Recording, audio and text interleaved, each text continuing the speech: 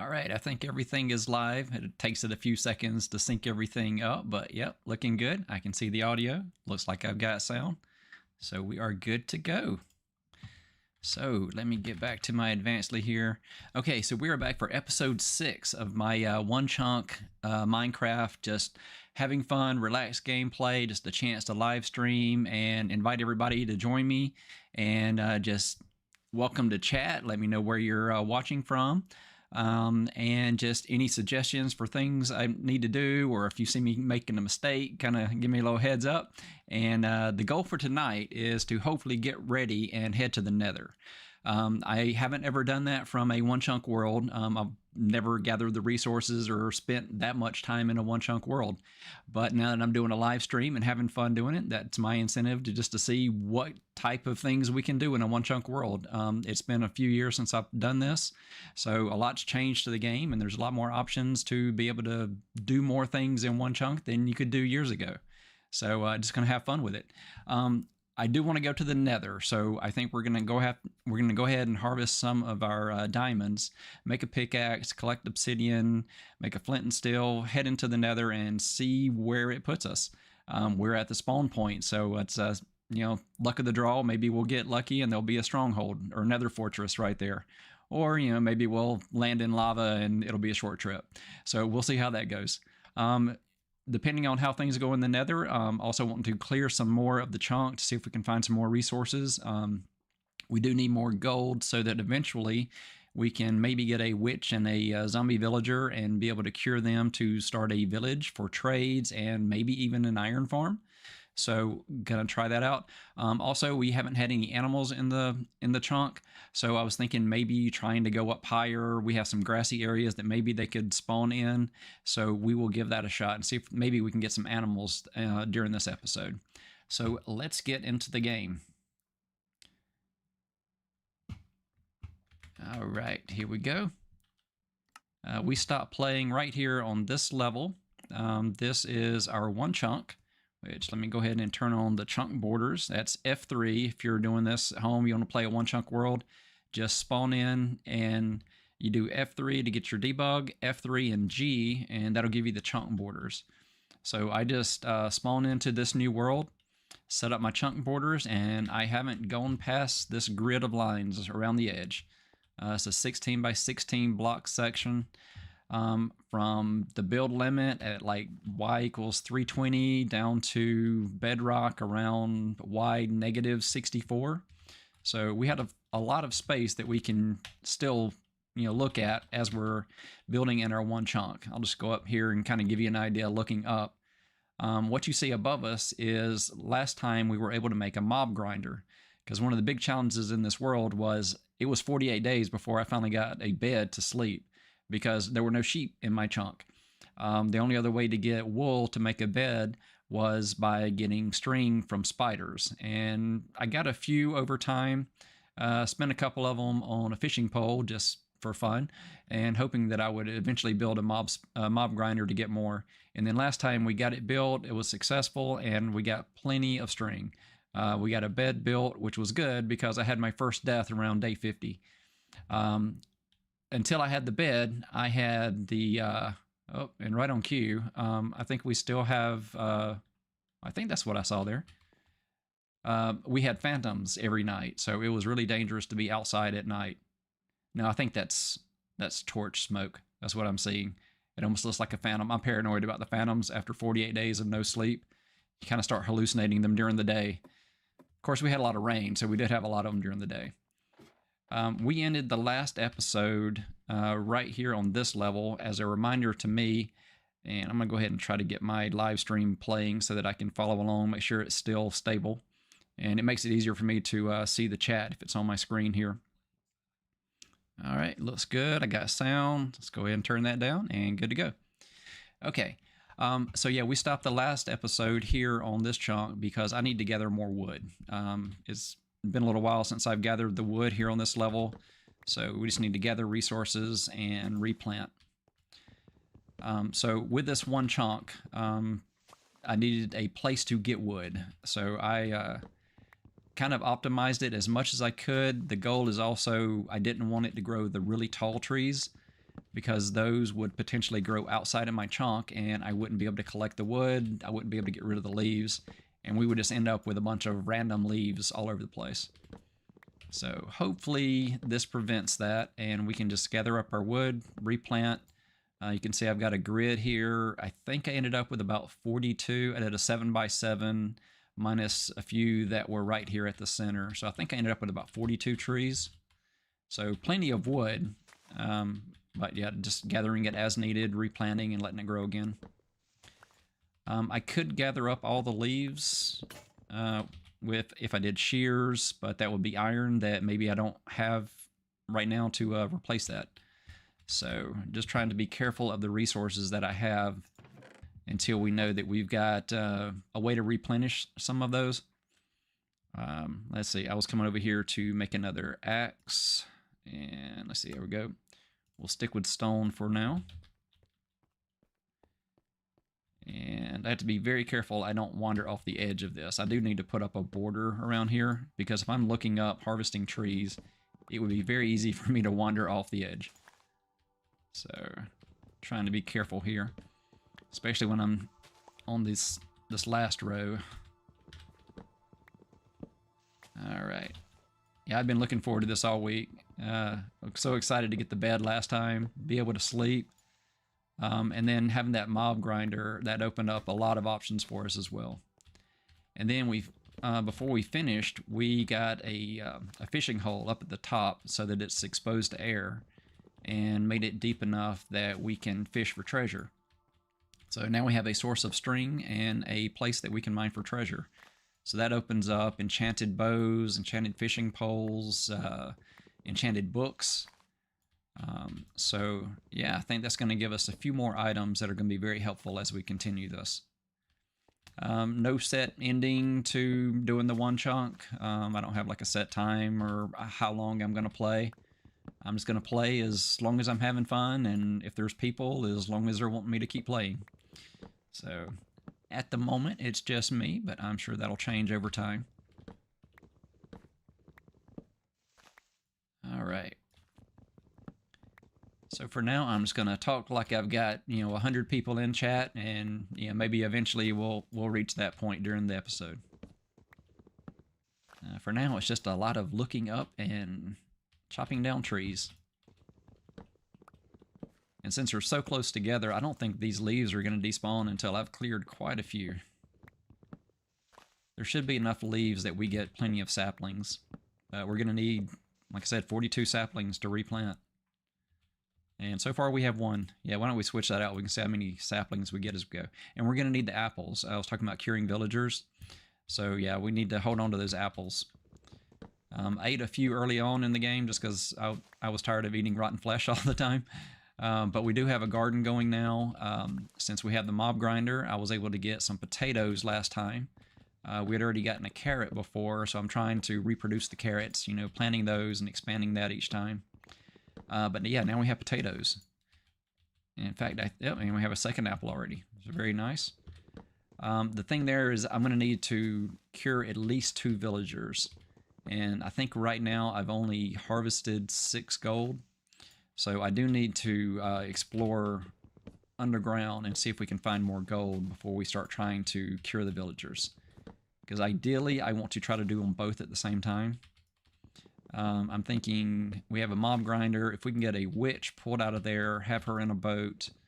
Of course, now we can do name tags. So, I mean, we could make it to where they wouldn't respawn, or they wouldn't despawn without the boats. We could just name them. That's an option. But I think what I'm going to go with is just having them in boats. That's probably the simplest way. And, we're gathering wood. That's a renewable resource. Even with the name tags, I think we need an ore to do that. Which, if I can make it with copper, I'm not sure. I'll have to play around with the recipe. Wow, those stone tools really don't last long, do they? Let's see, one more stone. There we go. I do have a good bit of copper, which I did make some copper armor. And then from the mob grinder, I was getting a few mobs dropping some copper armor. So I was able to, repair those by combining.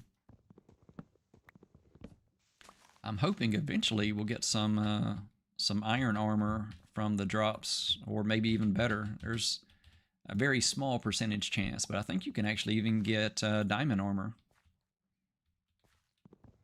So just clearing a few trees for anybody joining. Just trying to gather some more resources to get going this time. Oh, there's another apple. And I think we've finally cleared enough trees that it's dropping all the saplings. So we're up to 12, 13. I just want to replant, so I'm counting up. Oh, another apple. Very good. And there's so many there that we might as well just let them drop on their own. I'm looking for 42 trees before I start planting. I just want to try to plant them all at the same time, just so that way I get all the harvest from the leaves. I guess I can just break them with my hand. I was thinking I don't want to break tools at this point, but yeah, I can go ahead and do it this way. Now, eventually I would like to use some shears, but I need extra iron before I start doing that. Right now I have a limited supply that I've actually gathered from ore with no enchantments, so it's still a very limited resource. But at least we have the potential of getting more. Now that we have a mob grinder, occasionally they will drop some for us.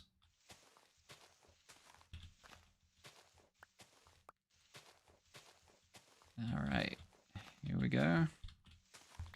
And get some free sticks out of that as well. Yeah, you can see how at the edge here, if those don't naturally despawn, then yeah, we're going to end up with a, a little wall right there. I try to position it so I don't have too many logs from other trees outside of the chunk.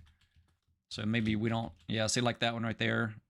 That is technically outside the chunk, so I can't harvest that one. And it has a sapling on it. So if I stand right at the edge, once the leaves go away and it drops, I might be able to grab it since it's on this side of the leaves above me. I don't know that we're hurting for, you know, one leaf that much. And actually I can jump, or I could block up to it if I really wanted it. So that is an option. Yeah, let's do that just to kind of play around with it. Let's see. There we go. See, I grabbed it because I got up close enough to it. There we go. So yeah, that's kind of the rules with this is I can't leave my chunk, but if something's close enough that it automatically gets pulled to me, then I can get those items. If I accidentally cause any changes outside of my chunk, then I need to try to repair it to keep it the way it was. There are some diamonds that are just on the other side of the chunk, so those are going to taunt me till the very end. I won't be able to collect those. But we did have enough iron discovered. I think we've discovered 9 diamonds so far. And from those, we can get enough to make a diamond pickaxe and make an enchanting table. So that's on my list of things that I would like to do in this world. Like I was saying, my goal for this episode is to try to go to the Nether, because I've never done that in a one-chunk world. So I'm going to try to, I don't know, hopefully find more diamond. Yeah, I'm so tempted just to knock those blocks out, but those should go away anyway. Yeah, you can see all the water dripping down now that we have this mostly cleared. Well, I think completely cleared now. Yep. So you can see above us, there's a place that I had tried to set up a pond for doing some fishing. And then somebody, you know, I'm used to playing Bedrock, and it's been a while since I've set this up, and I didn't understand the rules where it has to be exposed to light above it. So yeah, this wasn't enough to actually get the treasure items. I can get fish from here, but I cannot get the treasure items. So let's go back down and replant our trees. We did get enough, so it's good to know that clearing this whole thing, we do get enough to replant. And hopefully I have enough light that we don't get mobs spawning in the dark space down here. I think the mob spawning has changed since, you know, what I was used to years ago. Then anything below light level 7 and you would get mob spawning. Now I think it has to be light level 0 for them to spawn. I haven't really tested that out, but I think that's correct. Oh, I guess we have more than 42. All right, so we have 45 spots. Yeah. Let's go down and grab couple more saplings.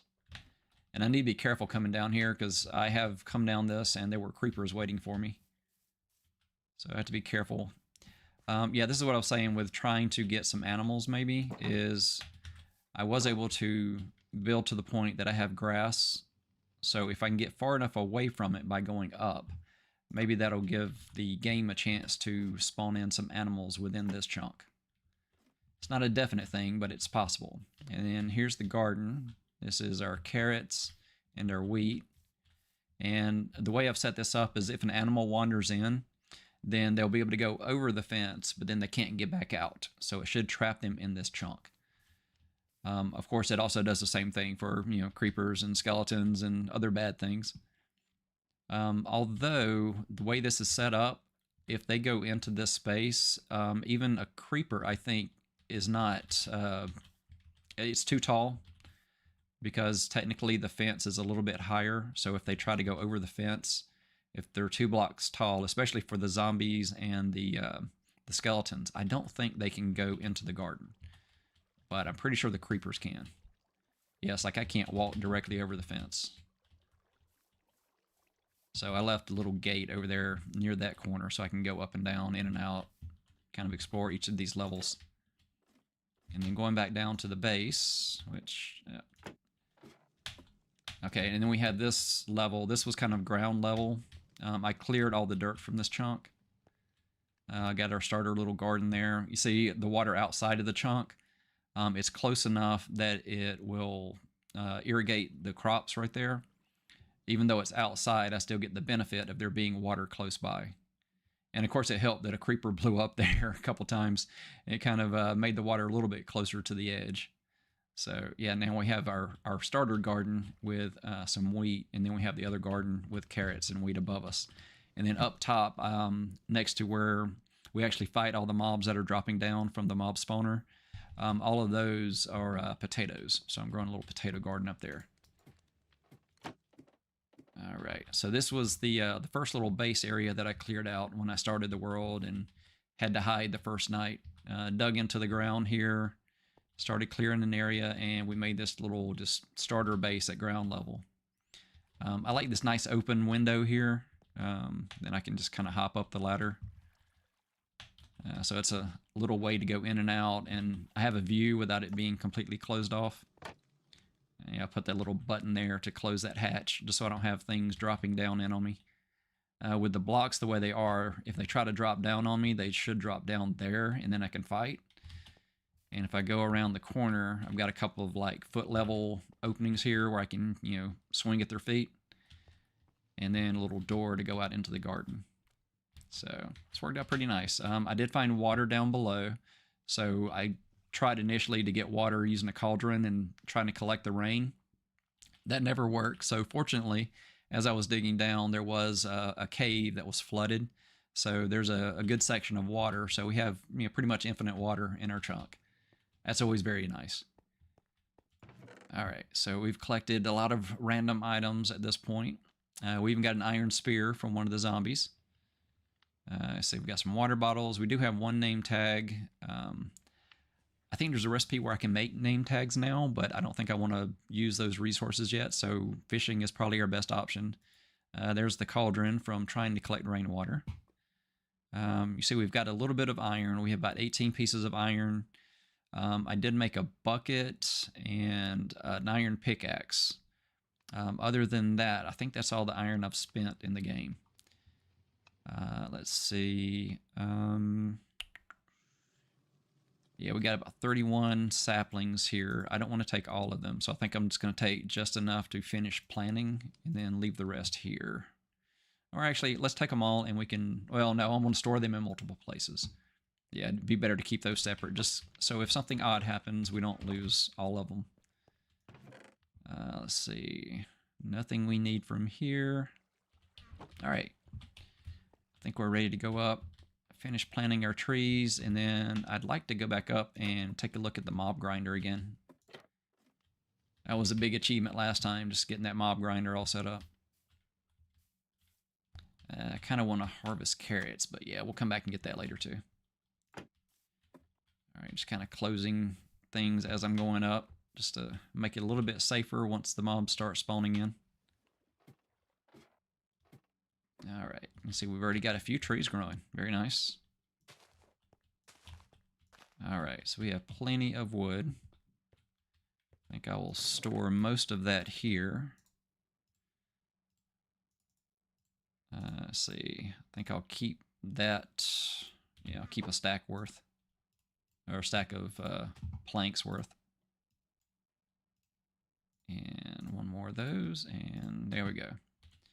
And might as well keep the apples in there as well. Okay, let's head up. I want to go check out my my mob grinder up top. All right. Yeah, unfortunately, I don't have the resources to make a bubble elevator. That would be really nice, but I don't have those items in this chunk, so it's just going to be a long ladder climb to get up here. Yeah, and I was checking just to see if we had the potential of getting snow in the chunk. I know back years ago, if you went up high enough, the rain would turn into snow. But now that they have a lot of snow biomes and temperature is kind of a factor in the different biomes, for a forest chunk, which is what we're in here, the only place to get snow is above the build limit, so it's pretty much impossible. Oh, that was a scary sound, the creeper dropping as I'm going up here. So this is my little entryway to go up to the mob grinder. I made another little level here where I can, you know, kind of look around, get off of that ladder, and then go up. I originally built up into that space, but now that's where they land. So you can see the mob grinder. We're within 24 blocks now. So we're within the like 24 to 32 blocks away. If we look up over here, yeah, so there's the mob grinder. So yeah, looking up, you're actually seeing this. You're not seeing the mob grinder. Because I needed a little platform to safely look around. Yeah, so we can look out here. There's a really cool village out there that we'll never be able to visit. It's just, I can't leave my chunk.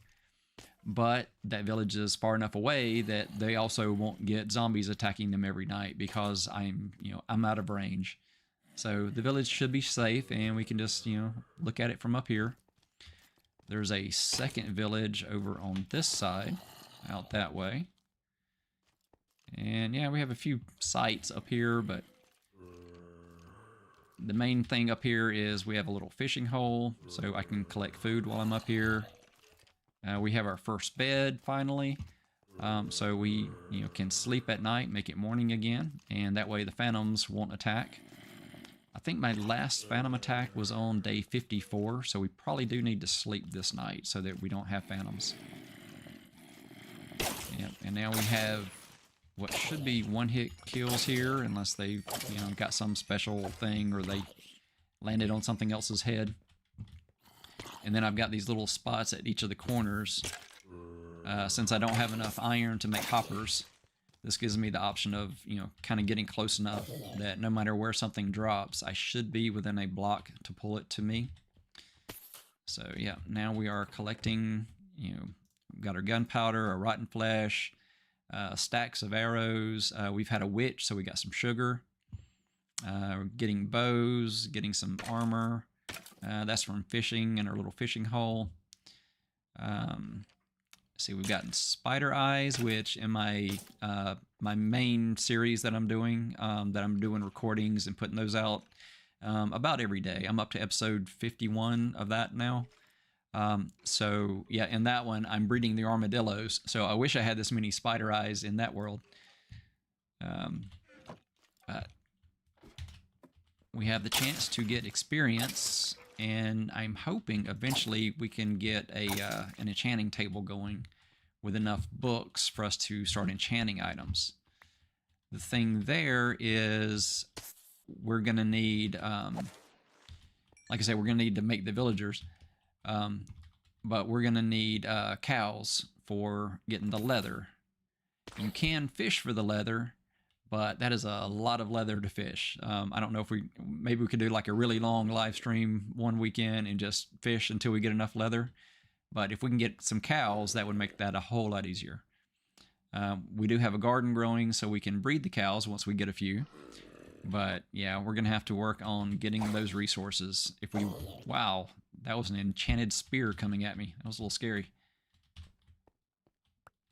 I don't think he dropped it. No, he didn't drop the spear. Alright, go ahead and drop some of those as well. Okay, so I think we're good here for the moment. I think I am going to go ahead and sleep in the bed. Well, once I clear out the zombies. Yeah, having the bed right next to the place where all the mobs drop. I was running from phantoms last time, got down to the bed, and of course, you know, all the mobs were down here, so I couldn't sleep. So I had to clear all of this first.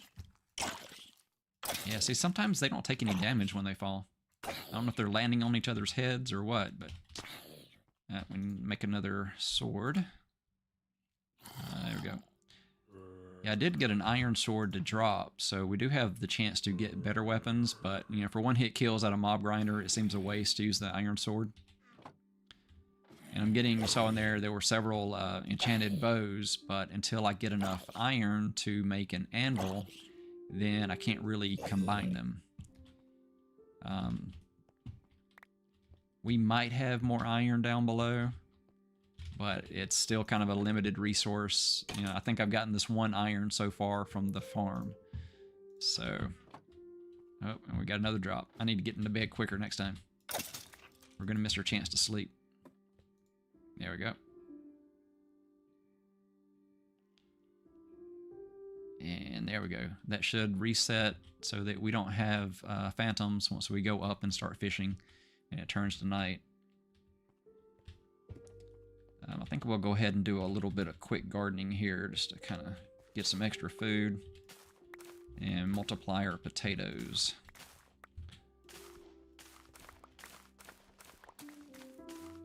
Yeah, just planting potatoes first and then filling the rest of it with carrots. I should probably put some steps here so I'm not jumping up onto it. Yeah, let's do that real quick. Let's see, which ones do I want to use? I think I kind of like the idea of doing the polished as my stairs. Let's see, we'll go here. And then I'll put one on this side. Alright, here we go. Of course, now I'm going to pop into the water and end up breaking it. There we go. So that's my one water block to keep everything here. I just did 4 blocks away from the water. So all this gets nicely hydrated. All right. I was about to say we didn't get that much, but I've got a full stack of carrots over here. All right, and we're up to 10 potatoes. Let's put the potatoes in the center. And we'll put that one there. There we go. And fill in the rest with carrots. Alright, got a couple folks watching. Welcome. Just playing some one chunk Minecraft. Just started in this one chunk. You see the chunk borders there using the default the F3 and G. So just staying within this one chunk and playing and surviving and just having fun in a one chunk world. Just trying to see how much we can advance, what we can do. You know, figuring out what's changed in the game since I did this years ago. With all the other different things that have been added to the game, what will that allow us to do? So, yep. Part of the goal tonight is to head to the Nether. So just kind of checking on a few things up here, and then we'll probably head to the Nether soon. Yeah, I'm noticing that nothing has spawned here. Part of the reason why that happens is if I'm up on this farm right here, then the spawning platform that I have up there is 24 blocks away. So it's exactly how far away it needs to be. So if I go up 1 block, if I stand on the chest or my bed, then technically they cannot spawn because I'm too close to them. So it's a nice way to kind of turn off the spawning if I need to. All I need to do is get up a block. Looks like we have another enchanted bow in there. Let's go check that out. All right. And you know this was another unbreaking. There we go. Yeah, so we got Unbreaking, Power 2, Unbreaking 2, Power 2 and Unbreaking 2, and Power 2, Punch, and Unbreaking 2. So we've collected a few decent bows here. A few random bows. I use the broken bows, you know, the ones that are not full health. Combine those, and we have a bow that's, you know, completely, you know, back to original, as if we had crafted it using our string. And we do have a lot of string now. That was our huge valuable resource that we were looking for last time. And now we have, you know, more than enough.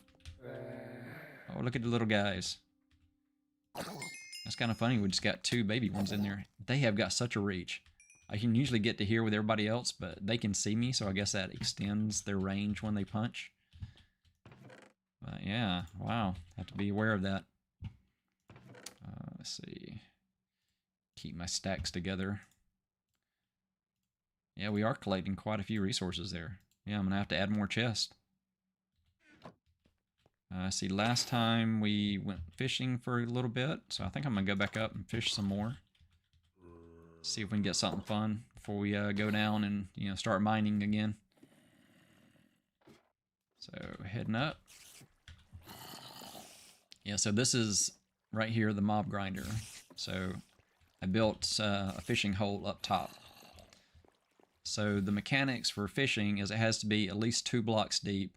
But it's recommended to go with a 3rd block, because if your bobber drops below the surface, then it won't have the 2 blocks it needs, so you won't get the treasure. You'll still get the regular fishing things, but you don't have a chance for treasure unless you meet all the requirements. And I built it up here at the top, so there's nothing above it, so this is all exposed to sky. So I can't build anything above this, unless I want to, I don't know, rebuild this somewhere else. But this still leaves half the chunk that I could build above this level without having to redo my fishing hole. So we'll see how that goes.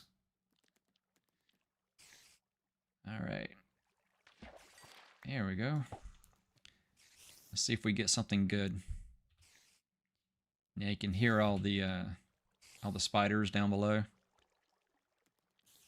We should probably go ahead and clear out spiders while we're up here, because they do tend to clog up the system. Since our big goal for the mob grinder was to get the string that we needed to make the wool blocks to make the bed, it was very important that they spawned. But now that I accidentally clicked too soon. But now that we have enough, we have our bed, we've got extra string for, you know, bows and wool and anything else we need. We could make it to where they can't spawn. Last time I put some buttons down, but I don't think it was enough to make it to where they couldn't spawn. So I'm thinking maybe we need to upgrade that to trapdoors, or maybe some slabs. I think the buttons just don't quite meet the requirements for the space that's required to be blocked so that they don't spawn.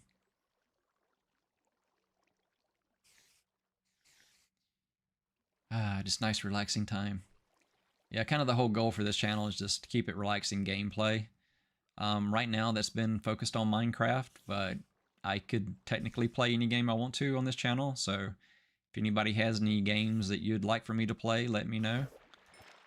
I've got a few that I could play, but I haven't really chosen anything that I want to play next. The only other thing I've really been playing lately is 7 Days to Die on the PS5. I've been playing that with my brother-in-law and his cousin.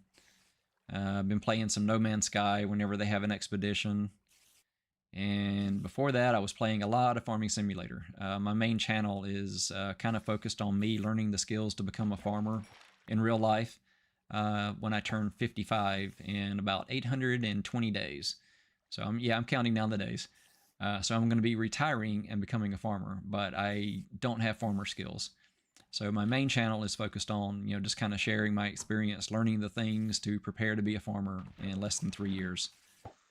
So this channel was, you know, before that I played video games. That was my free time. If I wasn't working, wasn't doing something, you know, for family or with family, then I was usually playing a video game. So now that I'm doing YouTube, it only felt natural to turn my, you know, my personal channel into a gaming channel. So thus I am playing Minecraft because it seemed like the best place to start. My daughter wanted to play some Minecraft with me while she was home over the summer. Which, yeah, that's 51 episodes ago. I started that first episode that first weekend that we started playing some Minecraft together. So she's back in college and I'm still playing Minecraft. But yeah, this is just so much fun. Just relaxing.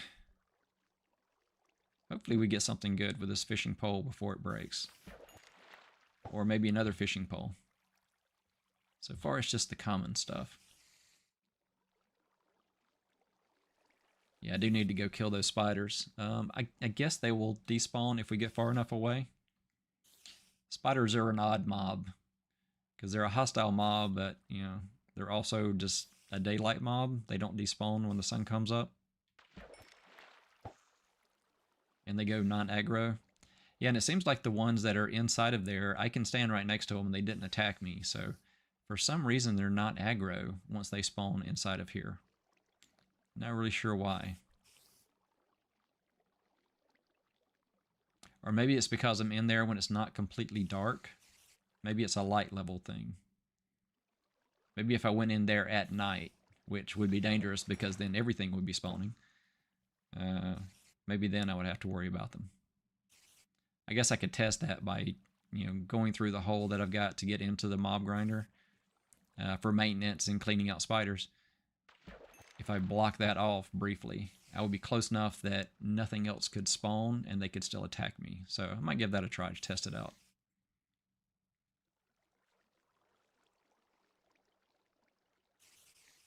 All right. Yeah, I feel like since there's nobody in chat talking, it's all up to me to keep the conversation going. It's all one-sided. After making videos on my other channel, it feels weird if there's any gap in there with no conversation if I'm not speaking. So, yeah, I will probably be talking nonstop the entire stream. So if you have any questions, comments, feedback of any kind, throw it in chat. And I put that in the little opening chat, as I do really enjoy just seeing where people are watching from. It's just, I'm doing a cooking chat kind of live stream on my main channel, and I've had people from New Zealand, Russia, Texas, just all over the world. So yeah, I'm in Maryland planning to move to South Carolina, so it's just really cool seeing people from around the world in my chats when I'm doing these live streams. So, oh, got the nice moonrise. I don't know, what phase of the moon would that be? Be a waxing or a waning crescent? Not really sure. It's hard to tell when it's, you know, a square.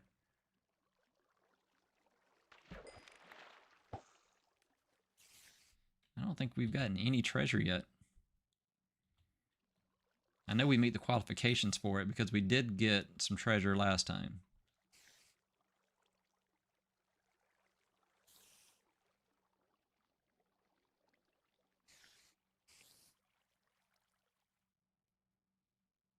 So I'm thinking after we finish this fishing pole, I'm going to head down underground and go ahead and collect some diamonds, get some obsidian, use one of our iron to make a flint and steel, and then head into the Nether, because I'm really curious about where it's going to put us from the spawn point. See how lucky we get. Yeah. So there's rain. That's always a good thing when you're fishing. Makes it a little bit more difficult to see the bubbles.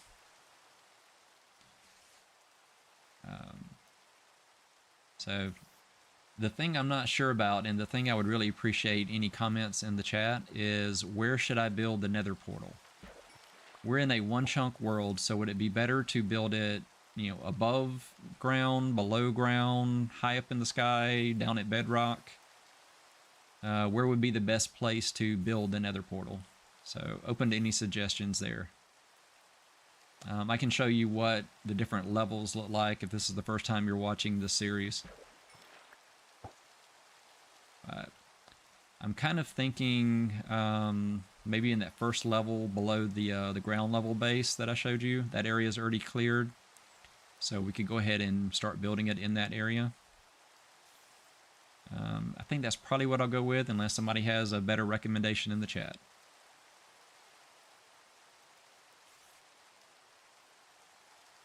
This fishing pole's almost gone. And still no treasure. Wow. Just bad odds. Seems like we would have gotten something by now.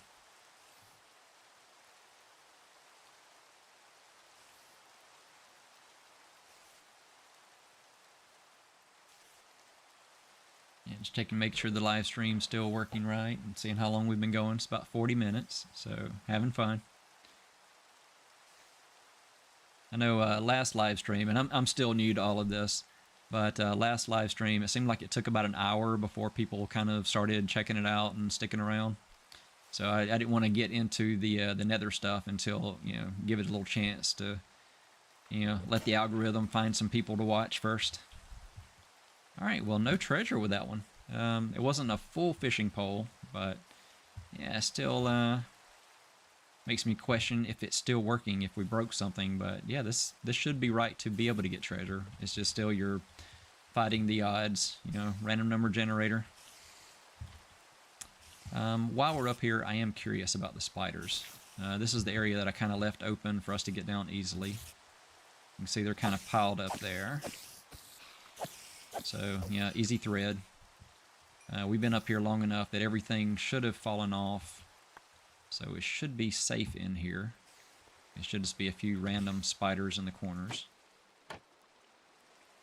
Okay. So he knows I'm here. Let's see, if I close that up, I know it's going to get dark, so I apologize. It's going to be really dark here. I'm just curious if it comes over and attacks me once I put a piece of dirt in there. Okay, so it's bright enough I can see. Sorry if it's difficult for you to see it.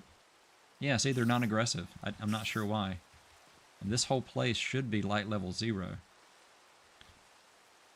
Alright, well, let's put a torch down so we can see again. We'll open back up the dirt block.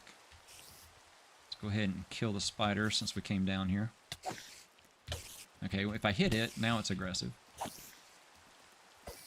There we go. Nice drop. Yeah, see, this one is kind of stuck in the corner. Wow. That was all the noise, just those. Yeah, see, last time I put these buttons down. So if you're familiar with building a mob grinder, should I put different blocks down so that it won't produce spiders? I think this will reduce how many spiders I have, which it seems to do that. So I don't think it's going to get so much that it's really preventing other things from spawning. So it might be good just to continue getting string. But yeah, we will get the occasional spider in here, obviously. And then what I was doing to get out of here was just using wood, so that way I don't care too much if I lose it, since that's renewable. I was using dirt blocks, but technically we've only got so much dirt in this chunk. After we use up that dirt, it's gone. No more. That almost looks like water flowing right there. Just the way that block looks at night, and just the grid on for the chunk borders. But yeah, let's go ahead and go up, and then we'll get rid of our climbing blocks. Seal that back up with an easy punchable block. And yeah, let's go back down. I did have a little hole in this when I had to escape the phantoms the other night. So I know if I do that, it drops me into the mob grinder, and then I can dig another hole and drop down to water below. But since we have a safe way to get to our little corner ladder, just inside the chunk. Yeah, this was scary doing it when there were still phantoms out. Nowhere to hide when I'm on the very corner of the chunk. Alright, good. And those either have been waiting for us to come back down, or they spawned as soon as we got down here.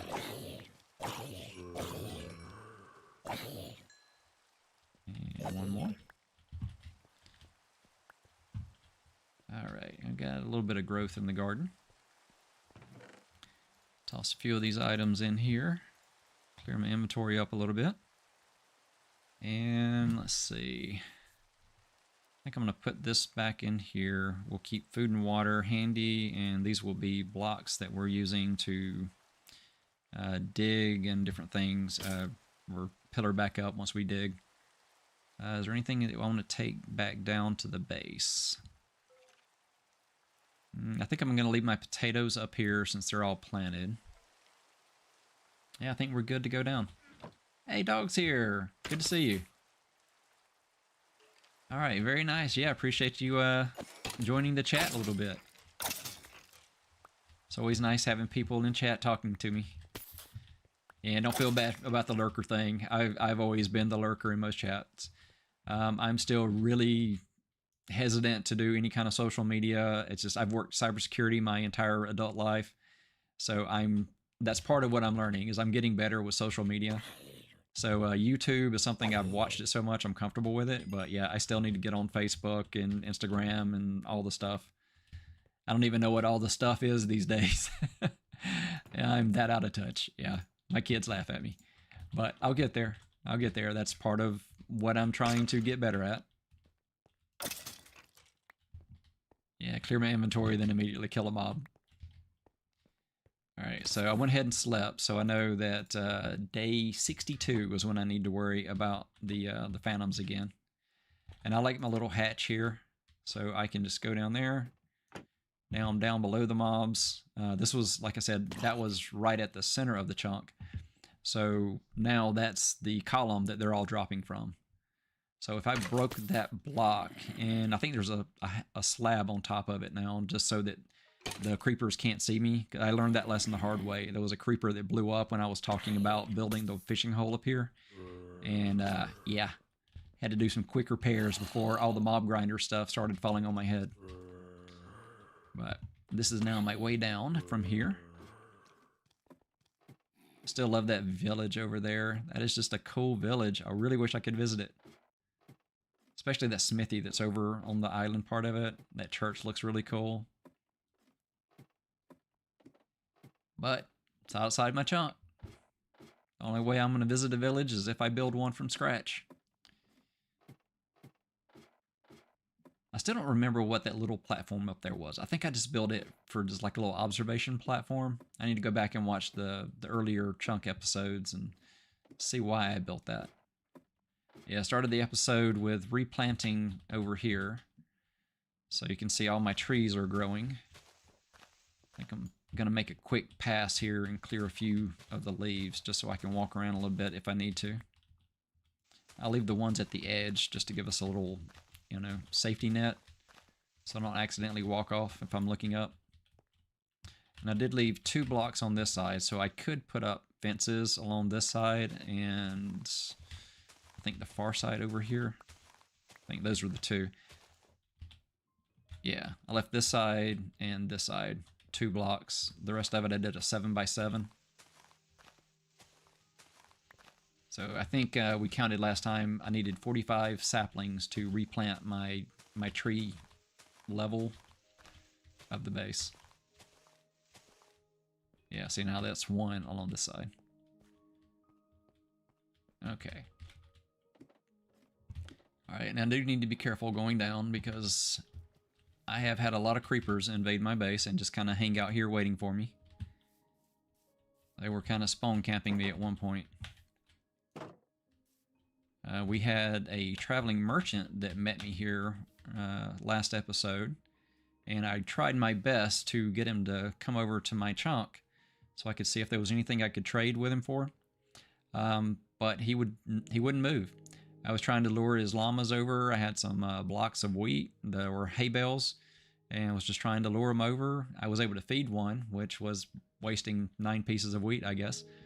But yeah, it never came over. Never got the traveling merchant to enter my chunk. So no trades yet. Alright, let's check our field down here. I would go ahead and harvest these, but we don't really need it at the moment. I think I might focus on the farm a little bit later, but for now I think we're good. See, our wheat's looking good down there, but last time I collected wheat, I got attacked by a creeper and almost died. So now I'm kind of hesitant to go collect the wheat. Let's brave it. It seems safe enough, right? Alright, let's get our seeds down so we can replant. The main thing is I'm trying to keep wheat, seeds, carrots, all the things to breed animals available. It's weird that one hasn't grown. Yeah, and I don't know if you noticed in the garden that we planted, not high up above, not all the way up at the mob grinder, but the one like right a little bit higher than where we're at now. There were like 3 or 4 blocks that I couldn't plant. I'm still not sure why that is. It seems like it's glitched somehow, but I don't know how to correct it. So I can't completely plant my field. There we go. We got some extra trees. Let's see. Okay, so this is the main level of the base if you joined after I visited this the last time. So started my one chunk, hid for the first night, expanded that into this complete level for the whole chunk. So you can see the 16 by 16. And then if I go down here, I started completely clearing out this level. So this is what I would like to do. You can see this is 6 blocks high. Each of those squares is a 2 by 2. So this is 6 blocks high. And then in between the floors, you can see it's 2 blocks thick. So if I do this all the way down to bedrock, I'll be able to see all the blocks in the whole chunk. So then we can make sure we collect all the ores. Yeah, this was from a mistake last time. A creeper blew up one of the areas and all the water came flooding down. And since I did this design, it went all the way down almost to bedrock. Almost to bedrock, I say, because there is a water level. It hit that and that's as far as it went. But yeah, I tried to repeat this pattern so we can just kind of run clockwise, go all the way down. Well, ideally, we would have gotten all the way to bedrock, but like I said, we hit water here. So this is like a submerged cave kind of thing. So lots of water. I did get a respiration helmet or an aqua affinity helmet. So I potentially could hold my breath long enough to explore this chunk a little bit, but I didn't notice anything major within the chunk, and I can't go beyond the chunk borders, even though there's water out there and it would be easy enough to go outside of the chunk. I have to restrict myself. So like we had some glow squid that were out there.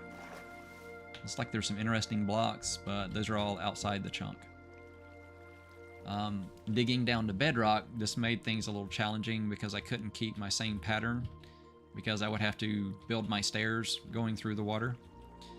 But I'm basically every 8 blocks is going to be another floor level. So I just kind of proceeded going down. So like 22, 14. If I go down this ladder, I think I built this one at 6. And we have, you know, lots of cobble deep slate from when I was digging down. Just kind of keeping all the resources to be able to build as we go. Make some interesting blocks. I did go ahead and make a stone cutter, so I get some efficiencies there trying to make different blocks. Okay, so we're at -2, so yeah, every 8 levels I'm going down. Trying to remember why I put that block there. I think it's because there's water right above me. These blocks are here to keep me from, you know, falling to my death. Yeah, you can tell that since there was water above me, yeah, you can see all the water leaking. You see the drops through there. At one point, there was a hole that got opened up when I was trying to create the levels and find a path to go down further, and water started flowing down there. So a lot of the lava right at the edge of my chunk got turned to obsidian. Hopefully it's more than 1 block thick and we'll have more chance to get lava as we go. Because, you know, as much as we have of it, cobblestone is a non-renewable resource until we build a cobble generator. All right, so checking for mobs because there is this nice open cave area. When I first came down here, I didn't have any mobs attack, not a single mob, which was really weird. But then as I started going up higher, I got far enough away that I guess it reset whatever was causing the issue. So yeah, last time I came down here, there were quite a few mobs that came after me. And I love this little lava fall over here. That's just a cool feature. All right, so we're gonna need diamonds. And did I bring... Yeah, I have my iron pickaxe, so we can get our diamonds. Okay, so we have 3 diamonds right here. So I'm thinking that's the ones that I'm probably going to harvest to make a diamond pickaxe to collect the obsidian to make the nether portal. But if we continue downward, you can see there's more just that are going to taunt me forever. They're outside of my chunk. I'm not allowed to collect those. And then we go deeper. And soon we get down to bedrock level. Around negative 64. It's usually around negative 59 or so is where you're going to not have any more of the blocks. So that's usually where I'll build the bedrock level. But you can see we got really lucky. This close to bedrock, you have a higher % chance to get diamonds. And we have this nice cluster right here. So we have enough to make a diamond pickaxe, to make an enchanting table. I'm hesitant to collect everything until we need it because I would really love to be able to get a fortune pickaxe. I don't know the chances of us getting that. Yeah, it's pretty minimal. A lot of things have to fall into place perfectly for me to get to that point. And by then, I might have ways to get diamond through villagers. I mean, not actual diamonds, but, you know, the diamond items. So, yeah, we'll hold on to these until we absolutely need them. We'll go back up. We'll gather the diamonds up at this level as we get to it. And then we will make a diamond pickaxe and collect at least 10 obsidian. All right, so that's the ones we want right there. Yeah, I would love to be able to have fortune on this and get more than one each. All right. Ferric_KJ has made the advancement diamonds. Yeah, and I've been watching Co's Quest. Yeah, I made a deal with myself. I wanted to go back and watch all the Co's Quest episodes because that was kind of what inspired me to want to do a gaming channel like 15 years ago. So now, yeah, when he found his first diamonds, he was playing music and kind of throwing his diamonds up in the air, dancing around. So every time I first find diamonds now, I always want to do that. All right. Did we have a crafting bench? I think our crafting bench was up at our little area near the water. I do have wood that I can make another one, but we might as well go up and do that. Oop, almost left my chunk. Yeah, no mobs spawned for us this time. All right, let's go up here to this little platform and go ahead and make a diamond pickaxe. Yeah, that is such an expensive thing when you're in a one-chunk world. And at this point, it's not going to be enchanted, so it's not going to have efficiency, it's not going to have unbreaking, it's not going to have mending. I might get lucky and get books from fishing. But yeah, right now, that's what we got. Let's make the most of it. Let's go harvest up some obsidian. Yeah, if anybody in chat has a suggestion for where I build my nether portal, I'm kind of... I'm not really sure where I want to build it. I'm in a one-chunk world, so I get one shot at going to the nether. And then that's the one chunk that I have in the nether. If we get extremely lucky, then we'll be on top of a nether fortress and have a chance to get some brewing, get some nether warts so that maybe we could do some brewing. Otherwise, brewing is not going to happen in this world because we're going to need the blaze rods to be able to do it. Can't get blaze rods, so we can't do Eyes of Ender, but we can't leave our chunk. I didn't find the end stronghold in my chunk, so I won't be able to go to the end, but I can go to the nether. And I think I saw something today where there's a new dimension that they're going to be coming out with for Minecraft, the Sift. I didn't read anything about it. I just saw the name in like my YouTube videos feed. Somebody was talking about that was announced or leaked or something, but there's going to be a new dimension for Minecraft at some point. So that's going to be really cool. I don't really know anything about it. But going back to the Nether portal, where should I build the Nether portal? Is it better to build it at ground level, up in the sky, down here at Bedrock, somewhere in between? If nobody has any suggestions, I'm probably going to default to that level that's right under my base. I figure that way it's near the surface, it's near, you know, all the resources, and that should put it near the middle of the chunk, but I'm not sure about how that actually works. I don't know if it depends on where you build the chunk as to where you'll come out on the other side. I know it does for like your, you know, like your X and Z, but I don't know if it does for your Y. So yeah, if anybody has a suggestion, otherwise I will build it up there at that level. It seems like we're safe for the moment. No mobs have come out to attack. I don't want to waste any of this falling into lava, so I think I'm going to play it safe. Actually, I'm going to switch back to this and save my iron pickaxe, because iron is still a valuable resource. I don't want to go outside of my chunk, and I need at least 10. So I'm thinking if I mine out this line right here and have water down so it'll turn any exposed lava into obsidian so nothing gets destroyed, that might be my best way to collect the obsidian that I need for a portal. Alright, and just to kind of keep things as bright as I can, I'm going to put a torch right there. Alright, so I'm going to put my water right here and then start harvesting some obsidian. And it's going to take us a little bit just because we're using a diamond pickaxe with no enchantments. But it's alright, this is a live stream. I can play as long as I need to. For my main series, I've kind of limited my episodes to no more than an hour. If I'm doing something that extends Eric _KJ has made the Advancement Ice Bucket Challenge. Nice. Yeah, I was saying in the main series that I'm doing, where I'm doing recordings, I'm up to episode 51. Yeah, see that one, if I didn't have the water, I would have lost that obsidian. Alright. Yeah, sorry, I'm trying to tell a story, but I'm focused on not losing the obsidian.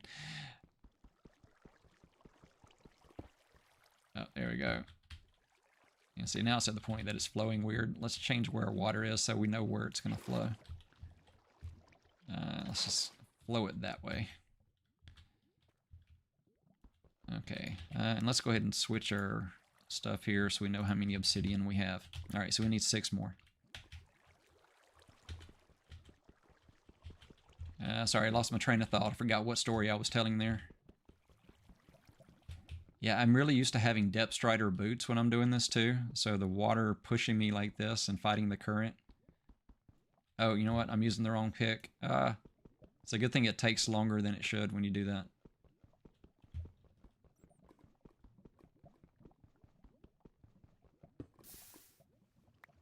There we go. Yeah, always use that water when you're mining obsidian just to make sure you're not losing it to the lava beneath. Yeah, I did forget what I was talking about before the whole lava incident there.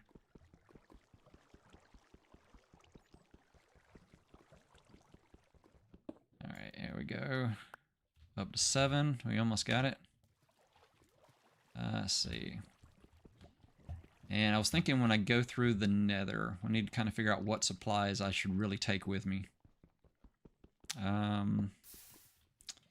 I know I'm going to want blocks that I can build with that aren't netherrack and things that get easily destroyed. So if we take, you know, a stack or 2 of cobblestone, have enough wood for making crafting tables and stuff like that, and being able to make some tools.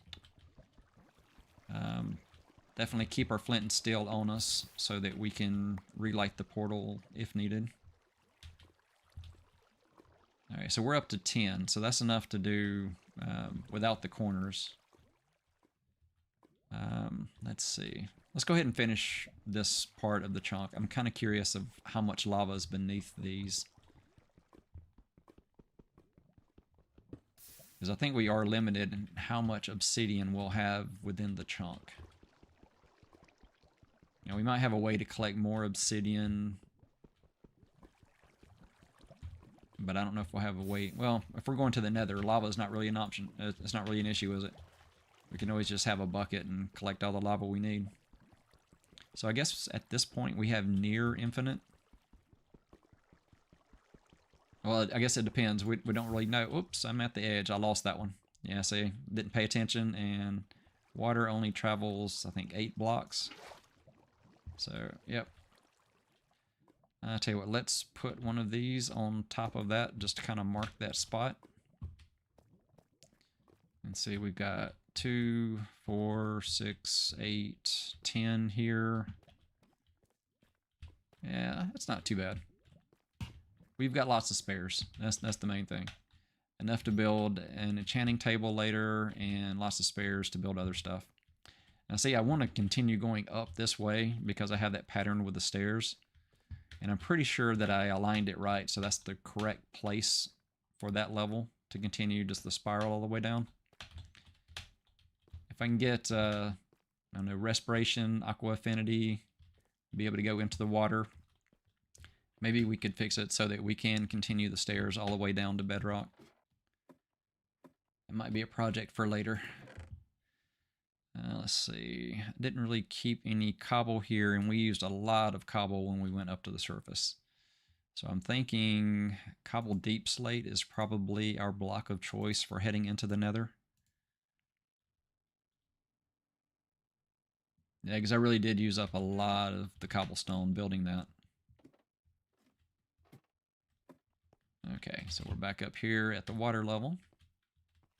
See if we have any glow squids yet. Yeah, it'd be nice to get the glow squids to be able to make the glowing signs. Alright, so what I'm wanting to do is clear out all these blocks. So that'll be, 6 blocks. That'll be up 6 blocks. So I'm sure there's more ores in there. Like I said, we do need more gold. Yeah, that's one that maybe if anybody has any suggestions on that.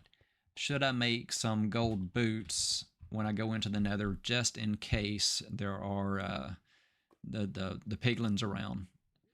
I don't want them to come and attack me, be all aggro as soon as I go through. But I need to make golden apples, so that's kind of the priority with all the gold I have. So far, I have 6 pieces of gold. To make the 2 golden apples that I'm going to need to be able to cure villagers, I need at least 2 more. So hopefully we have at least 2 more below us. There's a chance when we go to the Nether that there will be gold there. We'll have to be careful mining it, but we might be able to get that.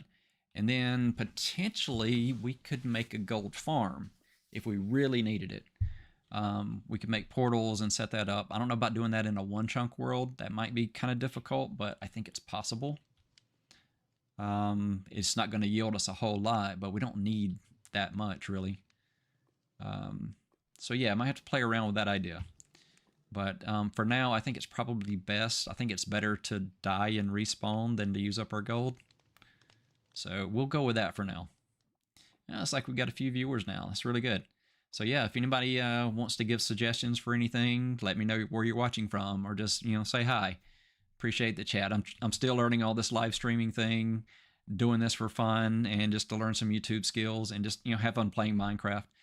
It's kind of guilt-free. I should be doing other things, but if I'm doing this for my channel, then this is not purely fun time. It really is. It's my excuse to play some Minecraft. But yeah, guilt-free Minecraft. All right, so yeah, you can see we used up a lot of our dirt earlier. We used up all of our cobble pretty much because that was 2 rows of cobble that we used, making our mob grinder and the whole path to get up there, all the other different levels. So we will collect a lot more as we're clearing out down below, and we could make a cobble generator at some point if we really needed it. But for now, let's see, what do we need to take with us? I'm wanting these blocks. We have plenty of wood, torches. We have enough to make a crafting bench. So we don't really need like the specialty kind of blocks. That's just going to be clogging inventory, I guess. I can use blackstone potentially.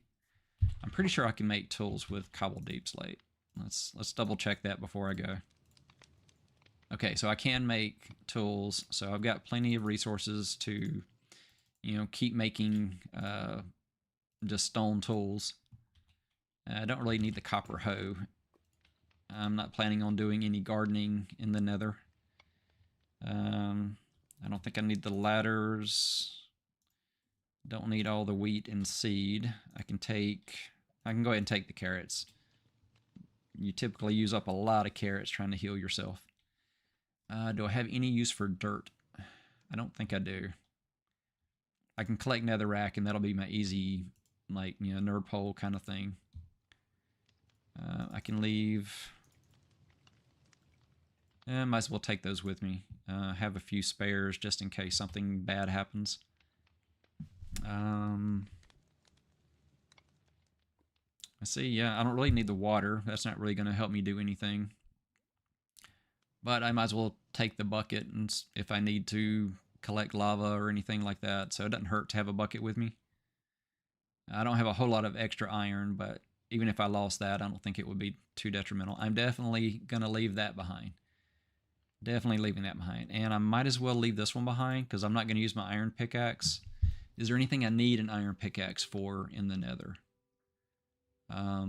Pretty sure I can collect gold with just a normal pickaxe. Which, yeah, let's go ahead and make a couple of extra pickaxes. Just because that one's already a little damaged. Yeah, I can leave the fishing pole behind. I didn't realize I had a second fishing pole on me all that time. But yeah, not going to do any fishing. I don't really need a shovel. Maybe, I guess it depends on which area I go into. Alright, I guess we can leave that one piece of cobble behind. It doesn't really serve much purpose. I'm wearing copper armor. I have a shield. That's about as well prepared, I think, as I can be to go into the Nether. Our last thing we need to do is make our flint and steel. Do I have any flint? I don't know that I've collected any flint yet. I do have some gravel. I can drop that until I get flint. Wow, yeah, I don't think I've collected any flint yet. I've barely gotten any gravel. Like I said, I still need to clear out all the way down to Bedrock. I've got the levels kind of roughed in with the stairs, but there's a lot of digging to finish discovering all the ores and all the you know, interesting items on the way down. And it's good checking there too. I do have some extra saplings just in case we have bad leaf drops and we don't get enough to completely fill our farm. I guess we don't really have to completely fill the farm. As we get less and less trunks, we'll get a higher percentage of leaves dropping compared to the trunk. So yeah, I think they'll replenish themselves over time anyway, naturally. So I don't think I have to worry about running out of saplings. And then hopefully at some point we get a traveling merchant or somebody where we can buy some saplings from outside of our chunk. That is an option. Alright, am I putting off the inevitable? Should we just go ahead and build it and get through there? Alright, well let's go ahead and get our flint real quick. So we can just put those down, pick them back up. There we go. That didn't take too long. We have a flint. And since gravel is one of our low number blocks, let's go ahead and put that somewhere safe. Alright, flint and steel. We have our obsidian. I don't see anything in chat on any place other than where I said I was going to default to. I was thinking we just put it right here. Unless somebody has a suggestion on where we should put our portal. Is it better to go up in the sky, down at Bedrock, or just build it wherever and see where we end up on the other side? Now's your chance. Alright, let's go ahead and start building it. I'm thinking put it right in the center. So 2, 4, 6, 8. So center right here. And we might as well just, you know, kind of paint it on the wall there. And yeah, there's coal that I'll never be able to harvest. So let's, you know, cover up some of that.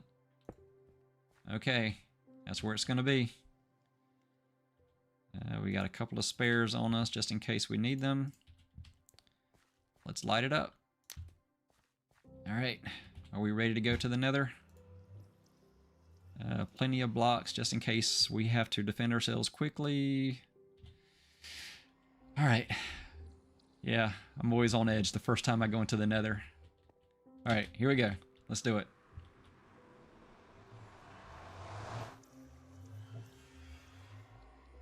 Just thinking about it. Eric_KJ has made the advancement. We need to go deeper. Okay, so I have to be careful which chunk I'm in here.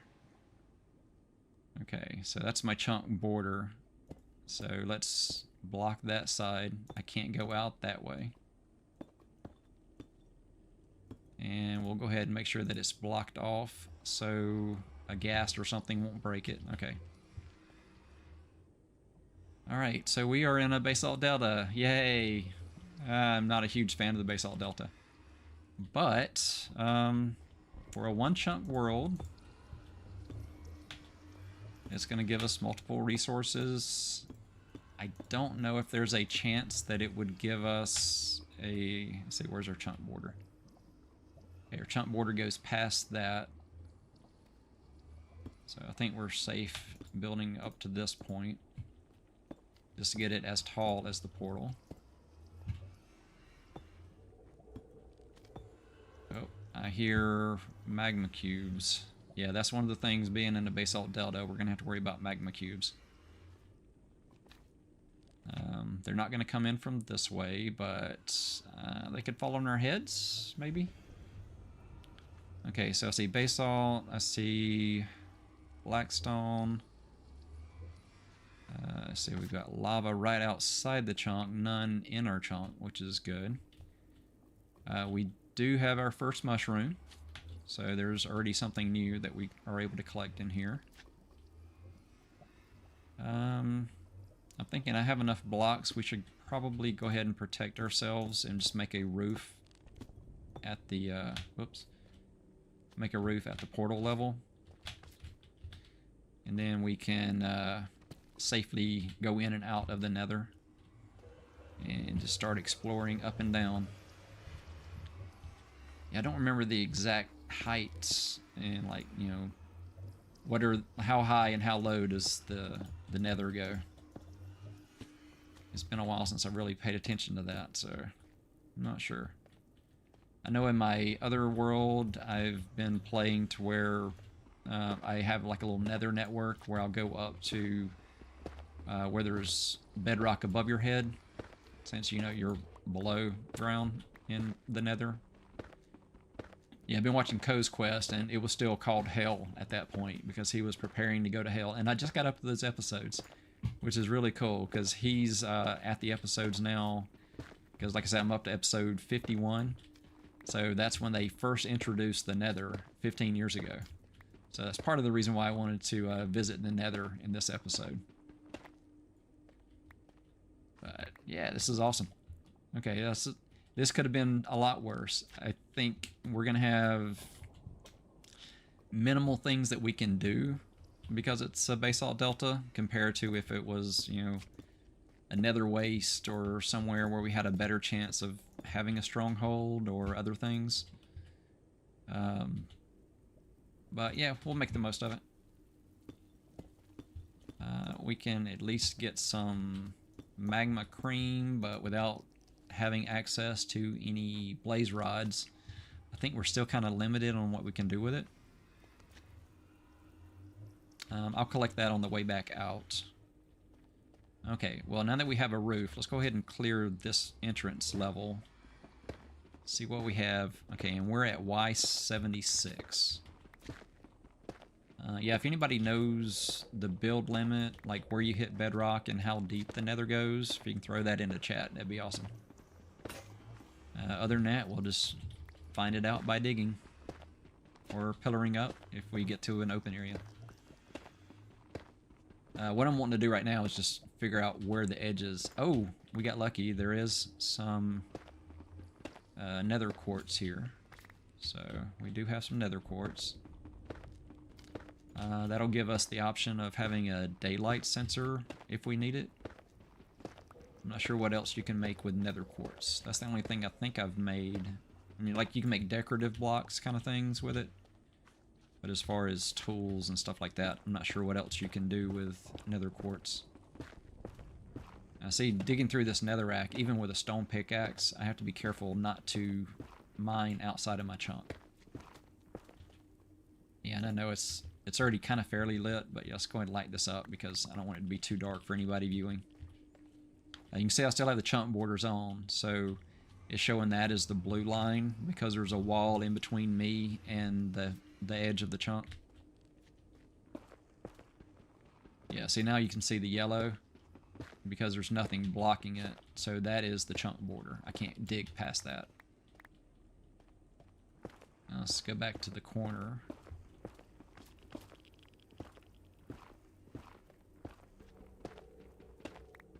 Okay.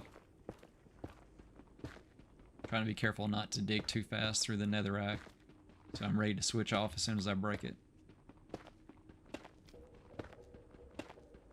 Yeah, it's you know, it's up to me to follow the rules of a one chunk world. There's nothing that really enforces it, so you know, just trying to play it straight and follow the rules. Oh, that opens up right at the corner. All right, so at least we have a view. Okay, there's one of the full-size magma cube over there. Just kind of looking out. Oh. Does it see me? It has that one eye that was looking at me, but I don't think it sees me. Oh, and it jumped off. Alright.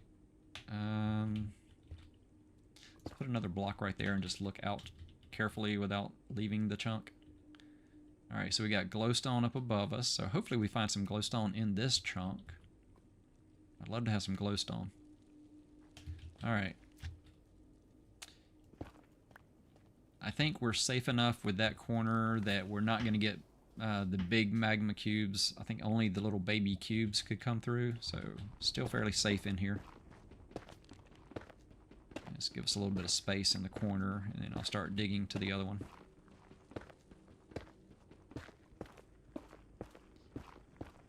Alright, is there any reason why I should wait to collect the nether quartz?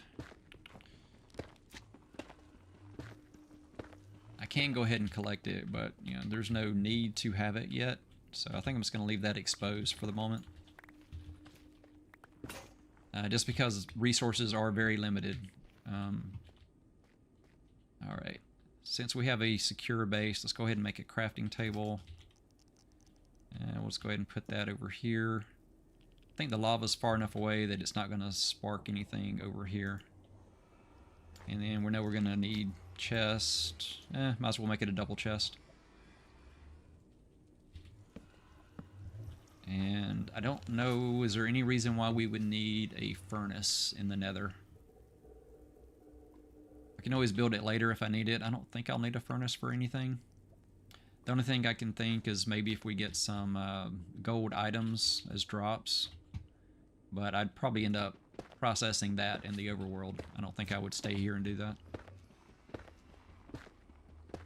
But it's nice, we've already got a, you know, another base set up here.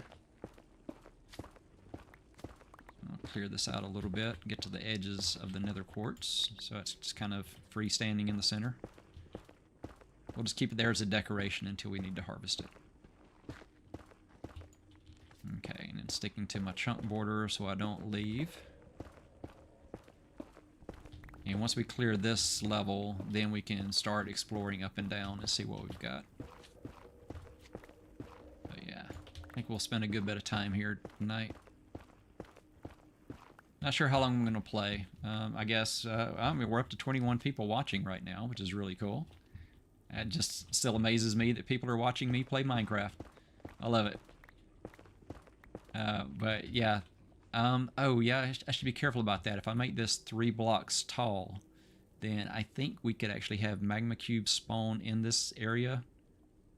So yeah, maybe I'm just going to do that right at the edge, so it's only going to be, you know, 3 blocks to where it's not enough space for them to spawn. I think that's how it works. I think it needs an entire 3 by 3 by 3 to be able to spawn. And it's getting kind of dark over there in the black stone. Let's light that up a little bit.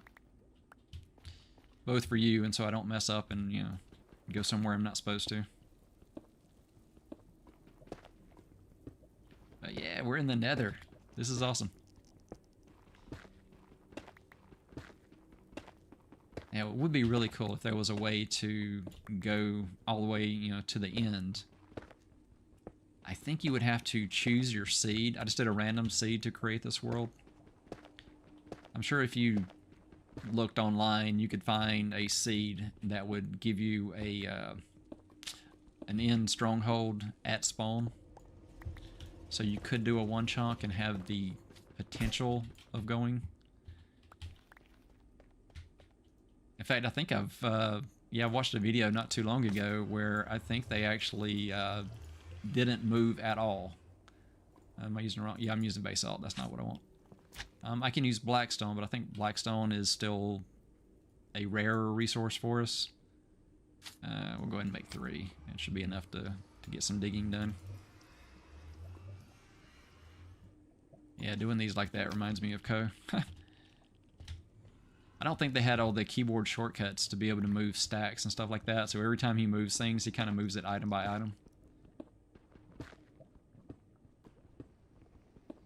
Yeah, it is fun going back watching, you know, Co's Quest, because that was filmed like 15 years ago. Minecraft was so different. Oh, look, we got some gold. Doesn't give us a whole lot of gold, but every little bit helps when we only need enough to make 2 more gold blocks. No, not gold blocks, I guess, but, you know, pieces of gold. We need 2 more gold ingots. Oh, there we go. So this will give us nuggets, I think. I'm not sure how many it'll give us. And with unenchanted tools, it's not going to give us the max that it could. So I'm going to hold off on mining the gold for now as well.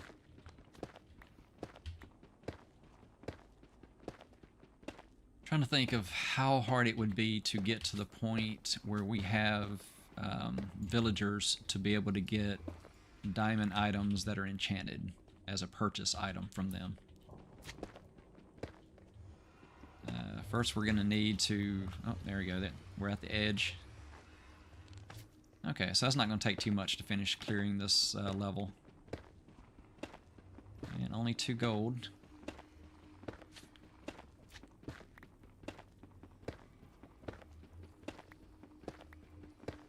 Alright, doing good. And we're at the chunk border. There we go.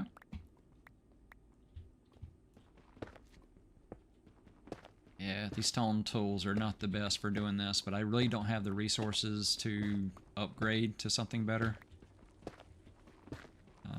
And without enchantments, it's going to take us about as long to dig it with this as it would a diamond one. It's just, diamond would go through a lot more of them before it broke. So, we might as well just make as many stone tools as we need for now. Save our better resources for when we absolutely need them. Alright, so now, once we have this level cleared, should we go up or down? I'm thinking 76 feels like we're kind of in the middle. Maybe closer to the roof, so maybe we go up, find roof, and then dig down until we, I don't know, I guess hit lava lake. Yeah, I don't think we're going to have a chance to get... Yeah, what can we get? Well, that's nice looking at our gold and our nether quartz there. And look, we've already got a second mushroom. So that's kind of crazy. Just in the nether, the light level, it seems like it's brighter than it is. So it's still dark enough for them to reproduce. We'll still need brown ones to make soup.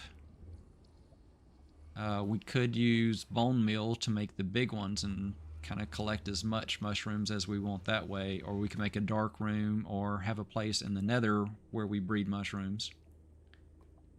Trying to think of what else we might be able to find in the overworld that would be of use in the nether. I think the build limit in the nether is maybe around 128. If we're at 76, 128 seems like the logical place to where we would hit like full Bedrock. So yeah, why don't we adventure up?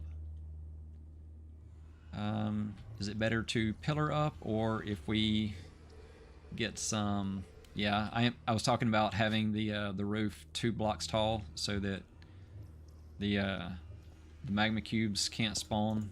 Why don't we leave that area so they could spawn here?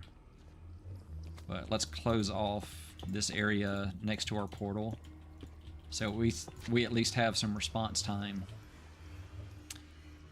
Let's see, if I don't close it up there, and that was the only place they could spawn, would they spawn in there, go through our portal, and we have to deal with magma cubes on the other side? Kind of hate blocking off our portal that much. And we can't jump through the portal, we have to walk through the portal now. Alright, that feels safer at least. Wow, just the particle effects being at the Nether portal and having the Basalt Delta because it has that ash. That's a lot of particles. Alright, moving on. Let's find a path that we want to take up.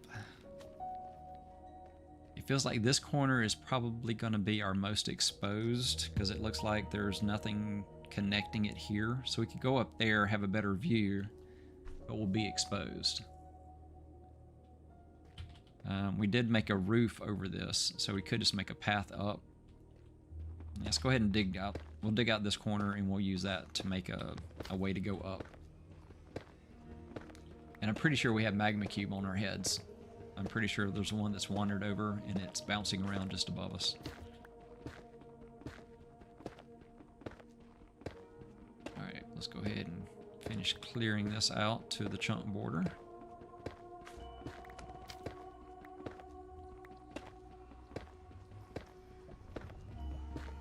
Alright, and we'll leave a little window right there so we can see. Yeah, there's one right there. We have to be careful when we go up because I think there's probably some bouncing around the roof. Oh, does it see us? Is it going to come over here for us? Yeah, see, it's right there outside of the chunk, so technically we can fight it by the rules. But unless it has drops that are right there, we can't pick them up.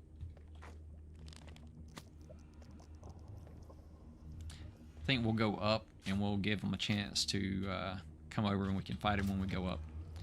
I'm thinking I probably need to make just a few ladders. I know I left my ladders behind, but I'm feeling like it will be easier to go between levels that we make to be safe.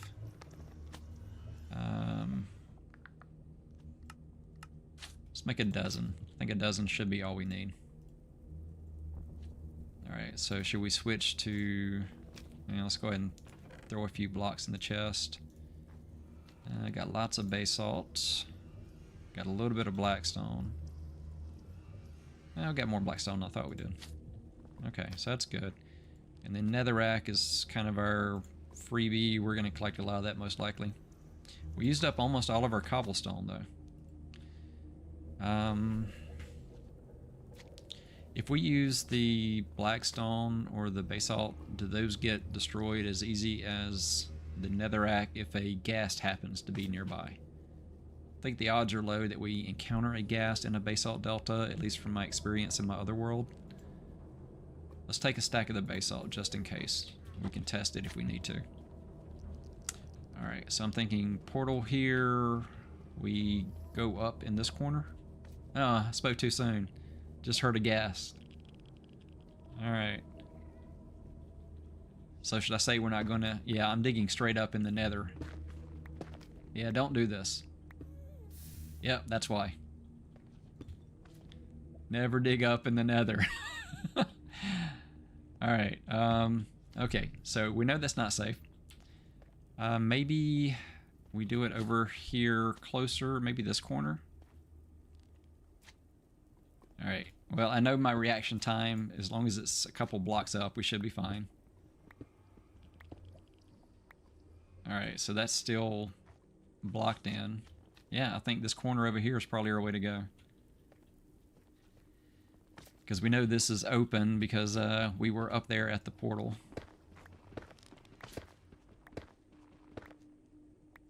Eventually. Was it not open right there? Alright, let's venture upwards and find out.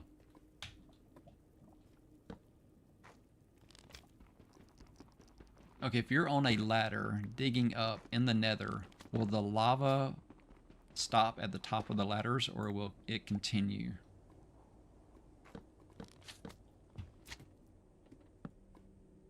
I'm not sure. Yeah, and we're digging on a ladder. We should probably make a hole and look outside. Yeah. Thought that would take us out. Okay. Alright, so that's enough to get in and out, but just barely. That exposes us a little bit, but the ladder's still fairly protected. Alright, where did the magma cube go? Let's go ahead and dig a little here, 2 blocks tall, so we can try to escape if we need to get back to the ladder. Alright, so I think this level we should be safe. Well, safe's relative in the nether. Alright. Okay, so yeah, we're getting a bunch of magma cubes hanging out over there. Let's see, we'll go ahead and take that one so we can kind of look from the side. Do we want to fight one just to go ahead and collect some magma cream? I think I'm safe enough to fight one.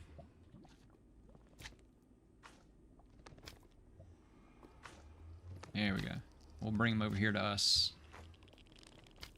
You know what I should do is build a little pillar right here. There we go. Now we have a fairly safe spot to fight. Well, until we break it to the smaller ones. There we go. Mostly doing this because I'm fighting it with a stone sword. Usually by the time you come to the nether and you're fighting these, you're, you know, at least using iron, probably using diamond enchanted. So it's okay to take a few precautions. Oh, hello. Snuck up on me on the side. Come closer. Go ahead and jump. There you go. Okay, how many did you break into? Oof. Okay. 1, 2. Alright. And we've already got creams. Nice. Yeah, so far so good.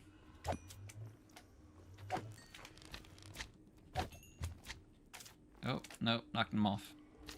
There you go, he came back. Oh, got hit. Yeah, let's break the medium size. Alright, now we're fairly safe. We shouldn't die. Until we're focused on these and, you know, something else gets us. Oh. Can you jump back up? Oh, I don't know if he can.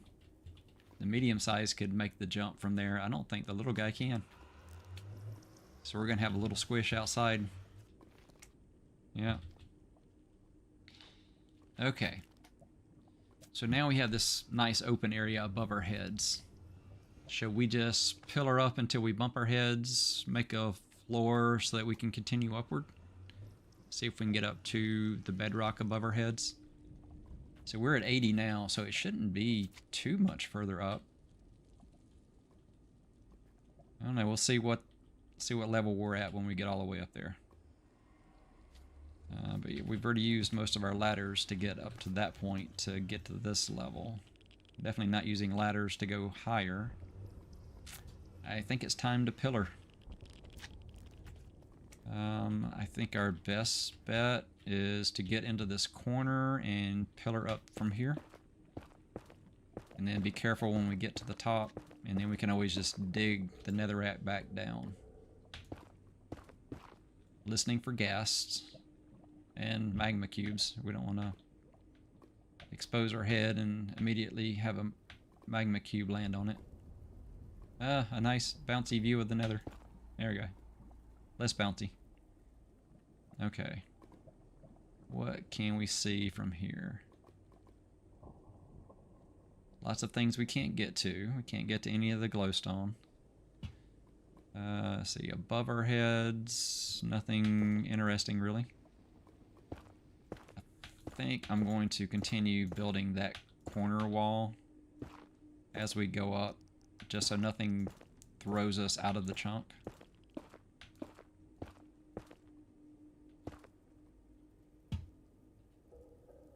Well, we have another mushroom up on top of basalt pillars. That's just an oddly placed mushroom.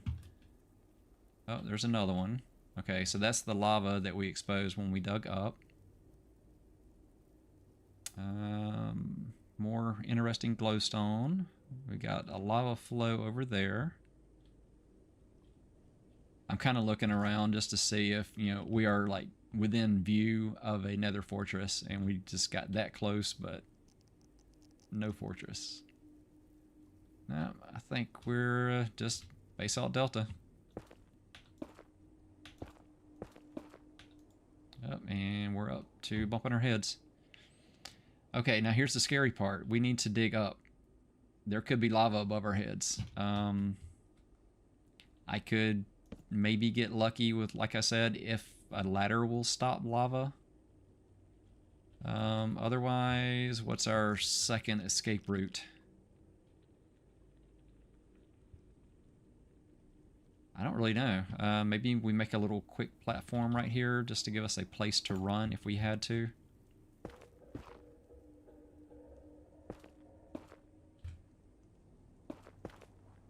You know, of course, as soon as I build this out, another rack of gas is going to come by and just blow it up. Okay, well, at least now we don't have to dig straight up. We can dig from the side a little bit since we're exposed here.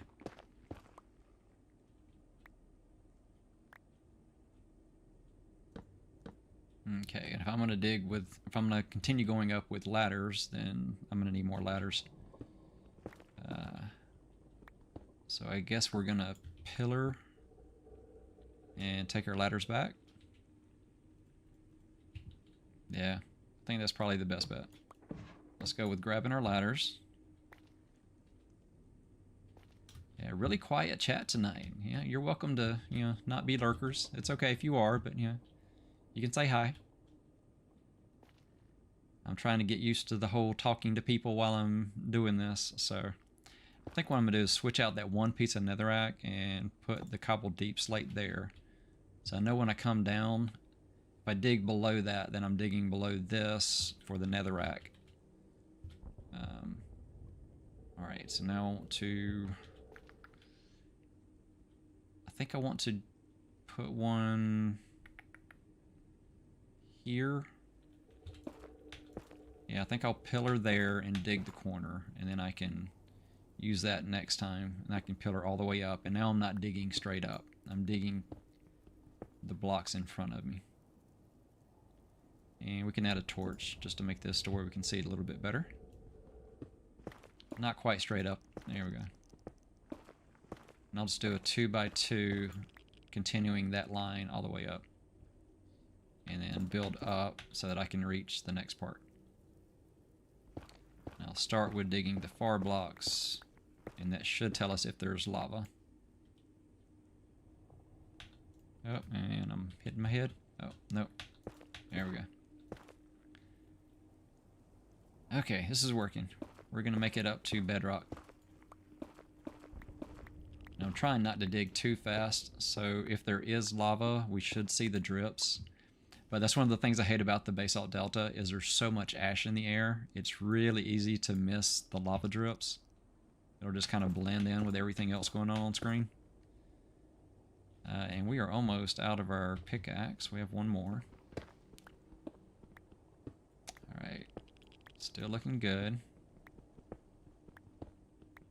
And we are at 118, so I don't think there's more than about 10 blocks or so before we get to... Yep, there it is. So we are at the build limit.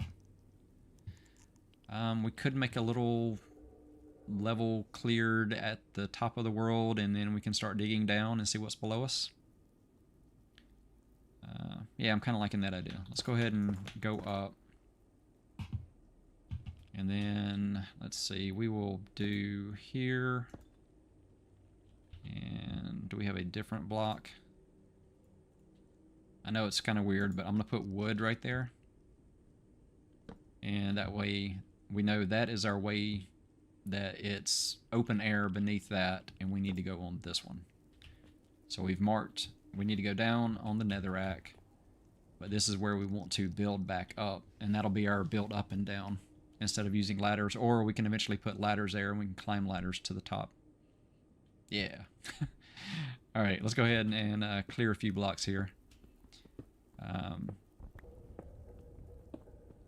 Gonna need more pickaxes if we're gonna clear this whole area.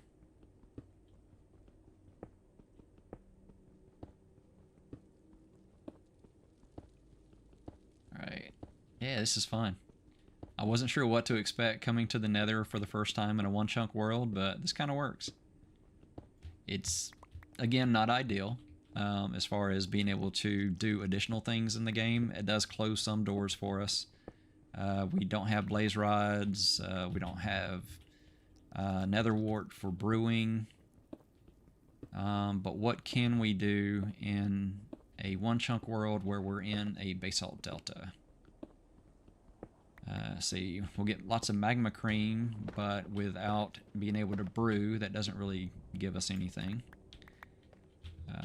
There may be lava. Hey dog, welcome back. Yeah, we made it to the Nether. Of course, I'm in another Basalt Delta. Yeah, unfortunate. Of all the different biomes I could come into, it had to be the same one that I came into on my my other series. So yeah, we were down at near lava level. There were some magma cubes down there. Added a roof to the entrance area, so the portal is safe. It's a complete room down there. Left an area where magma cube can spawn, but it's not going to be right there as we go through the portal. Set up a crafting bench and a chest, and then we started going up. We hit Bedrock, so we're at the top of the Nether. So I was just going to make a room here, just go ahead and hit the limits of the chunk for top of the Nether, and then we can start going down and see what's below us. So far found 2 blocks of gold with an unenchanted pick. I don't know how many pieces of, you know, like nuggets it'll give us. But, you know, every little bit of gold helps as we try to get our 2 apples to cure the villagers. Alright, so clearing out this little area here just to kind of see the chunk borders. And, yep, there we go. So, yeah, 16 blocks is not that far. Oh, and we need another crafting table. So this is that's going to be my up and down path. This is the way I came up here, so that's the way I need to go back down for now. All right, yeah, put all my wood over there. Thought I'd lost it for a second. It's not in its usual spot. Yeah, does everybody else do that? You have like a set way that you put your hot bar, and if it's outside of that, like if you die, you do a corpse run, you have to put everything back in exactly the same places. I think that's kind of a universal thing, but I know it throws me off if everything is not where it should be. Alright, let's go ahead and make... We're going to need a few. I'll just go ahead and make them all and then move them to the right spots so they're organized. Alright. Let's continue over here.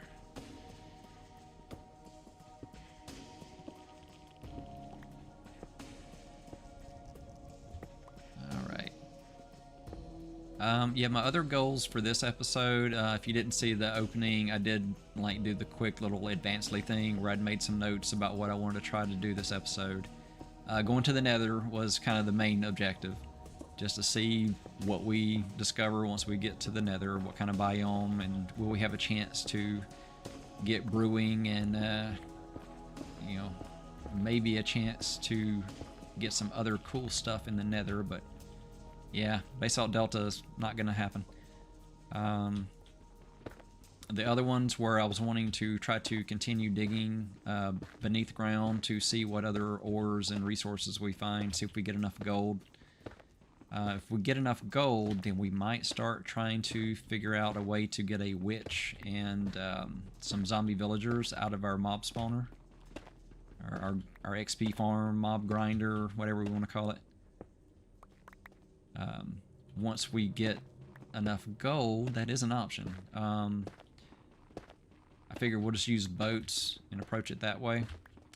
The other thing that I would like to try testing this episode is just kind of go up and down the ladders for a while and see if we can maybe spawn some animals on our grassy areas. I think there's a chance that it can spawn some. I don't know how likely it is. And we can get far enough away that there's a chance it can spawn animals on grass within our chunk. Otherwise, we're just waiting for something to spawn within a nearby chunk, close enough to wander over, or close enough that we can lure it with food. The reasoning behind that is we're going to need enough leather to make the bookshelves so that we can really do like a full enchanting station. And we're only going to have so many chances to enchant things before we run out of resources. So, going to have to put a little bit of thought into what we enchant. Of course, there's always a chance that you can trade with villagers and, you know, get diamond tools enchanted with what, you know, try enough times, you can get the exact enchantments that you want on some diamond tools from villager trading. I don't know that we're going to go to that extreme in this series. I mean, that's fighting the random number generator to go that approach. And I think before I went through all that trouble in this world, I'd probably end up playing a different challenge world.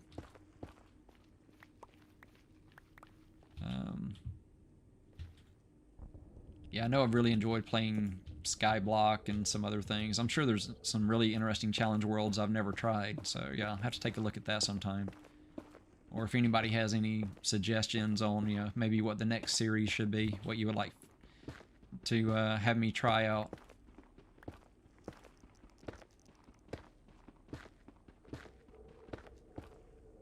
Let me focus on the chat for just a second, read what you wrote there, but okay. Yeah. Yeah. When mining torches have to be right of pick. Yeah. Oh, that's how you arrange your hotbar. Gotcha. Gotcha.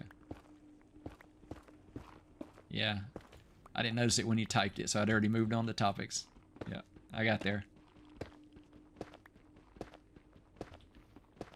Yeah, I think I came up with this arrangement for my hotbar, and that's the way it has to be. You know, I have to have torches all the way to the left, and then pickaxe, then my sword, and then I switch the shovel and the axe for the next spot. Usually this is my bow, and then the arrows have to be directly above the bow. And then I'll usually have a hoe above my sword, because it's like, you know, the sword's the plowshare kind of thing. That's kind of my thinking there, just having the farming above the sword. Usually food and water in the last slot, and then these three are the ones I change out for building or whatever I'm doing at the time. And then this column, I always have to have coal and sticks, so torches, and under the stick is my oak planks or whatever wood planks I'm using. Usually I'll have food over here on these items. Of course, you know, now there's bundles, so there's a lot more options. And we can make bundles, but right now leather needs to be for books, for bookcases. So, yeah, probably not going to be making any bundles. Plus, in a one-chunk world, you're never that far from a chest, so there's not really much point in having extra inventory if you can just throw down a chest and it's, you know, right there in your chunk. Yeah, I was thinking, can we make an ender chest? I don't think we can make ender chests. I think that is cut off from us now because we are going to need blaze rods to make the Eye of Ender to make an ender chest. So yeah, we can't make ender chest in this world.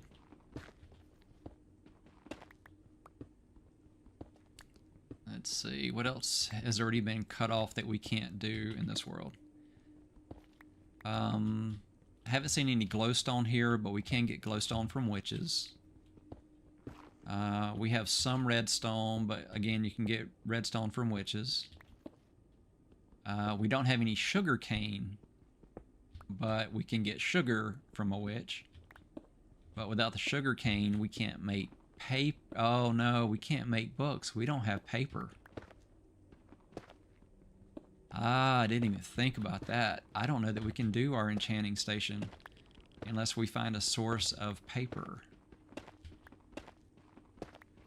Let's see. Let's get creative. How can we get paper in a one chunk world?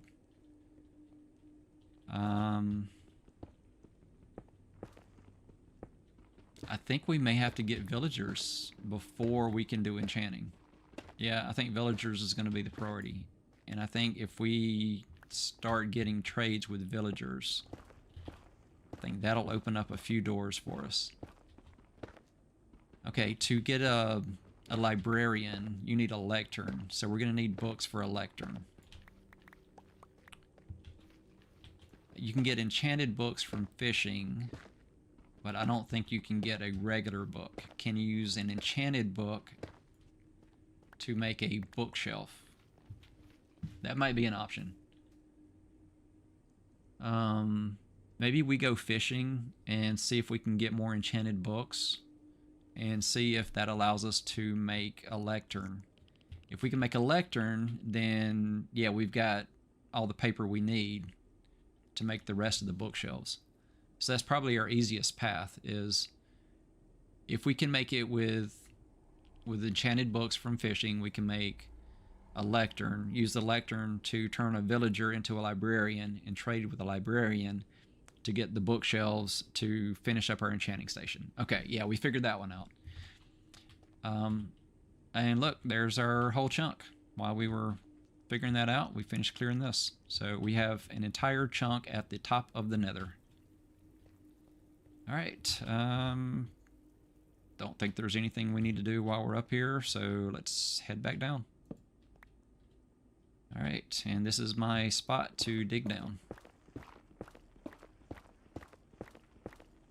Yeah, you can see it opens up. We have a nice view. So yeah, Basalt Delta. Exciting. I did think it was interesting. There's a couple of mushrooms on top of those basalt pillars. Just kind of random. Glad I stopped where I did. I would have kept digging and falling through. Alright. So I'm pretty sure this was the way I came up. I put that one there just to kind of remind me that's down. And yeah. I almost need to pillar back up, get to the crafting bench up there, and then make more picks so I can dig back down. Yeah.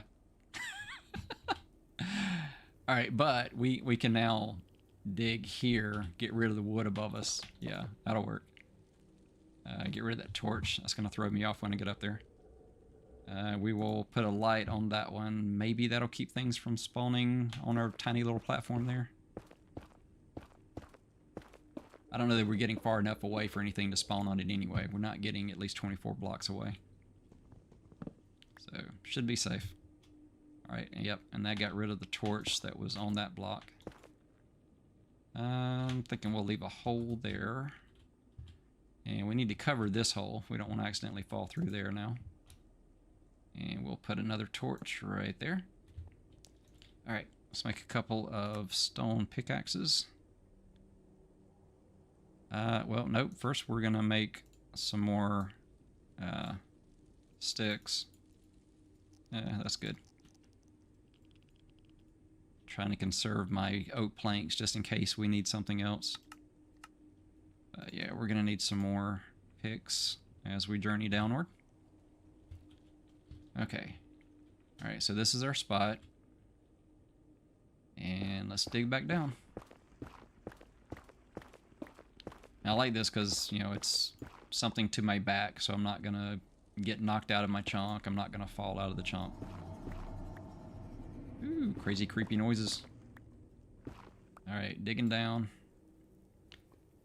I love the look of a Basalt Delta, but it seems like the hardest to navigate because there's potentially lava just around every little pillar that pokes up. You can't see it until you land in it. And then if it's deep enough, there's no way to get out of it quick enough. And I think the only way that we could even get potions is to trade with piglins. And the likelihood of finding a piglin in a Basalt Delta is pretty low, especially in the single chunk. So I don't think we're going to have any piglins, zombie or otherwise. Yeah, so that limits even more of our Nether little expedition here. I mean, still, it's really cool to go to the Nether, but, you know, it's there's a lot of just chance on which biome you end up in when you go here. I think we're gonna dig down to see where that is. Okay, good. I can just drop. Okay, so that's gonna be my way back up, and my back is to this side. So let's build. Oops. There we go. That's going to be our way back up, and I will add ladders all the way up for that so we don't have to pillar up next time. Just didn't bring that much wood with us because didn't know what to expect. Hey, look at there. We've already got 2 mushrooms that have grown in here. Alright. It's cool, but until we can get some brown mushrooms, I don't know how much that really gives us other things that we can do.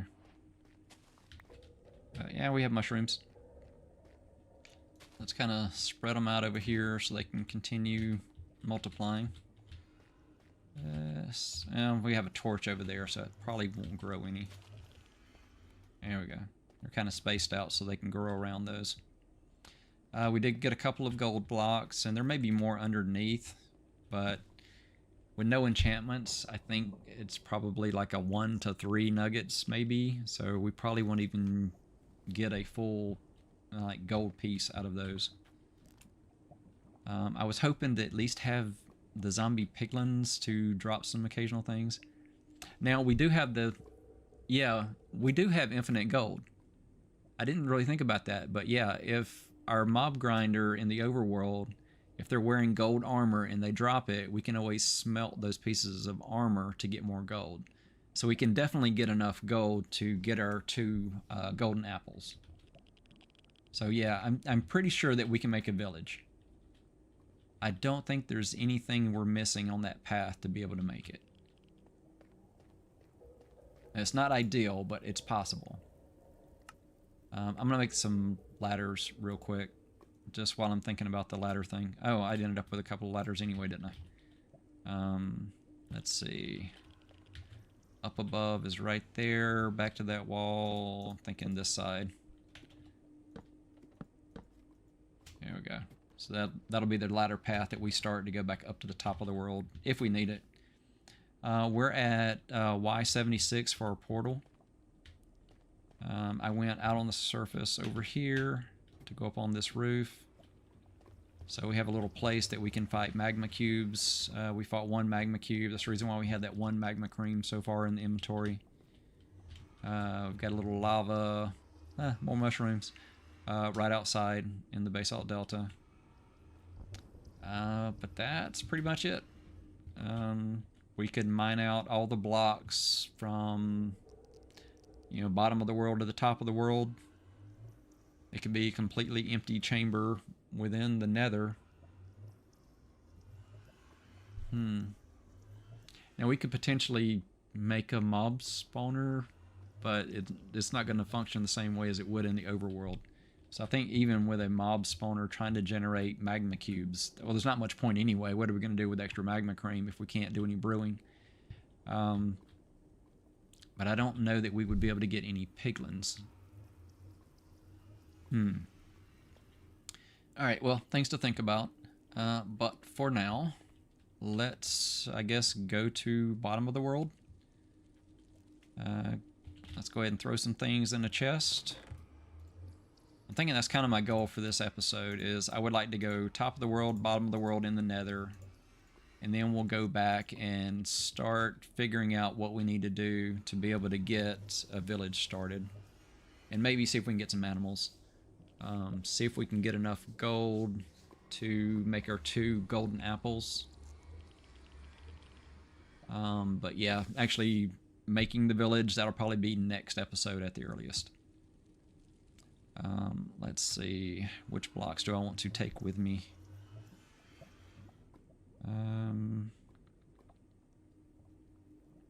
Well, let's organize this just a little bit, see what I've got. Blackstone. I do like the blackstone. As far as like a building material, that'd be kind of cool in the overworld having the blackstone.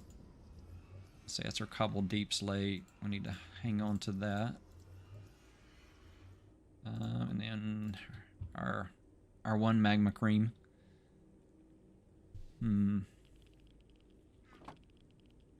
Let's see, how do I want to do this?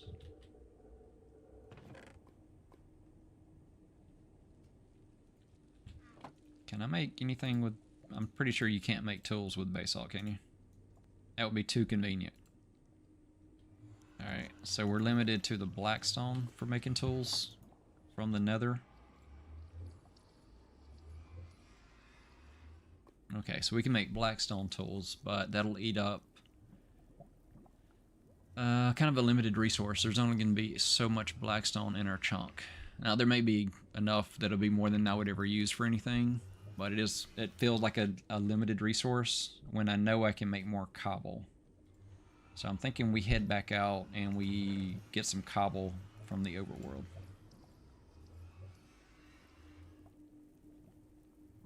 Yeah, we'll go ahead and take our little bit of valuables with us. Yeah, let's head back to the overworld. And I kind of put this right at the edge. Yeah, you were away, dog, when I decided where to build the portal. Nobody spoke up in the chat, so I just put it at this first level underneath the main base level.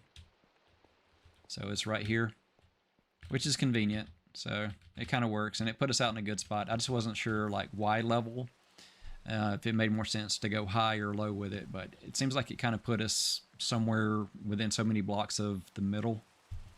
So it worked out. Yeah, it'd be nice if choosing a different Y level would take us to a different chunk. That would be really cool. But no, we're locked into just that Basalt Delta. As much as I hate the Basalt Delta at this point. Alright, we need cobble. We don't have any cobble because we used it all up. We can take cobble deep slate. That's our easy answer. What else do we need? A little bit more wood, maybe?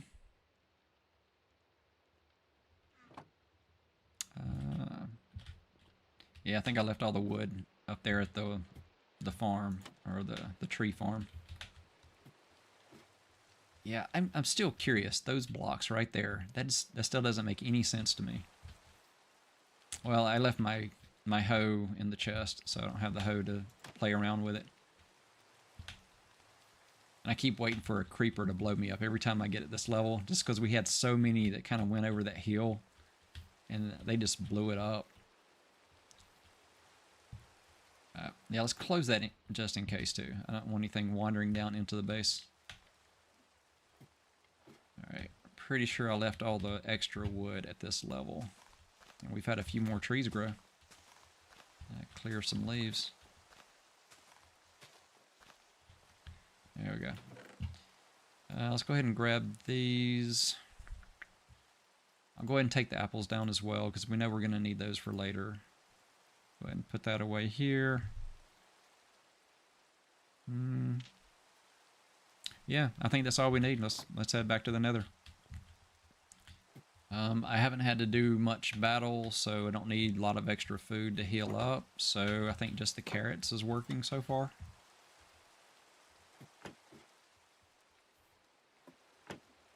Alright, trying to close the doors on the way down. There we go. Okay, let's see, anything else I need? Like I said, I'm not doing any battle at this point, so I don't really need extra swords, but fighting a magma cube, if we encounter one, I really don't want to have it break. So let's make an extra sword. Let's see. We'll go ahead and have a half stack of logs with us, and we'll turn the rest of these into sticks. I'm thinking I have more than enough torches. Coal is a limited resource, but we can always make charcoal. So I think we're good. I think we're good. Oh, here's what Google Machine said.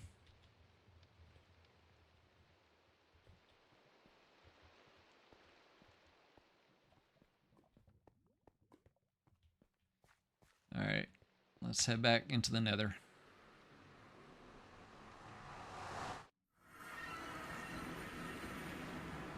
Alright, so So we got some mushrooms, we got some gold, we have some nether quartz. We have a view out, and I get a feeling that if we dig straight down, we're going to hit air and drop to our death. So we're going to have to proceed cautiously downward. We have our chunk defined. I'm thinking we take the same stairway approach that I did in the overworld, but this time we go counterclockwise, just to make it different. To do that, let's go ahead and make some stairs. And I think that'll be a good use of blackstone. Let's make some blackstone stairs. That'd be kind of cool. Or can you make other stones with a blackstone? You can make a polished blackstone.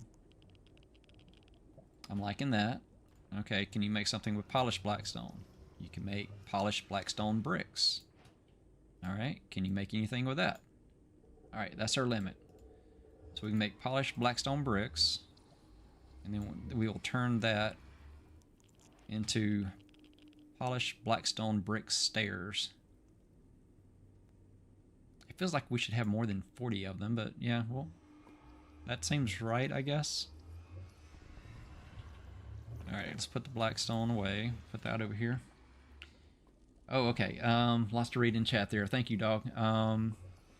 Crops are planted diagonal line, touching only at the corners. Minecraft treats identical adjacent crops by cutting their overall random growth speed in half. They do grow, but very slowly. They may also lack light level, level 9 plus needed, water hydration, or active chunk ticks. I think it's meeting the light level. I know it's meeting the hydration level. I don't know. It feels like they're glitched. I haven't seen them grow that way before. But yeah, I can play around with it when we go back to the overworld and see if we can figure out how to fix it. Alright, so since I'm planting mushrooms over here, kind of got things going on there. I'm thinking we do our first stair this direction, and hopefully we don't hit air quickly. We do have to be careful of the lava as we go down, but it's safer digging down than up in the nether. It does flow like water, but it's not going to flow up at us. Alright, so the way I was doing it before is I was going out 6 blocks, and then that'll be the top of my stair. And then we'll do 2 wide, the same as we did in the overworld. Alright, let's start digging. Oh, it's nice when you hit the netherrack. That goes so fast. It feels like you have an enchanted pick. Alright, so let's go down to the first corner, and then we'll add our stairs back up. Okay, well, maybe not. Oh, that is scary. Oh, wow. We may not be able to dig down. If we're above a lava lake, this is it. We're not digging down. Yeah, because usually the way, like if you do a sky block, the only way to really go below the level you're at is to use a water bucket, make a column of water, go down, and then you can dig a column down and then build off of those blocks to make a platform. If we're in the nether and we're above a lava lake, yeah, that's it. Let's find out. Wow. Well, there's something over there. I think that was one of the little basalt columns. I'm going to put blocks right here so that I don't accidentally fall to my death. Wow, that's a whole lot of lava. Let's expand our view to maybe the chunk border. Okay, it looks like lava lake that way. We need at least 1 block to try to pillar down on, and then we can make a platform. If there's no way to at least get down enough to make a platform, this is our nether adventure done. Okay, so we can see that area. I guess we move our... Well, I don't really need those polished staircases anymore, do I?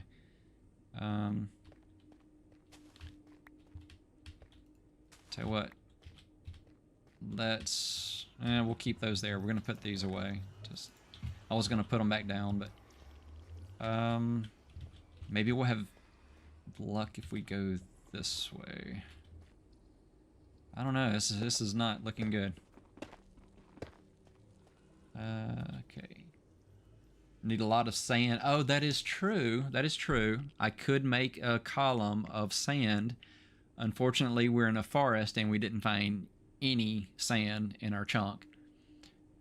Gravel, so far we had 6 pieces. I needed to use up one of those to make a flint, to make the flint and steel to light our portal. So right now I've got 5 pieces of gravel. That's not going to make enough column. We could mine out the rest of our trunk and maybe hit a huge vein of gravel at some point. So it's not out of the question. Is there any other block that falls? I can only think of sand and gravel being the gravity kind of block drops. Or gravity drop blocks? Yeah, anyway. Okay. I feel like I'm about to fall into lava just knowing that that next block could be that. Okay, let's block it off and expand the view and see what we see.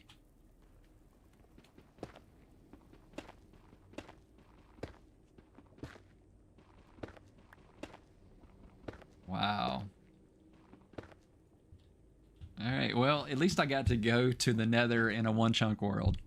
It's not ideal, but we did it. And, you know, if we can find a way down, we have infinite lava. Or close enough to the difference doesn't matter. I'm like trying to peek over the edge. Okay. Wow, that is unfortunate. Okay, that's... The only other option is this corner over here.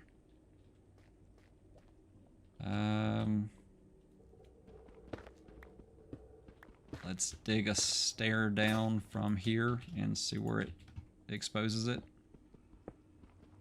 I mean, we wouldn't have to go far before we hit lava, so we should have a view before we hit the corner.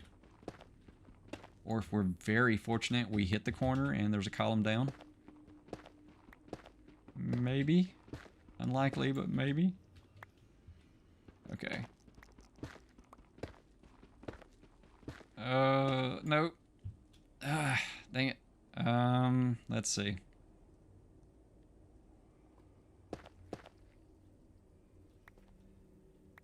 Okay, oh, wait, maybe. Maybe.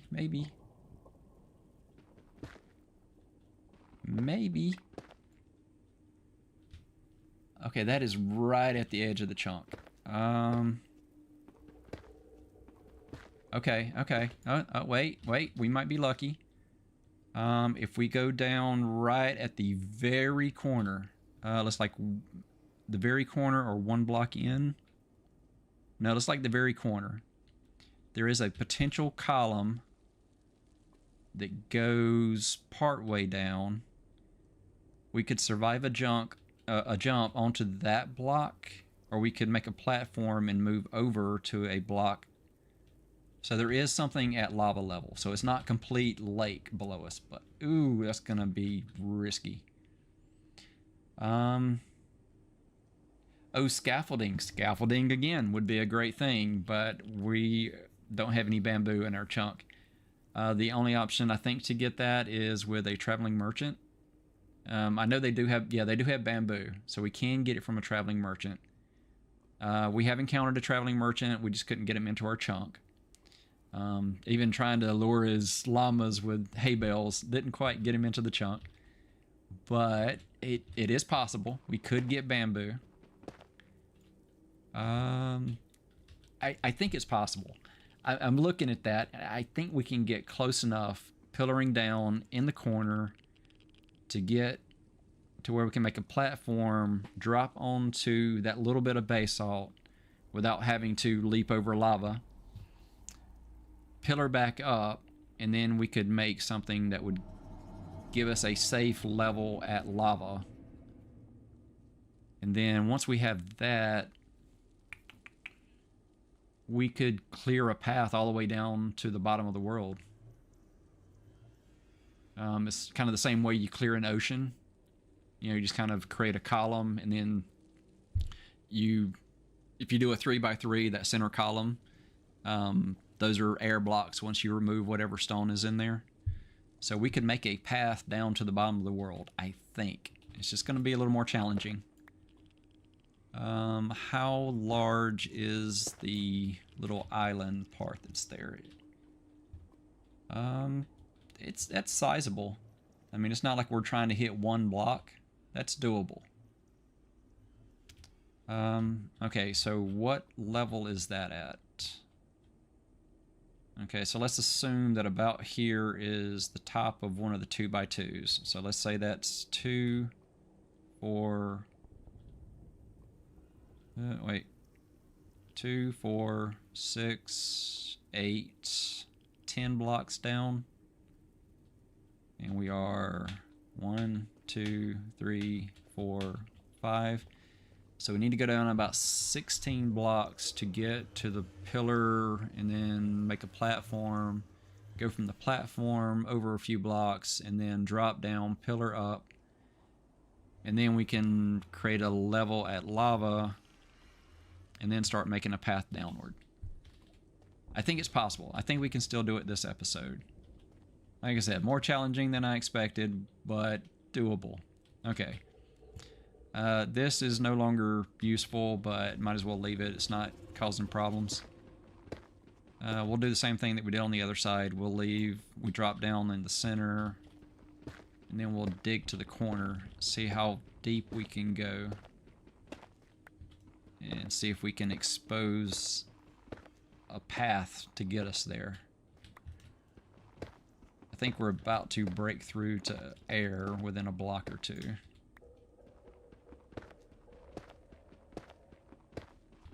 Alright. Oh, well, no, that's promising. That gets us one block closer, but we're at chunk border. Okay, how does the center look? Okay, if we can get close enough, 5 pieces of gravel might get us safely down there. That'd give us a safe drop. Would it be worth risking our 5 blocks of gravel at this point? I think so. Maybe I should go back and grab the gravel. I'm not wanting to dig straight down to do this, so I'm just kind of alternating. I just wanted to grab those and kind of check it out and see how much further that goes.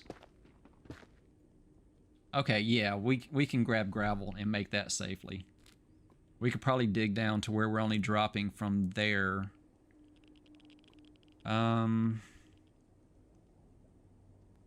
Ladders might work, because it looks like there are blocks next to it. So we could probably ladder back up once we go down. I'm thinking we go back to the overworld, we grab gravel, grab some ladders, and then we'll make our descent.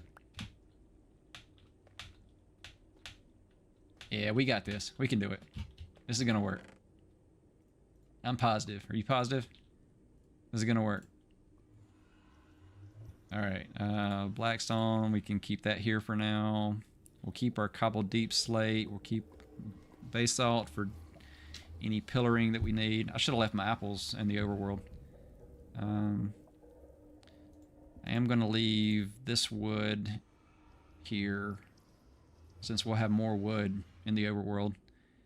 I don't think we need obsidian here for any reason, but it doesn't hurt to leave obsidian and flint, just in case something really weird happens with our portal. We don't want to get stuck in the nether. Yeah, let's go grab our gravel. That's just fun to say. Let's go grab our gravel. Alright. I'm pretty sure this was empty. Yep, that's empty. Now, like I said, we have all these areas that we can clear, so odds are we're going to find more gravel as we clear out these levels. It's just, you know, as far as things to do in a live stream, that seems like a, you know, a more boring kind of past the time kind of thing. All right, there's our gravel. We do not have sand. I got a couple ladders. I can go ahead and grab those.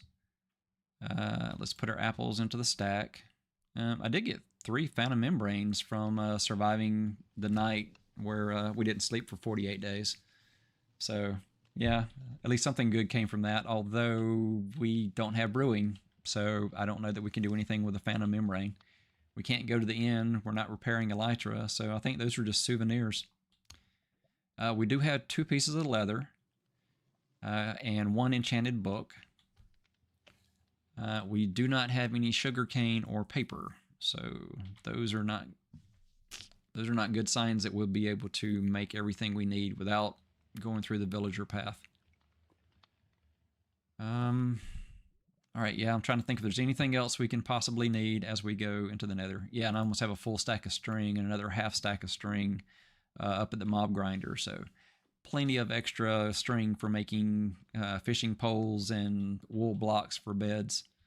So no more phantoms, hopefully, unless we want to stay awake and make phantoms for some odd reason. Yeah, I guess back to the nether. I'm trying to think if there's anything else we could possibly need while we're here. I can make more ladders, I guess, while we're here. Let's see. We'll go ahead and make a bunch of them. And then we'll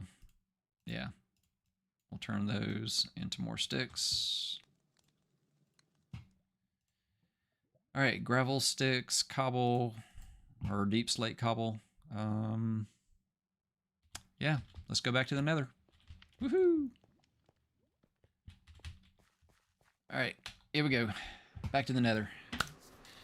Okay, we got this. This is gonna work. Okay. Back in the nether. Over to our little pathway down. I just kind of did a back and forth to get us as low as we can. All right, how much lower can we go? I think we just drop our gravel, dig our gravel back up, and hope it doesn't turn into, oh yeah, if it turns back into all flint, we don't have any. 1, 2, 3, 4, 5. Nice. Does it change the percentage chance of getting flint if you're using a shovel or your hand? I don't know that it matters. You know what? We should also be putting ladders as we're going down. Let's go ahead and add our ladders here. Oh, that is scary. All right, while I'm relatively safe, am I completely safe? Yeah, I'm completely safe. There's blocks on either side. Okay, so we can enjoy the view. Okay, that's not too bad. There's a good section that is a block and not lava, so it's not complete lava lake. Oh, but oh my goodness, look at there. We have a welcoming committee once we go down. Just to make it complicated. Maybe he'll fall off by then. You think he'll go away if we take our time going down? We'll see what happens. Ooh, yeah, are we safe right here? This is going to get us because we can't put a ladder on this. We don't have solid wall all the way down for a ladder. We're missing some blocks. I can't add anything outside of my chunk. So I'm going to have to change our path down so that we're not going out of the chunk. It's okay to put a ladder on that chunk wall, but there's no block to put it on out here. Yeah, or there. Problem is, I need to go down and be able to get back up. I think for now, I'm going to have to pillar back up, and then we can connect back to our ladder, and then put our ladder on a different block as we go down. Yeah, I think that's our only path. All right, let's clear these, and I don't see anything that's going to attack us from over here. No magma cubes are right here about to throw us into the lava. Okay, so we are on the column.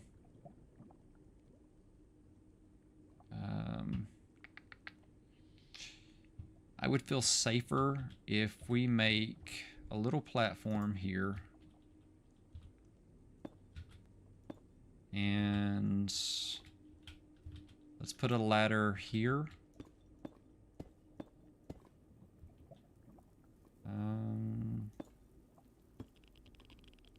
Let's take one more look before we close it in. Okay, actually, yeah, do we really want to close that in? That would be bad. Let's put ladder here so we can go back up. All right, so now we still have a path all the way back up to home. All right, now for the scary part. Oh, did we get... Yeah, we lost one of our gravel. One of them turned to flint. So if we make our platform to where it goes over to where we can drop down, if we can put down the gravel so it makes it a short drop. This is good. We're good. We're good. We're going to survive this.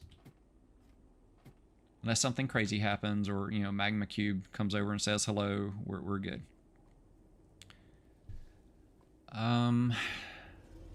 Do I want to do this in a way that I'm building my ladder back up as I go down?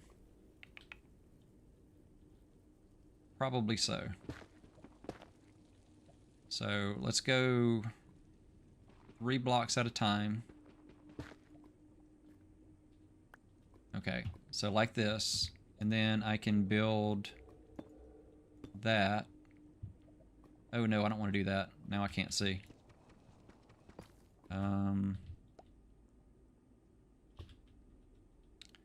I want to do this. Yeah, I'll leave the little gap right there, and then I'll finish that on the way back up. Yeah? No, I don't like that. Because my ladder is on the other side. So we want to do this as solid. Yeah, we'll do that. Yeah, that works better. We'll do that as a solid path back up. And then every few blocks, we'll make a little spot to stand here.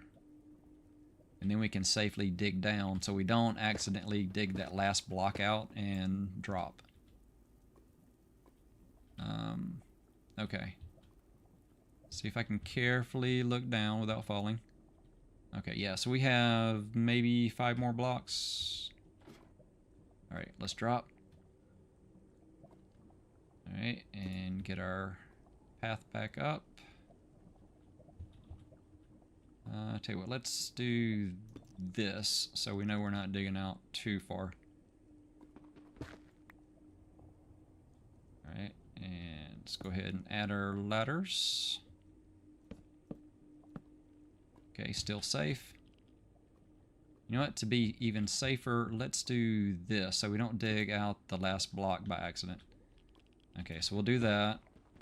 We can go there. Fill those in. Fill our ladders in. We'll go here. And dig out. Hey, thanks for joining the chat. Alright, am I digging ladder or stone? Let's go up so I know what I'm digging here. I'm digging from a ladder, so it's going slow. Alright, there we go. Okay. So, trying to carefully dig out the rest of this without falling to my death. I hate doing this with a ladder. I almost want to get rid of the ladders. Yeah, I would feel safer if I'm not riding a ladder over the edge.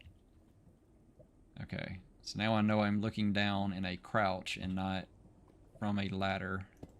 Alright, that's as low as I can go. Okay. Oh. Okay, how much more do we have before we run out? Let's go ahead and we're close enough we can add it to the very bottom. There we go. And there. Okay. So now we have a platform at the lowest block in the column. And then we can build a platform out from that, drop over to there, and then we can make a nice little cover for the lava for the entire thing, and then we can find a way to find a place that we want to dig down through the lava. Now, is there anything under a lava lake? Is there any reason why we should do that? I mean, more than just, you know, I say we're going to go from the top of the Nether to the bottom of the Nether in this episode. I don't think we're going to find anything. I think it's just lava all the way down, right? I mean, it may be...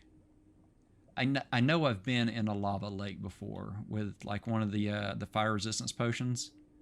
I'm pretty sure I've swam in a lava lake before, but that was so long ago. I don't remember. I think it's kind of like ocean floor, but that's it. I think it may be blocks that we could dig into below the lava level. But, I mean, we're not going to find, like, a cave underneath the lava, right? I don't think that's a thing. I don't think. I don't know. I guess we'll find out soon enough. All right, so we're going to drop on to the last block. We don't want to dig through this because we will fall to our death. Let's go ahead and get our ladders the rest of the way up. Yeah, that one, and that one. Okay, and we've got enough ladders. Let's go ahead and get rid of this block now. And we are standing over block, so we're not going to fall to our death. But I am technically standing on a ladder being here, so it's going to be a slow dig. Oh, very slow dig because I'm digging with my sword. Oops. Okay, there we go. Okay, so let's do that. That finishes ladder. Okay, now we're good. We're good. We got this. All right, so I am off of there. Hey, Shaw, welcome. Yeah, it's good to say hello. Thank you. Yeah, so it's kind of late. Yeah, I get it. Well, it's 11:49 for me. I'm on East Coast. Okay, so now we're fairly safe. We are over something to drop onto. I think I'd be willing to take one more block of fall damage to have a buffer so I'm not gonna fall right next to lava. That seems a safe drop. Well, relatively safe drop. Let's add our 4 pieces of gravel. 1, 2, 3, 4. Okay, that's the shortest drop that we have to make.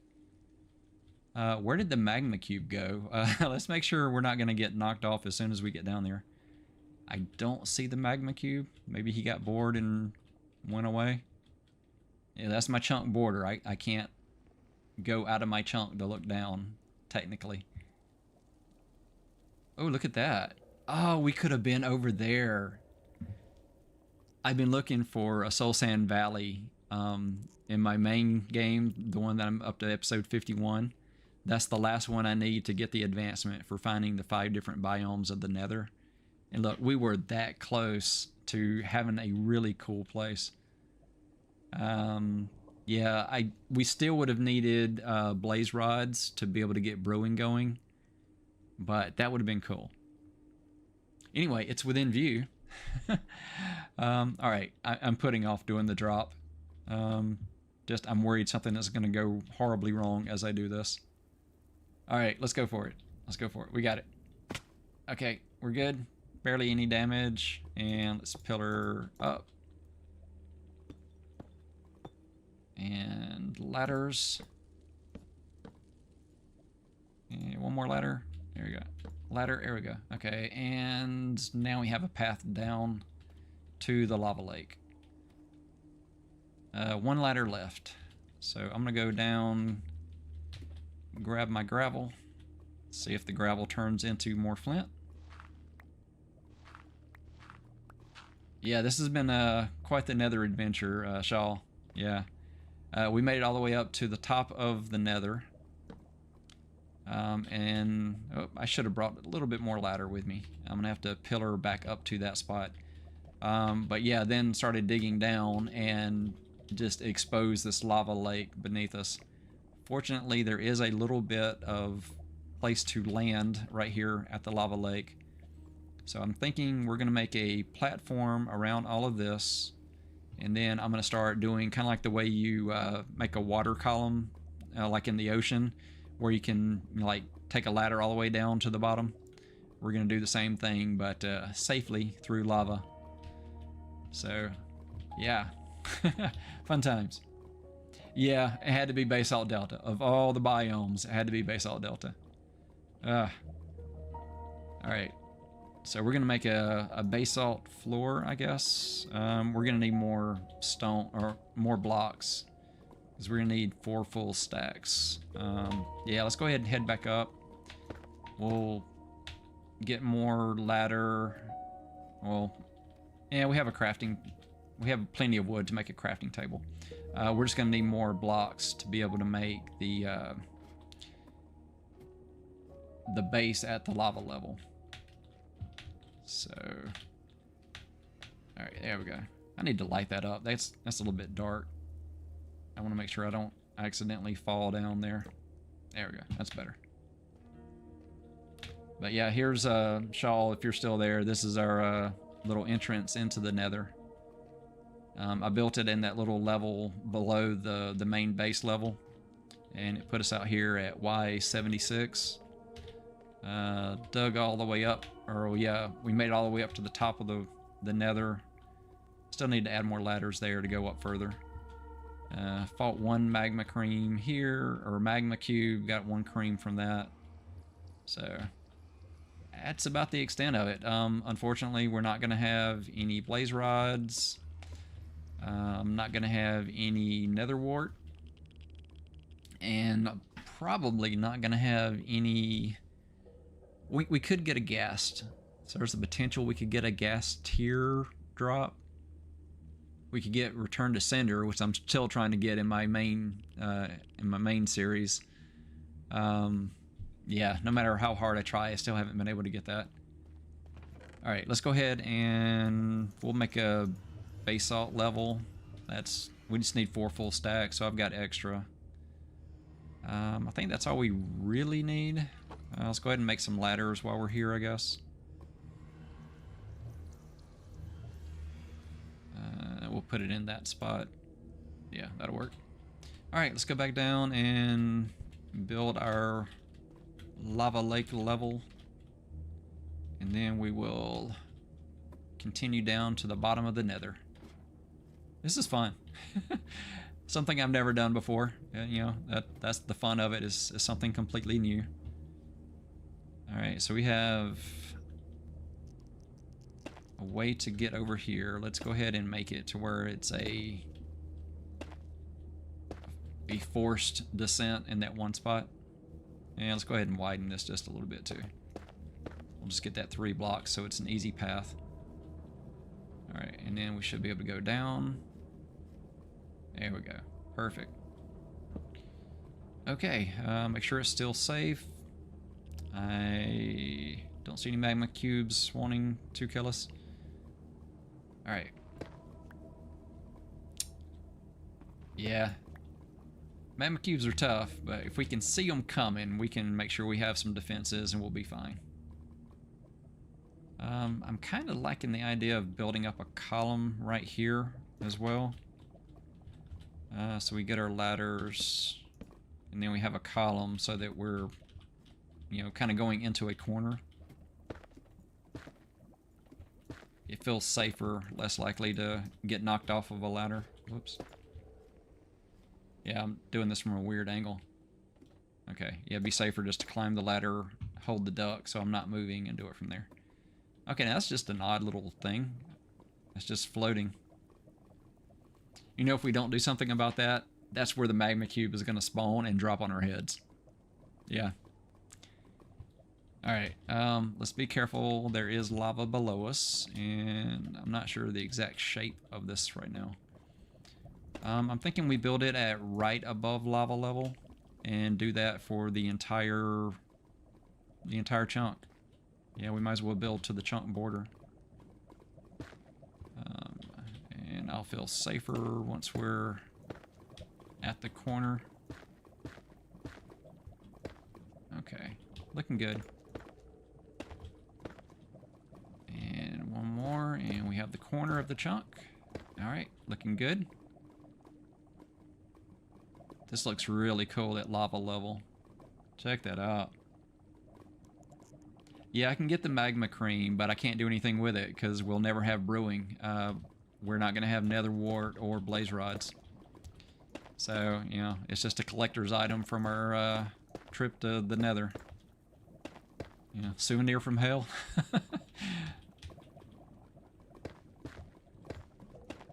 Alright.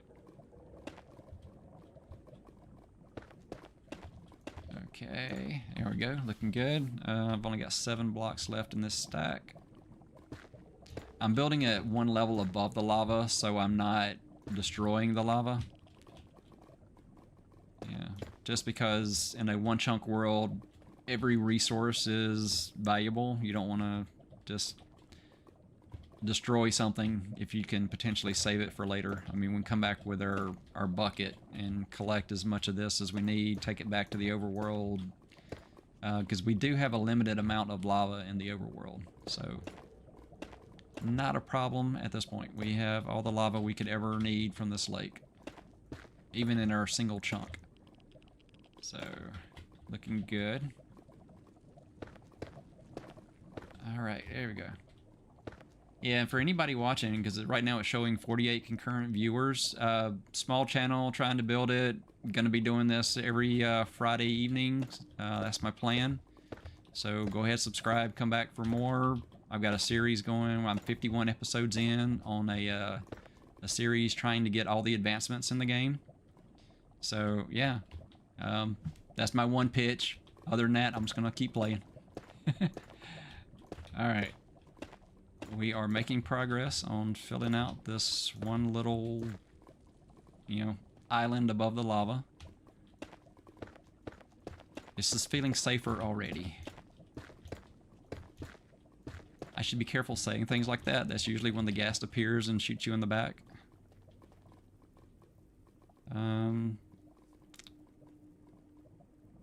Yeah, I'm trying to think of what else I can make with basalt. I was thinking of putting up a wall around the edge. I'm pretty sure I can make a blackstone wall, but I don't know that I can make anything out of basalt like that.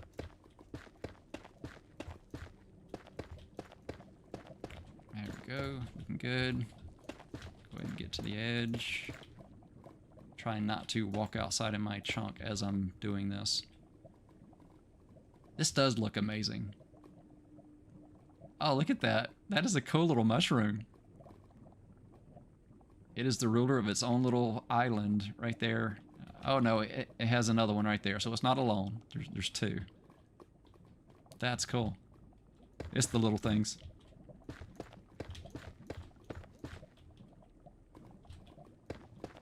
Look and see if I lost anything in chat. Yep.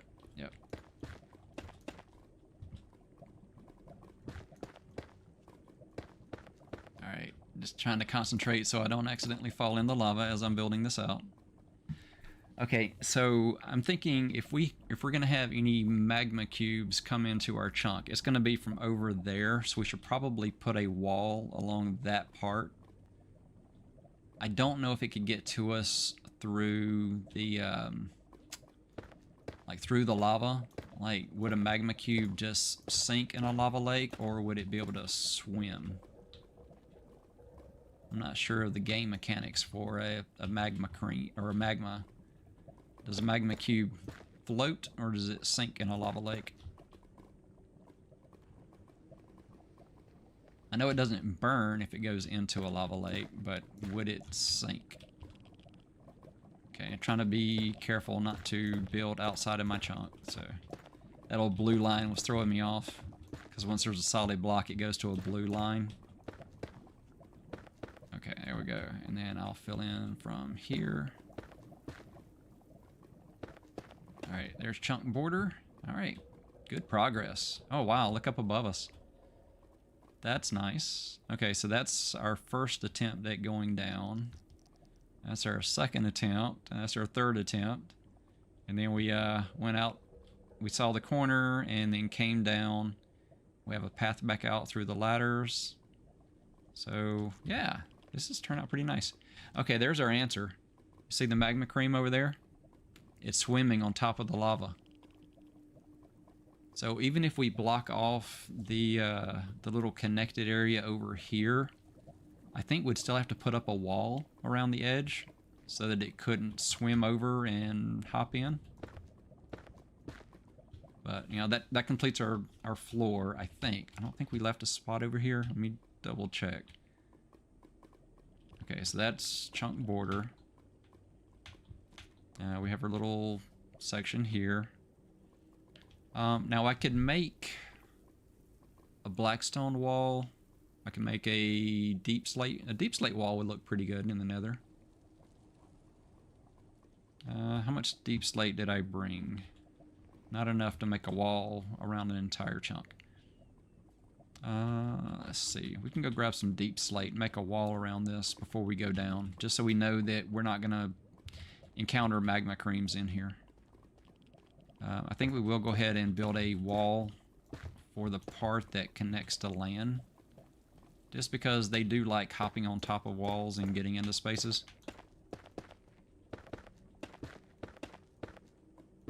This will do for now. We'll do the deep slate wall later. Let's go ahead and start digging down. Let's see. Yep.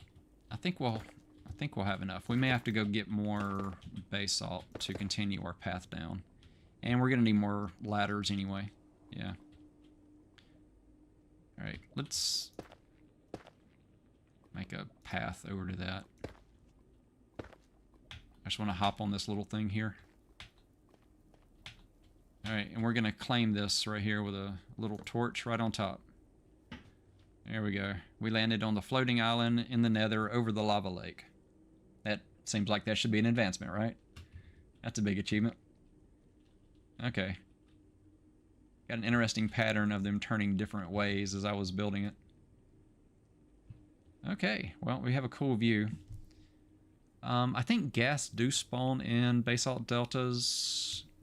I think they probably spawn in Soul Sand Valleys. Not sure. But I think that's probably too many chunks away for the simulation distance. Because right now I think my simulation distance is set at 5. So it's unlikely that we have anything spawn around us out there in the open area. Possible, but unlikely.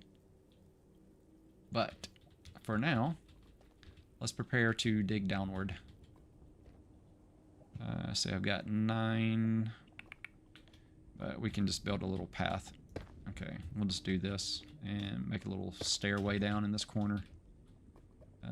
There and there. There we go. Stairway up our wall. We're mostly protected from land. They could spawn and come over. It's potential, but unlikely. Actually, let's do this. I would feel safer if we had at least a border around our little lava island. Well, I guess it's not an island, it is connected. Lava lake base.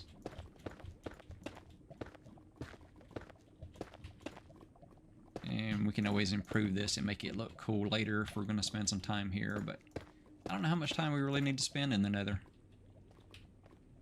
It's not going to be a great place to gather resources. I mean, other than lava, I mean, that's probably the best thing. We can gather different blocks for building.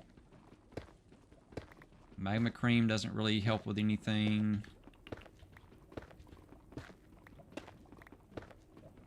I don't know, if we built like a netherrack area in the Nether, would it have the potential to spawn different things?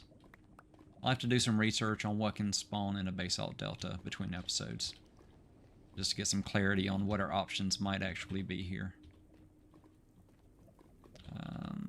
Wow, this feels like this should be a stairway soon. Yeah, I think that'll be a stairway back up later. Okay, let's see, we are going to need more resources to go down. We can just go up to the Nether and grab more basalt, and we can use that to make a path down. This would be so much better if we had a bunch of gravel or sand. Yeah, I think that's what's going to get us. We can't... Oh yeah, we're probably not going to be able to go downward, are we? We're going to need blocks that are able to drop through the lava. And we're going to need enough of them to make a column. Oof, yeah. We're going to need a lot of gravel.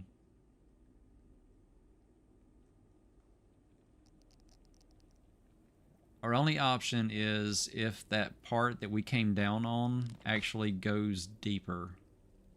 we'll start with that. We'll start digging down in that corner and see if that goes down to potentially the bottom of the lava lake. There might be a natural path downward. If that's not the case, I think we're going to have to wait to go to the bottom until we dig out some of our other area and find more gravel. Yeah, that didn't feel safe coming back up. It feels like I'm floating above nothing right there in that transition. Yeah, I don't like that. Let's switch this to here. And then that way we're making the transition above a block. That's better. Yeah, I like that. All right, and then bounce back up.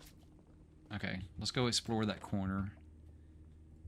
We'll keep our flint because we only had so many gravels. I can take the 4 gravel with me, but that's not going to get us very far unless it's really just clearing a block. We have a bucket, so we could destroy lava, but we'd still have to be able to dig downward. And without fire protection potions, we're kind of stuck on how we can do it. Yeah, I think it comes down to I'm going to need a lot more gravel.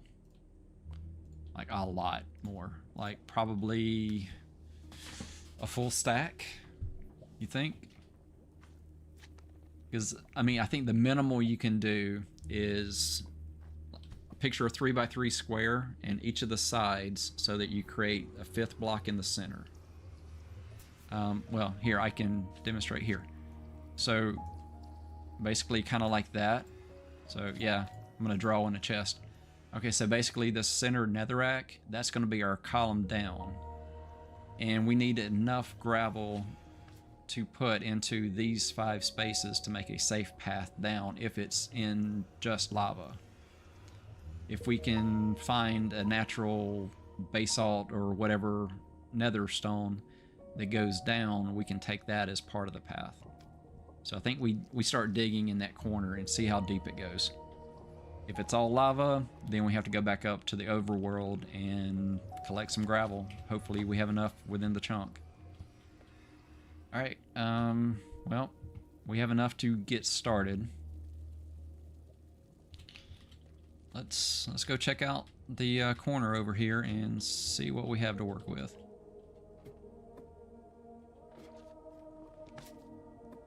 Alright. You know, eventually we're going to have to dig out all those blocks anyway because we need more gold if we're going to try to cure a villager. So it's just a matter of what order we try to do things, as opposed to like if we do something or can we do something. It's just changing the order that we're able to attempt it. This looks so cool. Just having the chunk borders on, just it defining that space as this is the only part we get to visit. And then we get to look out there and just see all of this amazing floating islands of soul sand over lava lakes. Something we can see but never visit. Like those 2 villages in the overworld. I wish I could get some of that glowstone. I really like doing stuff with the glowstone. The only way we're going to get glowstone is from witches. Yeah. At least it's not completely, you know, off the table. We can't ever get any. But we will be limited in how much we want to stand next to a, you know, a mob grinder. I probably should have made another pickaxe. I do have enough. I can make another crafting table down here without going up. That'd probably be good anyway. Yeah, let's go ahead and make a quick crafting table. We'll set that. Right here makes sense. All right. Get our ladders back. Let's see, that's our edge, so let's do it in the 3x3 there. You know what? I've only no, I've got cobble deep slate. I can make a pick with that. All right, there we go. All right, so we got a backup pick. We're good. I know I just made those stairs to go up, but that was we can redo that later. Okay, so this is basically our corner, our 3x3. We want to dig, and there it is. Ooh, ooh, ooh. there is gravel, but it's outside my chunk. Oh no, that one is inside my chunk. Yeah, that's inside the chunk. That's still 1 block in. So I can collect that gravel. And if I can collect the gravel and there's enough, we might be able to collect gravel, collect gravel, drop gravel, and make it down. Because if there's gravel, it should go all the way down, in theory. Yeah, I guess we're gonna find out. Okay. So what I'm thinking is we're basically doing the 3x3.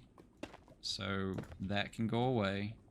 So that's 1 block, 2 block, 3 blocks. So we want to clear this one and this one. And then we want to go here, here, dig out here. Oh. Block there. That's floating. But we can go out and build it, yeah. So before we get below lava level. There we go. Okay, so that's lava. We can go right on the edge and safely put one right there. And then come around to this side. Put one here. That gets rid of source blocks. So that lava goes away. Okay, now here's the thing. I want to collect that, but I don't know if there's lava on the other side. So if I break it, collect it quick, I can throw a block back in place. I can dig it with my hand, or with my hand holding a block, so that I don't have to switch. Yeah, this will work. Okay, we're lucky on that one. And not lucky with that one. Okay, so we lost one of our potential new gravels. Okay, so I know lava's going to flow in there. And I need to place a block against that block there. So I need to... I think we're still above lava level. Let's go ahead and open that. And I should be able to reach it from here. Yeah. Okay, so we can get that one. Okay. Alright, that's a couple blocks deeper than we started. Okay, now I think these should be safe to clear. I can put a block there, but let's see if we can place other outside blocks. Okay, that one needs one on the back side. It's safe to remove this one. Oh, nope, not very safe. Ooh, that could have been really bad if it didn't flow downward. If that had been a block underneath it, it would have been on me, and I have a block above my head. I would have died. Ha! Okay. But with that happening, we can fill in that source block. Let's see. If we fill... Let's see. How do I want to do this? I can fill this one now. Fill... that one and this one. Break this one. Break that one. And that's over... Okay. So that's our 3x3 at this level. Actually, that's 3x3 and 1 block in. Yeah, should we leave that?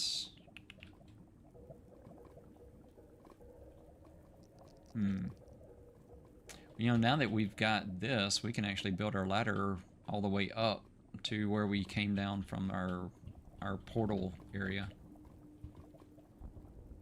Alright, let's see if we can dig any deeper from here. Okay, so yeah, we've got more down here. Let's see, can I place it 2 blocks down? No. Okay. I think we got to go block by block and get rid of source blocks as we go. Okay, so that one's good. That one's good. Let's put one there to get rid of the lava. Got that one. Okay. So here, here. Okay. And we place a block there. I kind of like keeping that one buffer so that we can use that to build wall. Let's see. I don't think there's anything buildable there or there. Oh, there we go. So we got on that one. Okay. So that's flowing in. We can now get over here and do the same thing we did on the other side. Except there's no way to get around there to put one on the back side of this block. From here? Yeah, we can do it from here. Okay, so we can do that one here. Go down and back side of that one. And is there anything below that we can attach to? Yes. What if we do that? Is that clear? Wow. Okay, maybe we're good. We might be good all the way down now. This feels like the same. Well, nope. Careful. I was about to say it's the same way you do one of the really big trees, where you can kind of keep that little circle, kind of spiral staircase approach. But didn't quite work out. You don't run into lava climbing trees too often. That is a danger here. Okay, here we go. We close that again. Is this lava on the other side? Yep, that's lava on the other side. We can dig these blocks. That's going to be lava there.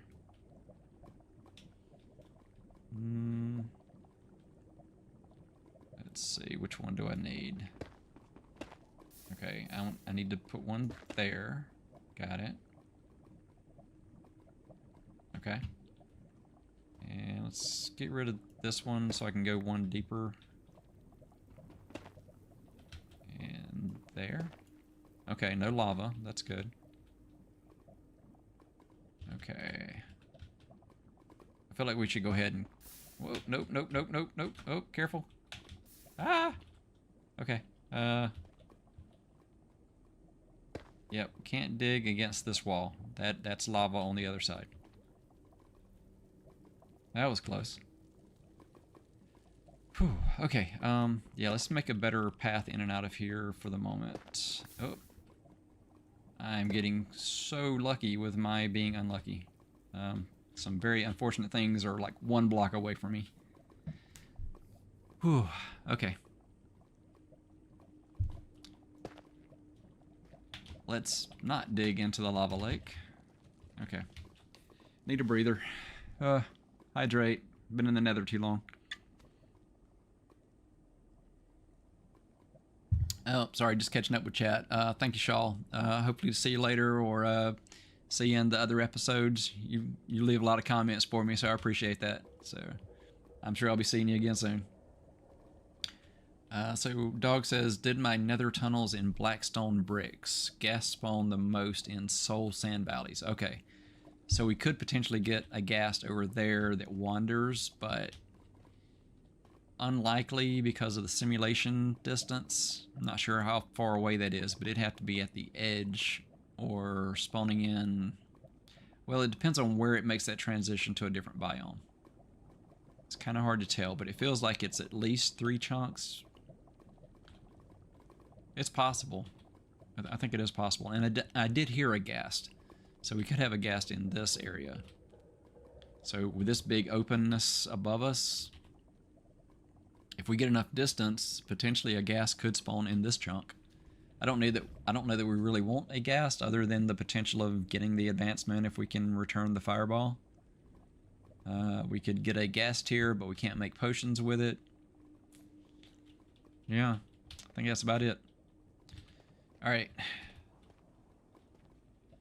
Got my little break from digging in lava. Let's go ahead and see if we can get a path all the way down. Okay, gonna make a little spiral staircase. And we'll dig out the center and just keep our spiral going. Okay, so that's good so far. Alright, so we need to fix that so that we can get another block in there.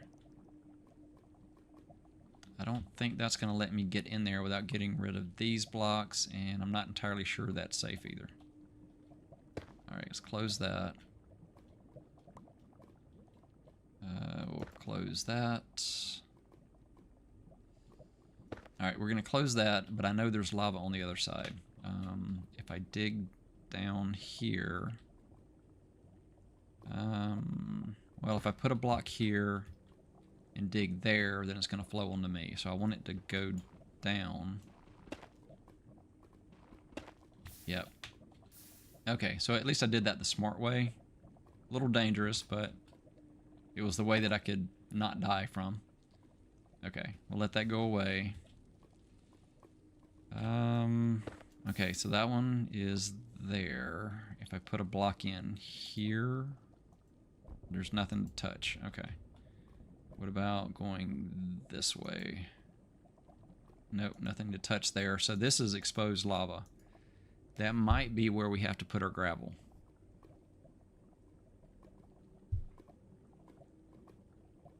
I don't know if it's worth putting our gravel in there just yet, but that might be.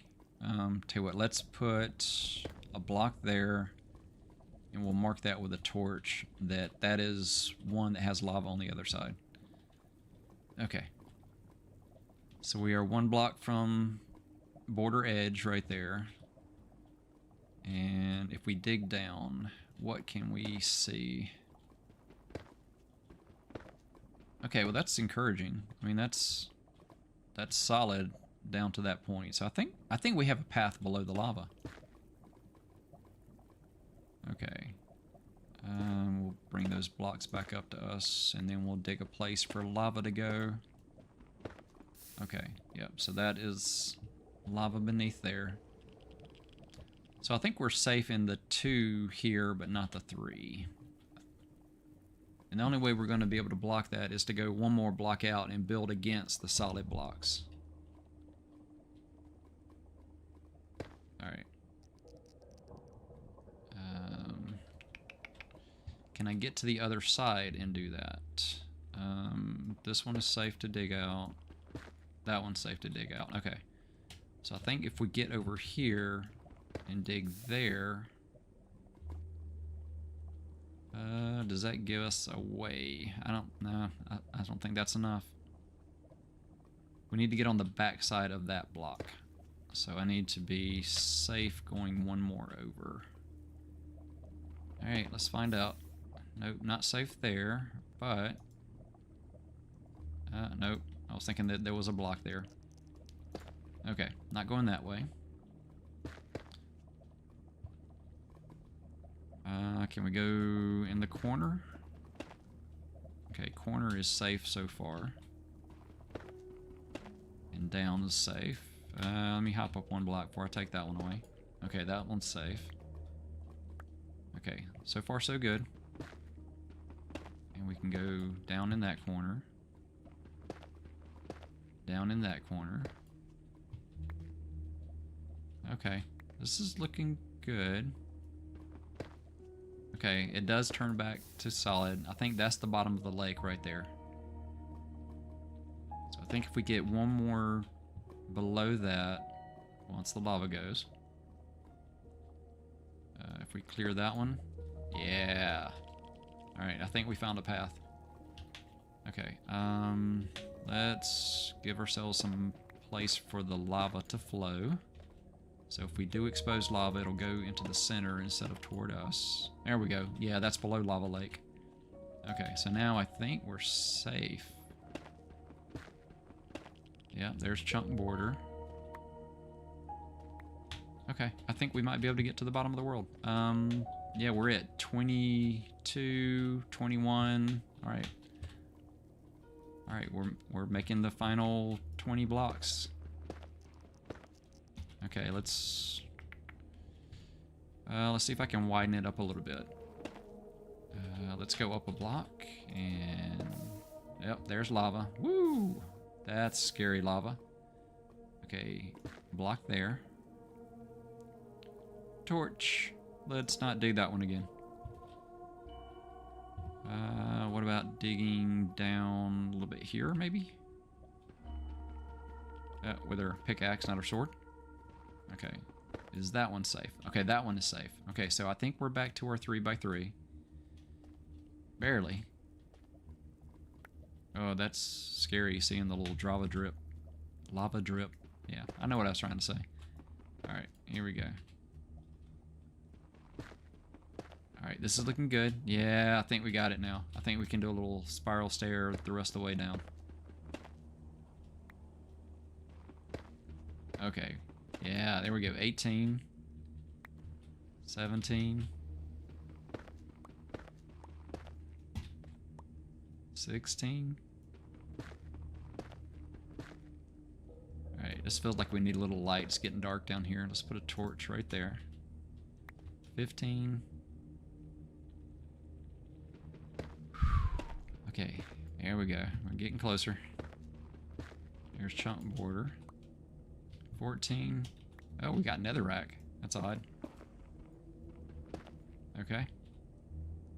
Alright. 13. 12. Oh, and we hit more lava. Ah, we're so close to the bottom. Okay, that feels like more than just a single source block. Let's see if we can close that in.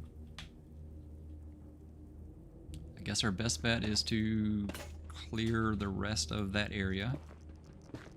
See if that is lava. Okay, that's lava. Okay, yeah, so close. We're at Y11. Let's see. What other direction should we go? Maybe center? Center is still good. How about that one? Okay, nope, not good. If we go back this way, maybe we still have a path over here. Okay, good so far. Let's go down one more. Let's choose a direction and go this way. Alright. Oh, we're in single digits. We're going to make it to the bottom. Alright, we are so close. We're going to make it. I like it. Okay, let's light this up a little bit. It's too dark. I want you to be able to see it when we get to the bottom of the nether. Alright. Catch my breath here a little bit. Okay. Oh. Alright, here we go. Final blocks. Let's get to the bottom of the nether. I think we just go a straight path now, and we're avoiding the edge where the lava... Oh, I see bedrock. Yes! That is bottom. So at Y5, we hit bedrock. And we might be able to see down below it a couple of blocks, but yeah, I consider that we hit bedrock. We've touched our head and our feet to bedrock in the nether. Alright, now, do we want to clear an area down here at bedrock level? That's the only other little challenge for digging down here.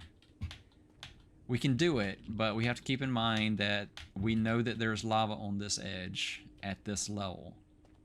It may not be at the edge here. If we get lava and there's a way to add a border block, we're okay. If there's a way to add a block that it falls into, we're still okay. Lava flows the same as water, I think. So, does that mean it travels 8 blocks the same as water in the nether, or does it have like a 5 block range? I was thinking that might be a thing, but... Alright, while we're safely up here, let's go ahead and clear chunk border. Oh, nope. That's not safe. Ooh, yeah, that does look like it would flow 8 blocks. Just the amount that it drops. Alright, now we gotta safely put one there to block it. Here we go. Okay, so we know that's not safe. What about the 2 lower blocks? Nope. And let that clear, and nope. Okay, so that's definitely hitting Lava Lake over there on that side. Ooh, I can barely reach. Oh, I'm gonna have to get closer. Ah. There we go. You know, that's not a bad idea. I probably need to keep a little pathway like that as I'm clearing it. Yeah, I like that idea. Let's keep a little path, and then we'll not be walking in lava. Okay, that's as far as that goes. Okay. Yeah, I think we made it down, and making a cleared level at lava would take a good bit of time. We'd have to kind of go block by block to make that happen. I think we're good. We made it down here. Mission accomplished. Let's check this way just to see if it extends around or if it's just lava lake on that side. Just want to see how much of the chunk might be available. Now, we may never come down here again. It's just kind of the experience of doing it while we're here. Okay, it feels like that's lava lake on the other side of those blocks right there. So I don't think we're going to have much that we can expose at this level. Let's see. Well, there is the netherrack above us, so that doesn't feel like lava lake bed.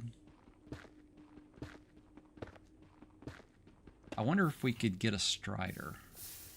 I wonder if maybe we could get a random spawn of a strider within our chunk. Wow, that's kind of lava everywhere. Okay. Good thing we took our little platform idea here. Alright.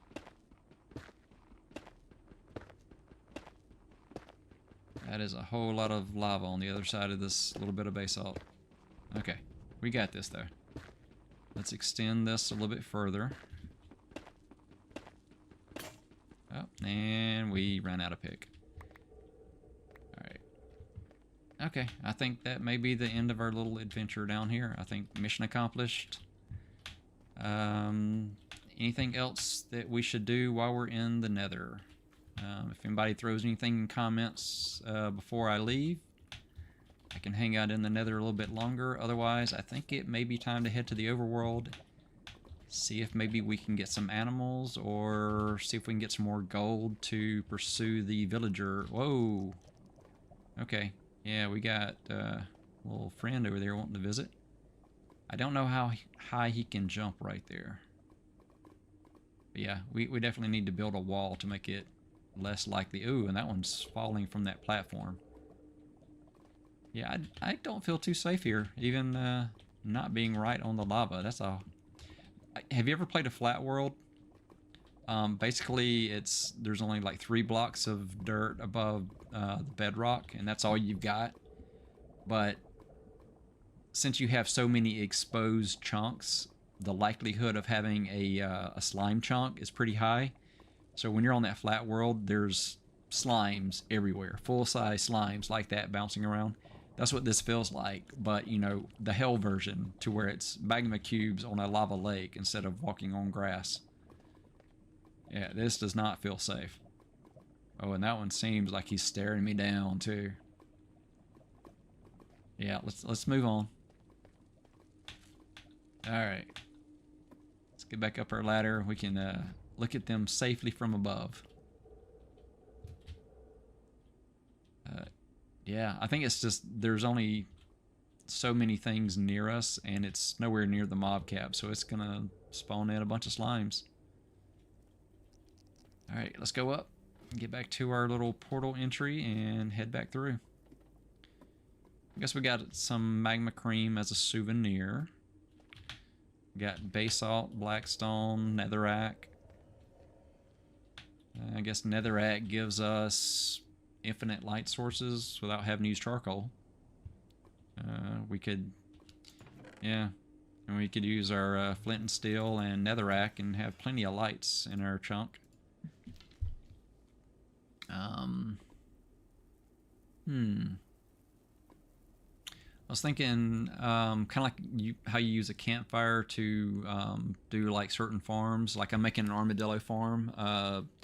Spawn Camp had a really cool one that I'm using, and so it uses a campfire, and you can put the campfire out. So I'm thinking using netherrack and a flint and steel is kind of the same thing. Is you could have an infinite light or an infinite fire to do damage to mobs. That might be something that I play around with in a future item in the game, but Yeah, we'll see if I'm still playing the world long enough to get to those types of things. All right, we could take mushrooms through so that we can grow some mushrooms, but I don't think we really need them. Well, look, see, they're reproducing pretty quick. We started with 1. And we've already got 4, so not too bad. And we'll take a stack of basalt back, take our 5 gravel that we have left. Let's go ahead and make a couple of stone pickaxes real quick. All right. We do have a little bit of gold if we really need it. We have some nether quartz if we want to make a daylight sensor. Or decorative blocks. I'm not sure what else you can make with nether quartz. So yeah, dog, yeah, if animals fall, yeah. Yeah, I'm hoping that I can get some distance from our dirt blocks or our grass blocks, and potentially we could get animals below us. I'm thinking logistically, what you have to get at least 150 or so blocks away from them. We can go up to Y319 at the build limit. Or I guess your feet are on 319, so you're jumping to 320-ish. So yeah, that's the sky limit, I guess, would be 320 that you can get without elytra. Yeah, I guess that sounds right. Yeah, I think you can build up to 319. You can stand on that block and jump up a block. So you can get to 320 by yourself without elytra. Anyway, so yeah, as long as our grass blocks are, you know, within 150-ish of that, we can just kind of bounce back and forth, see what would potentially spawn there. I think it's going to depend on what blocks we have in between there to have the visibility and an easy path up and down to check. I don't think we're going to have a clear view. One thing we do have, though, is we have a grass block that an Enderman dropped for us early. I think episode 1, I killed an Enderman and he dropped a grass block. So I do have that. So if we wanted to put grass higher up, I could always take grass with us and let it, you know, grow from there without silk touch. Or you could always do like the little, you know, spiral kind of dirt blocks and be very patient, and eventually you can get grass anywhere. That's kind of a sky block thing. All right. Well, we are on day 67, so I'm pretty sure we're going to have to sleep or get phantoms. We spent a good while in the nether. I'm going to go ahead and take this fishing pole with us when we go up. Yeah, I'm kind of wanting to look at the mob grinder real quick. I'm also curious, if we got more enchanted books, can you make a bookcase from enchanted books? Because we'll need at least 1 to make a lectern. Otherwise, we have leather but no paper. Can you get sugarcane from fishing? I don't think so. I don't think that's in the loot list or the loot table for fishing. I think the only way we would get that is a traveling merchant. Let's see. Okay, so we have digging down for gold. We have going up for mob farm to get gold armor drops to smelt. Yeah, let's go up and check our mob farm and see how much gold. Well, let me look down here first. Did I have any gold armor down here? No. I have copper, but no gold. That's just materials. And that's kind of the stuff I got from the initial round of fishing.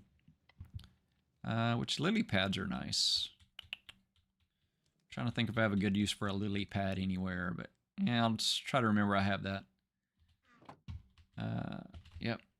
All right, let's head up to our mob farm and see what kind of gold items we have up there. Yeah, this is the blocks I was talking about. Let me do that real quick while I'm so close to it. Let me grab my hoe because I left that down here. I'm going to need that up there anyway. I'm Do I need the iron pickaxe? I'll grab that when I come back down and start digging out. I don't think I need it for going up. Same with the diamond. So we'll keep our 2 special pickaxes there. Still limited iron unless I get drops from the mob farm. So far I've only gotten, what, 17, 5 for that, 22, and then 3 more. So I've only gotten 25 iron so far in my chunk. So it feels like a very limited resource. I don't want to waste any iron. But yeah, there's a couple things I could make if I really needed them. Only regular books work. Yeah, thank you for checking. That's what I thought. I didn't think an enchanted book would work, but it might be a shortcut instead of having to get a source of paper.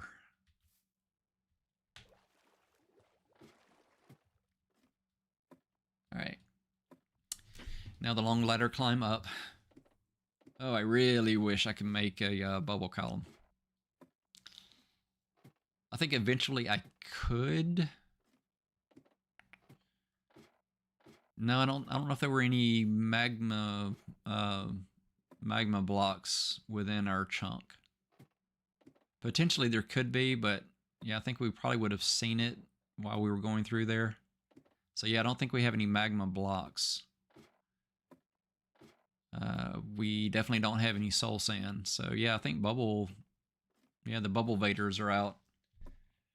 Plus we would have to get at least 1 kelp to convert them all easily. We could do it with a bucket, but that would take a while. All right, so we should have mobs spawning in on the platform above, which I guess I don't really need this as much anymore. Oh, that scared me. Just the sound of it dropping down. And I have to remember once it's nighttime to go ahead and sleep.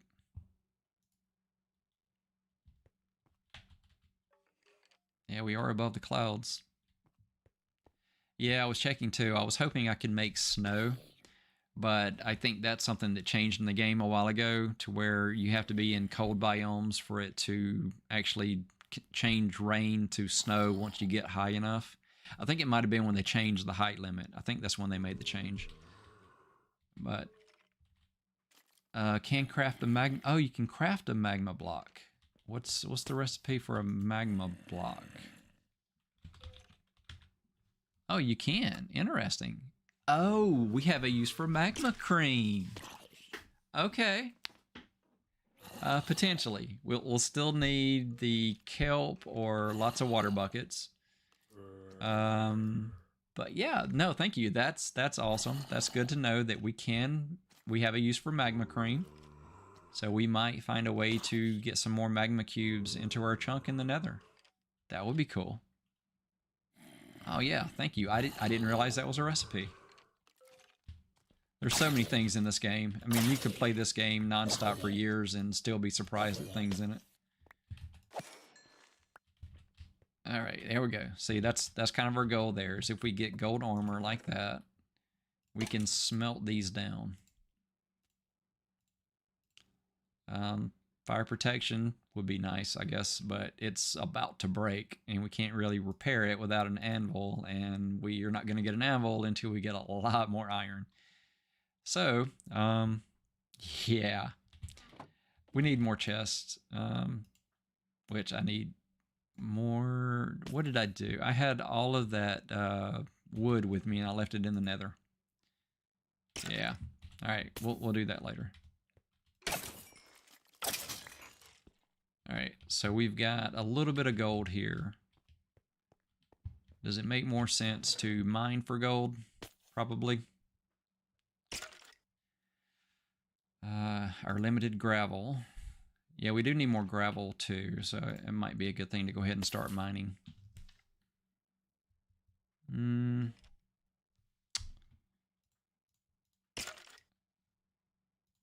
Okay, well, what do we get? 1 nugget each when you smelt those? I think if you make the different, like the blast furnace, it just changes the speed, not the results.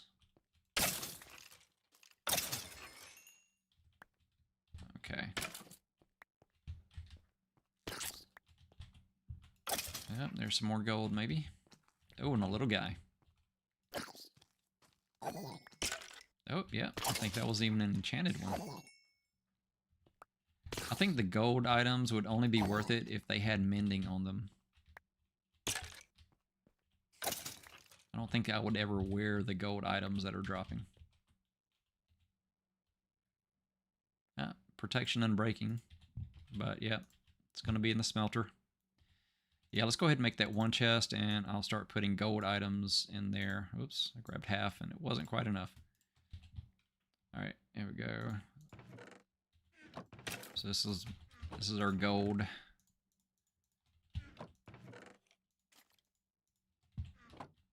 Okay, anything else that we need to grab out of there? We do have 1 iron.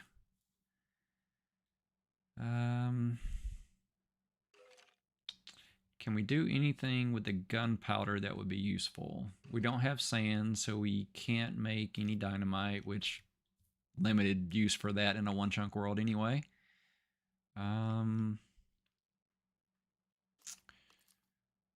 It's nice to see that we've gotten that much redstone from witches already, so we potentially have some things we can do with redstone.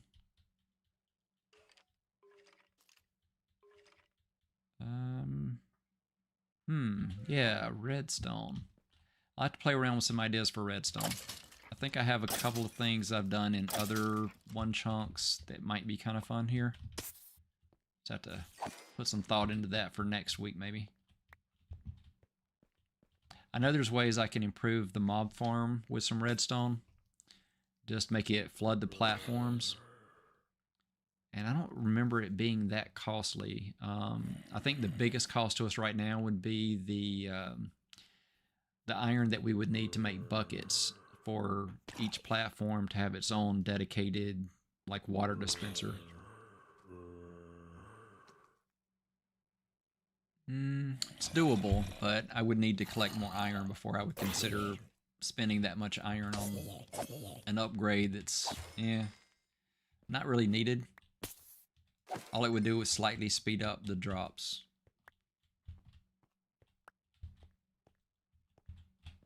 Yeah, I don't think the return on investment is quite worth it. Let's go with that, and we'll put that there for now. We could do fishing and see if we get anything good. I'm kind of feeling like take a little fishing break. I think we might fish through one fishing pole and see what we get. But it's nighttime and we need to sleep before we go fishing, or else we're going to get phantoms above our fishing hole.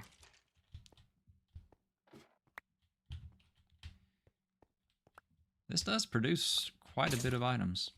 I mean, for just a one chunk, kind of having to modify it, it's slightly smaller than a usual mob farm.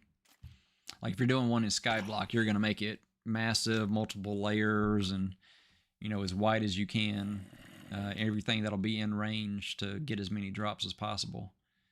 Here, we kind of had to modify it, so it's a reduced size for each platform. Not by a huge amount. I mean, it's really still a 6x6, and normally I guess it would be an 8x8. Well, is it? No, it's only a 5x5. Yeah. No, it's a 6x6. That's right, because it goes over that edge of the water path underneath. Yeah, I'm gonna get distracted, and it'll be morning, and I didn't sleep. All right, this is the last one, so we'll go ahead and sleep while there's no mobs. Because having my bed right next to the bottom of the mob grinder is probably not the best idea. It was just I was so excited to put that bed down. So yeah, we should probably either put another bed down below or take this bed down with us. We have enough string. We should probably make a second bed anyway. Yeah. I think that's what we'll do. We have string down below. We can make another bed. So next time we're in the main base, I'll make another bed. Go ahead and give it a color. I think we've got some flowers. I can make it red or yellow. So yeah, we'll go ahead and make another bed for the main base and sleep there. But for now, oh, look at there, copper armor. Let's go ahead and drop half the arrows so I'm not picking them up constantly. Get rid of those, keep that. Let's go fishing. Oh no, let's go farming first. Let's get more potatoes growing. There we go. All right, so how many potatoes do we have? I think we just clear it all. Yeah.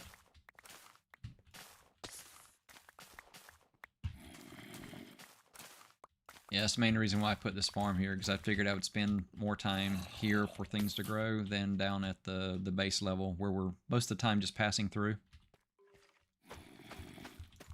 I think we have turned our one potato into an entire garden of potatoes.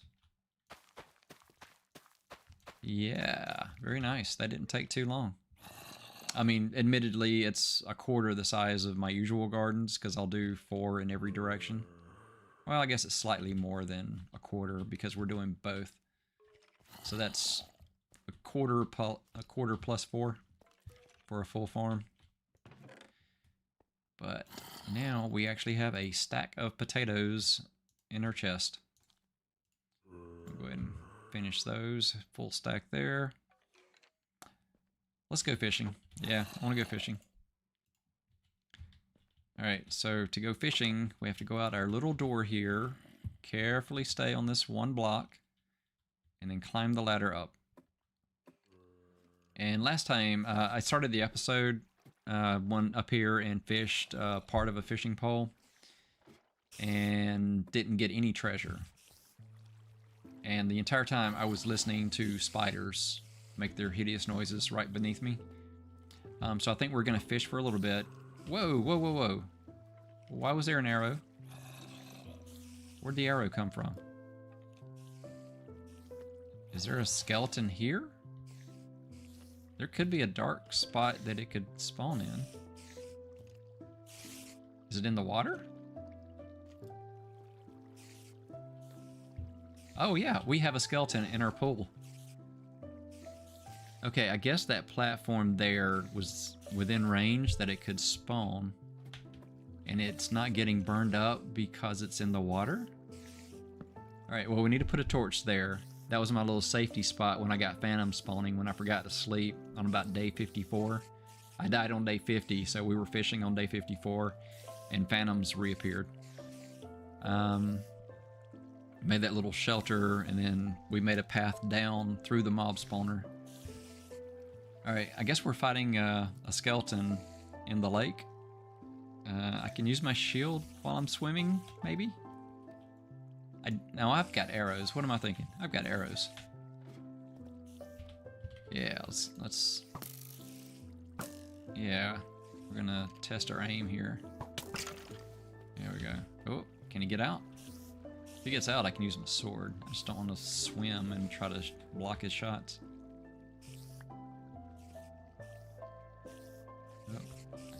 Oh, here's the arrow, not mine. There we go. Oh, that hit his head. That one should have counted. Okay, is it fish in a barrel when you're shooting skeletons in a pool?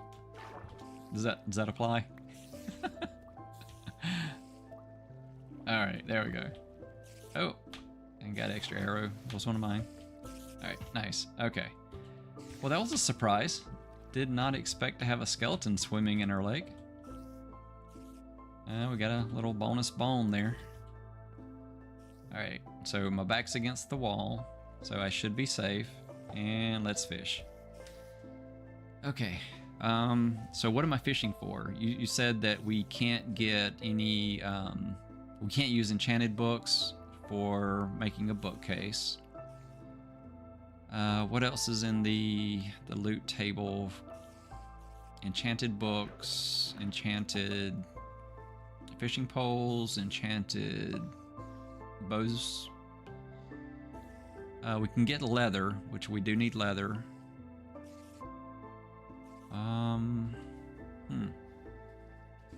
don't know what I'm hoping for now. If I know that the Enchanted Books is not going to get us a bookcase to make a lectern.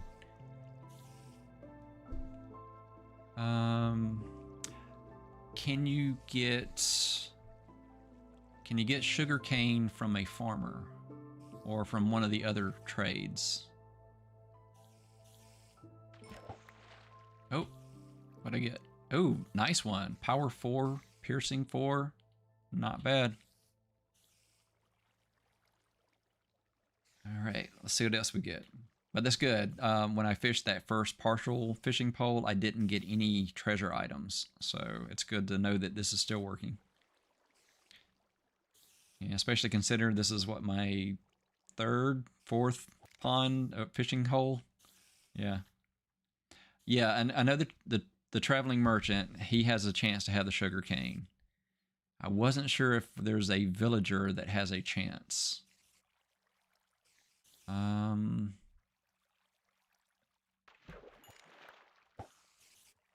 don't know, would a farmer have any? I don't know that a farmer would have any sugar cane. Yeah, I think we just have to find a way to get traveling merchants to kind of chill with us. Oh, thank you for confirming. Yeah, I appreciate you looking up stuff when we're when you're in the chat with me. It's extremely helpful. All right. So yeah, what am I hoping for from this? An upgraded fishing pole? A better bow?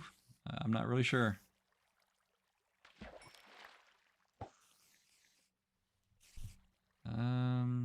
Yeah, what else would be useful?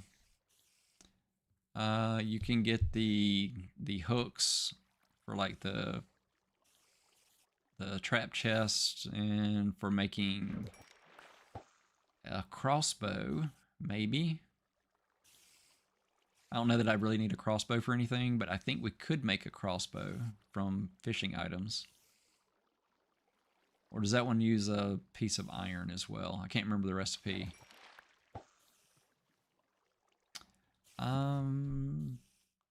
I don't know if we'll get any wandering cats until we potentially build a village.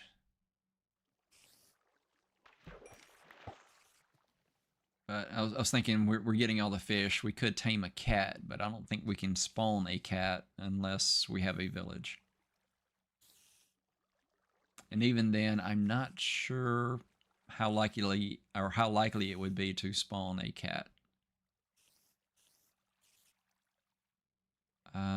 Dogs, I don't think I've seen any dogs because we're in a forest. I think it's possible, but unlikely. I'm trying to think of what animals might spawn in. So I think it helps us that some things are not going to spawn in a forest chunk. So I'm hoping for chickens, cows, mostly cows. Pigs, we could potentially breed pigs, get a lightning strike, and get gold that way. Yeah, that was my flat world way to get gold, was to breed lots of pigs, wait for a storm with lightning, and eventually you get lots of zombie piglins that you kill for all their items, and then you smelt those. That's the way you get to being able to cure a villager in a flat world.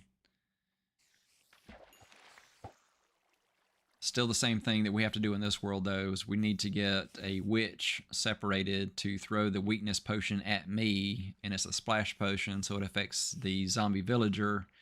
And then we have our... Oops. Oh, I got it. That was barely within the time before I missed it. Yes, what happens when you talk with your hands when it should be on the mouse.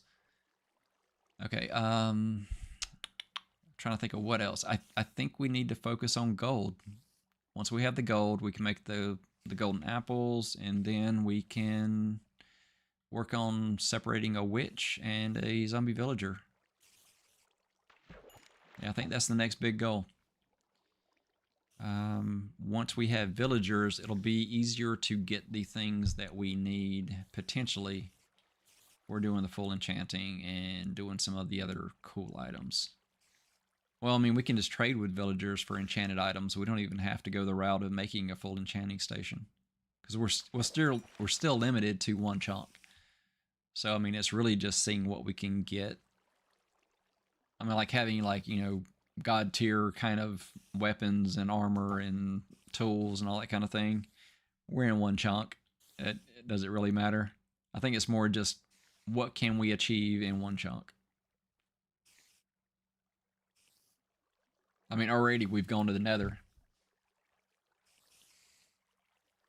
Yeah, that's kind of what I'm planning to do. Is I'm gonna keep the witch and the zombie villager in boats. That way, I can have her target me on the other side of the villager, so I know it gets splashed. She won't despawn. He won't despawn, but they're separated so that he shouldn't get killed. That's the goal. And if I do it right, I can keep reusing the same witch. And then all I have to do is just, pull out the villagers, get them into the cure area, and should be fairly simple. So I think what I'm going to do is go digging after we finish this poll. We'll see what we get from one poll. What is it, 1 a.m.? Yeah, I'm good for a while. We're almost at 4 hours of a live stream, but tomorrow, well, actually today now is my wife's birthday, her 50th birthday. So awesome. So we're going to be going to Pennsylvania, having lunch with her mom. And so I can't stay up all night, but yeah, I can stay up another hour or two, no problem. So I think we can make progress on maybe getting 2 more gold so we can make our apples. And maybe get our witch and zombie villager. I could go ahead and try to get any zombie villager and go ahead and get them isolated. Because I don't know, is it more rare to get a witch or a zombie villager? You know what I should do is change some of those bottom blocks so that I can tell a little bit. Because right now I'm staring at feet. I guess I could pay attention to the sounds and I would hear a zombie villager. They make a different sound, especially when it's telling me what it is. Yeah.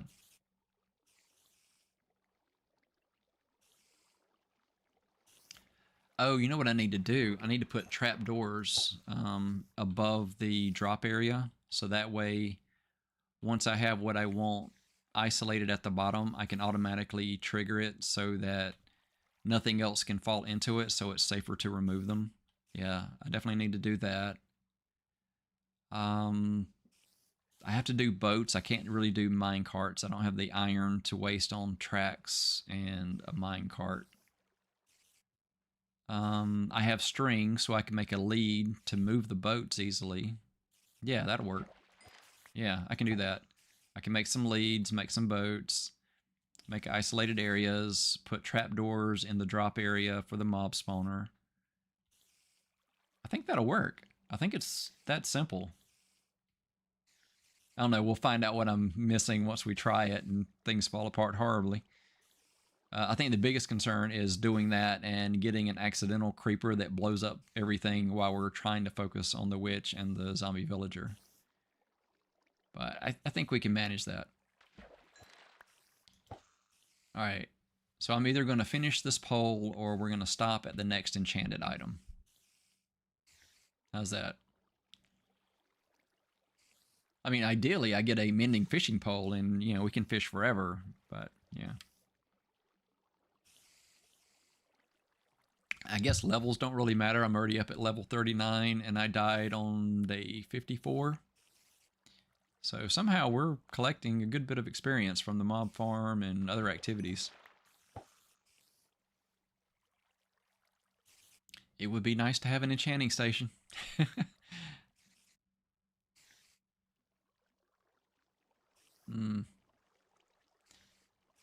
How many casts will it take to get something enchanted?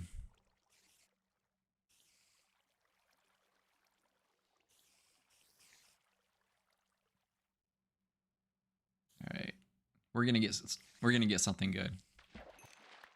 It's only a matter of Only matter of throwing it a few times and we will get something good. It's interesting the ratio of raw cod to salmon that you get sometimes.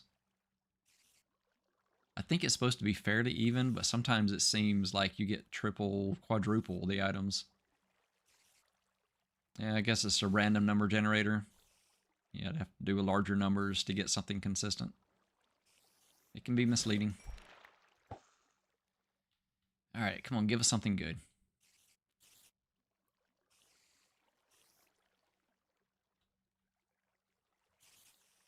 Yeah, we should be good on staying awake for a while. No phantoms flying around. We slept recently.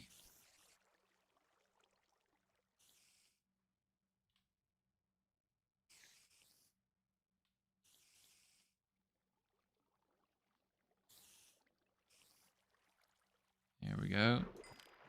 Nope. Alright, come on, give me something good.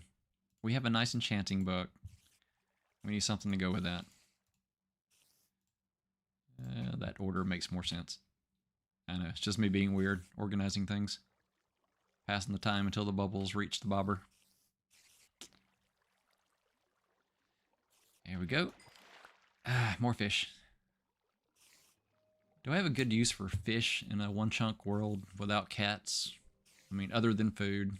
There's not really much else you can do with a fish, is there?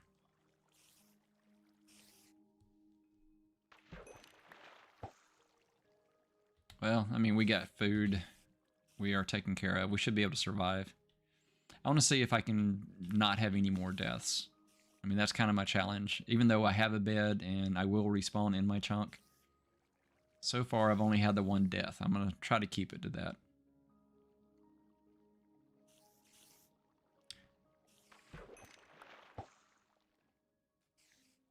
Bone meal with composter? Is that what you're saying with the fish? I can turn a fish into bone meal?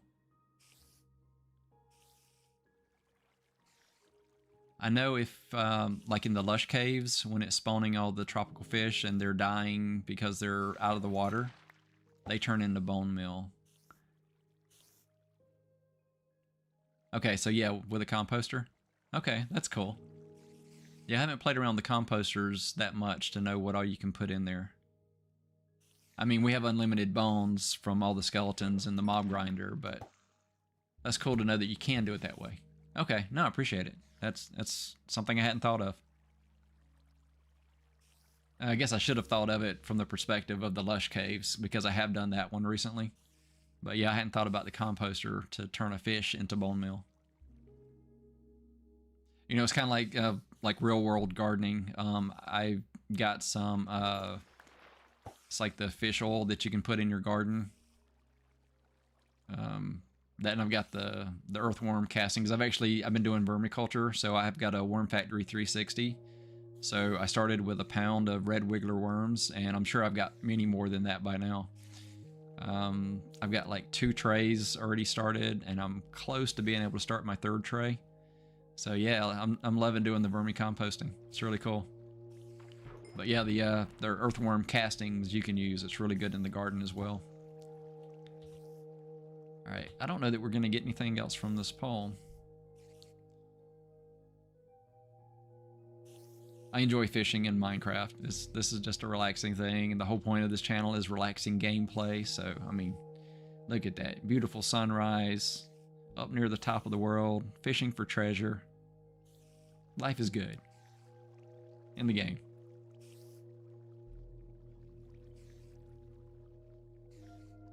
Yeah, nice square sun. There we go. We got something other than regular loot. We got a name tag. I don't know, do we count that as our stopping point with the fishing pole as I cast again? I'm hoping for something enchanted.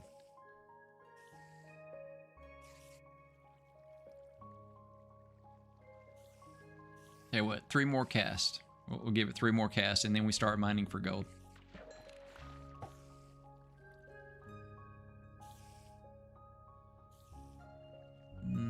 Yeah, I'm thinking everything else we need to build is pretty much just wood. Trapdoors, boats. Yeah, I think we have all the resources we need other than 2 more pieces of gold.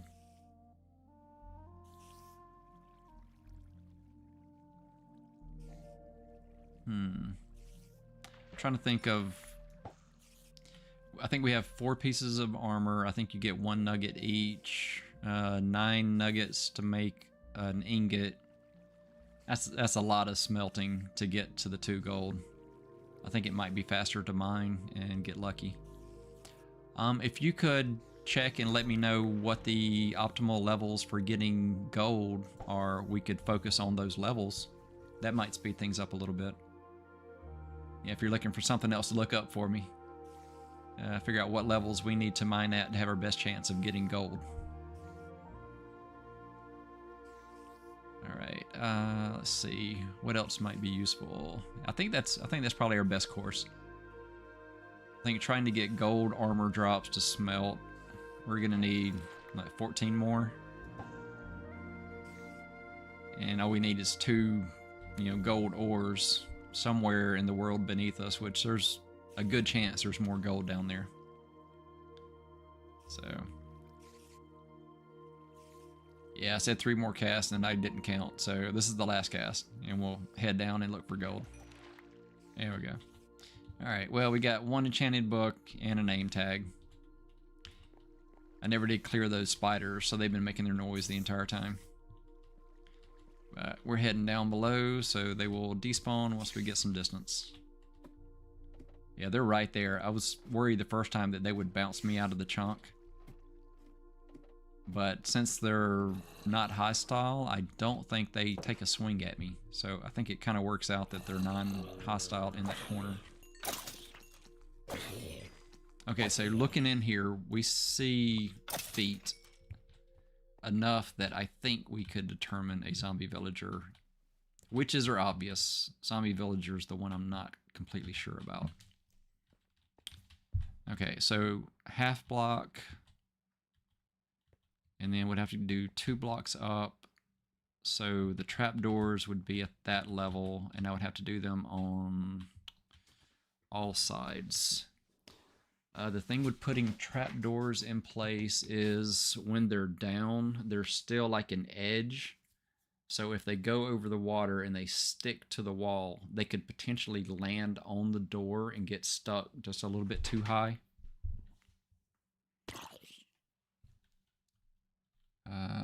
Trying to think if there's any way around that. The only other way I can think of is pistons to push a block into place to block them.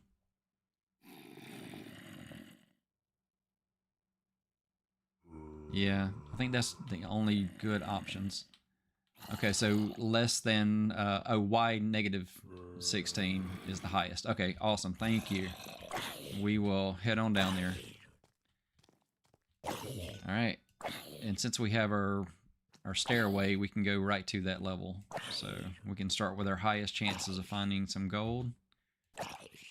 Get 2 more, at least, and we can make our apples. We got plenty of apples. Wow, this one is taking a lot of hits. And he didn't drop any armor. Come on, that many hits. You should at least drop something for me. Alright, let's put things away. I was keeping fish here. Bones, name tag, that's the first one. And we'll put enchanting book over here. It's kind of a special item. I guess name tag is actually a pretty special item too at the moment. Just in case we want to name our witch so that she will always be available. A boat's fine, but yeah, naming her would probably be fun. Alright.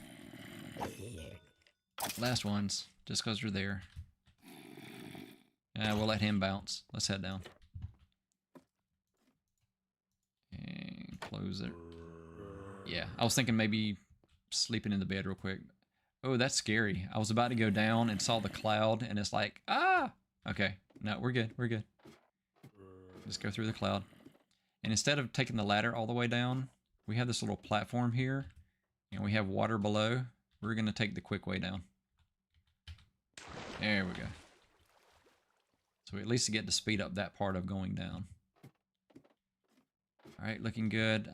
After having 2 creepers kind of spawn camping me here that time, I am so hesitant to go down. And I was hoping that they would blow up in the water, but they didn't chase me. I couldn't get far enough away jumping off the ladder because it's not that far. So they both just stood still and blew up on that corner. That's the reason why it's rebuilt with different materials. It was grass blocks. But yeah, that I'm so worried I'm gonna come down here and just have tons of mobs again. Just some crazy encounters coming down from going up that high because I don't know, it seemed like it was glitched and it wasn't producing any mobs or any hostile mobs. And then once I went up high, it called out for all the ones that it would have spawned. All right, let's check. Yeah, I don't see anything interesting. I'm checking to see if there's any animals because we were up that mob grinders at. Oh, you know what? We may be at the very limit of where it would respawn something at ground when we're on top at the fishing. Because the bottom of that's at 200, so it goes up to. They are standing on 224, I think. Say another 3-4 blocks, another 3-4 blocks. There might be enough distance that it would spawn at ground level, but we're not at ground level. So I think it could spawn an animal outside of the chunk while we're up there at the mob grinder. But I don't think we would get any in our grass block here. If I'm doing the math right. I know, simple math, but yeah. Yeah, still got those weird blocks there. It's those 3 I can't plant and the ones next to it. I mean, there's a torch right there, so it can't be the light level. I don't know what that is. That's just a weird glitchy thing right there. Anyway. Down below. Alright, inventory looks pretty good. Let's grab our... Do we need an iron pick for gold? I don't think we do, but I'm going to use it just in case. I don't want to miss the chance to get gold by using the wrong thing.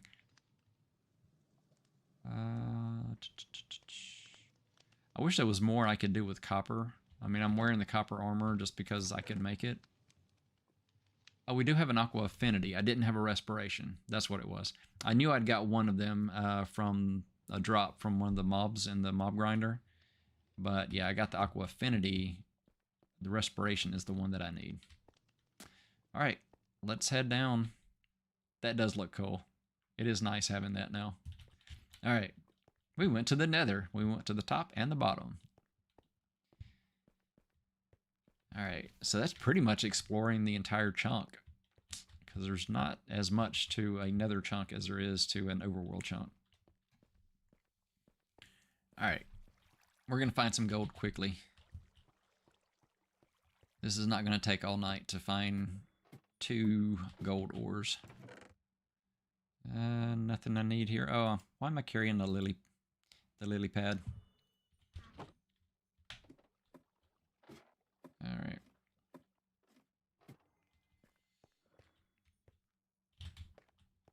Yeah, I'm curious where Y16 is. I think Y-16 may be in our void space. Yeah. Yep. Yep. That's Y-16 right there. Okay, I guess we're mining out this hill. Yeah, that's not a whole lot of chance of getting gold right here. Let's go for it. Maybe we'll get lucky and there's a gold hidden right here behind these blocks.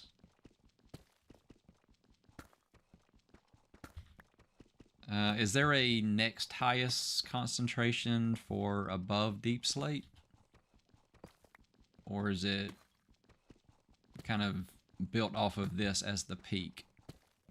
I don't know. I need to study the ore tables again, kind of learn where everything is. But this is really cool.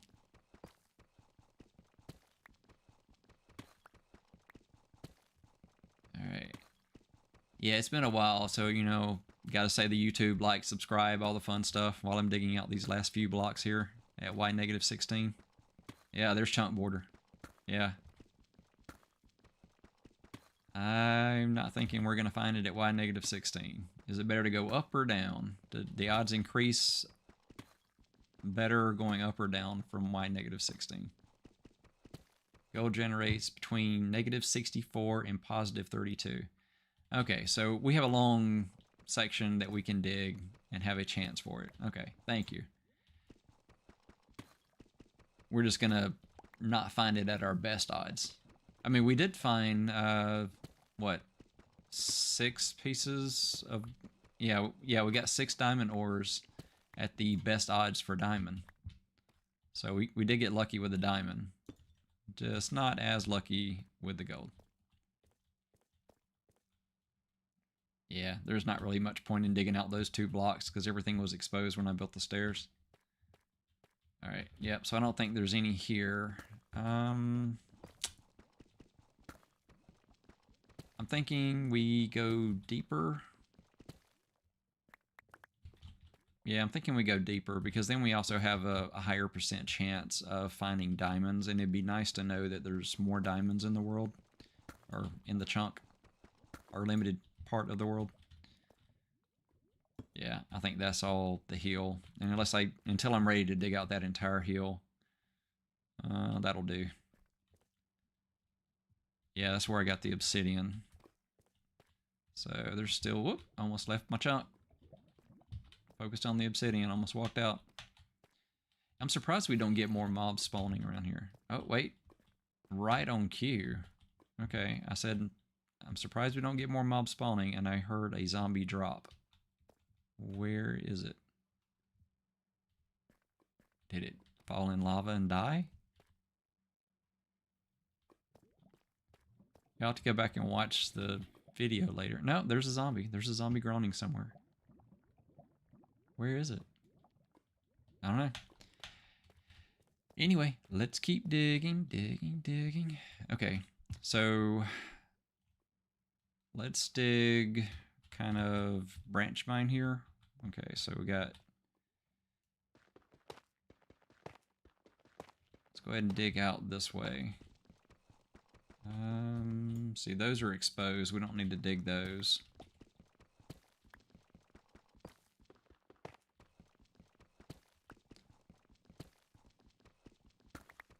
I'm not going to dig out every space, but maybe every 3rd row, and we'll go up to 6 blocks for the entire room.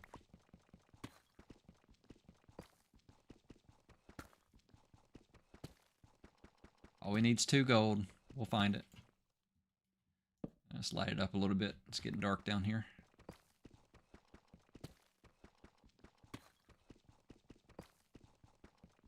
Yeah, this is going to be fun. All I need is 2 gold, and we can start the path to having villagers. Now, I'm trying to think of what are the first villagers we should make.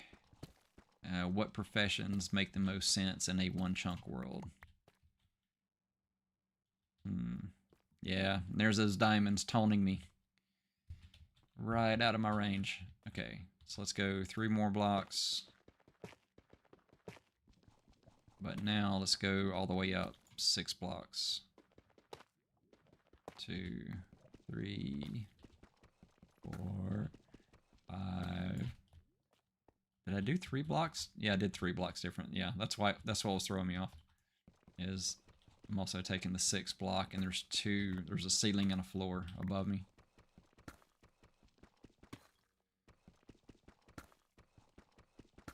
Yeah, I know there's probably more optimal ways of doing this to try to find the gold, but this is kind of the middle ground that's easy enough in a one-chunk world. If I was trying to dig a straight line for a long distance, it would kind of make sense to do the, the trapdoors and do the optimal kind of thing, but yeah, it seems kind of pointless when I'm only going maximum 16 blocks in any direction. I am hearing mobs, so I'm wondering if maybe there's a cave nearby. And I know I heard drowned. Back up near the surface, I'm pretty confident I heard a zombie converting into a drowned. I think I heard it at least twice. So there is something just outside my chunk that has the potential of drowning a zombie. So it's a cave with maybe a water flow into an area they can't get back out of that forces them to drown. I mean, that's up near surface level. That's not down here, but it just made me think about it.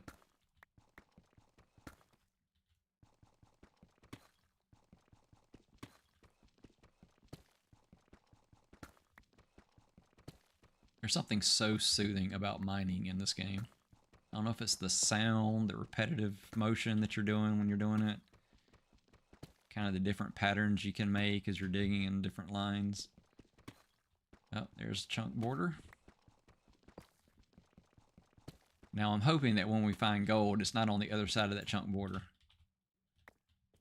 Alright. Nothing there.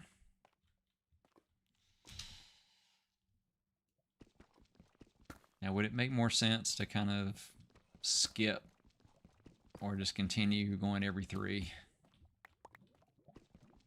I think every 3 is efficient, but maybe not optimal.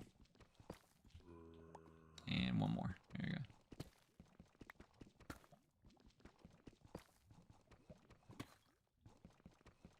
Yeah, and see, now I have all this food, and I'm not doing any battle, really, so I haven't had a need to heal up to get, you know, like, I'm not getting hungry to have to eat that often.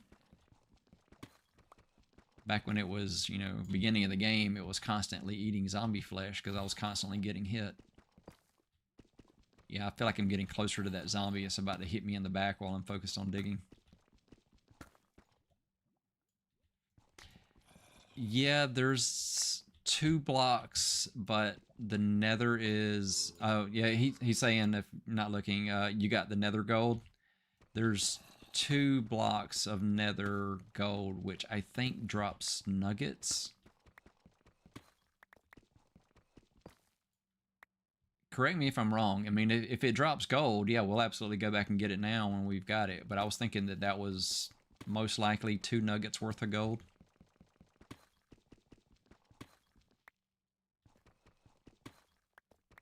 And then we've got the, what, 4, 5 pieces of armor. So, I mean, that's not even a full ingot yet. If we can find 2 ores, that's all we need.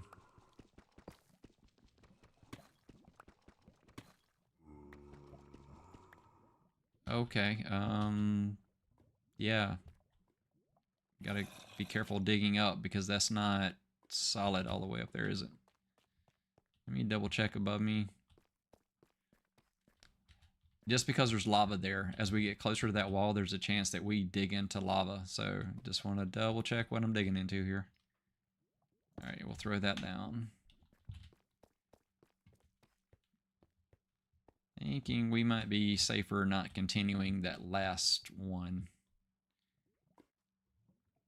And maybe we only go 3 blocks high here, just to make sure we got a little buffer from the lava.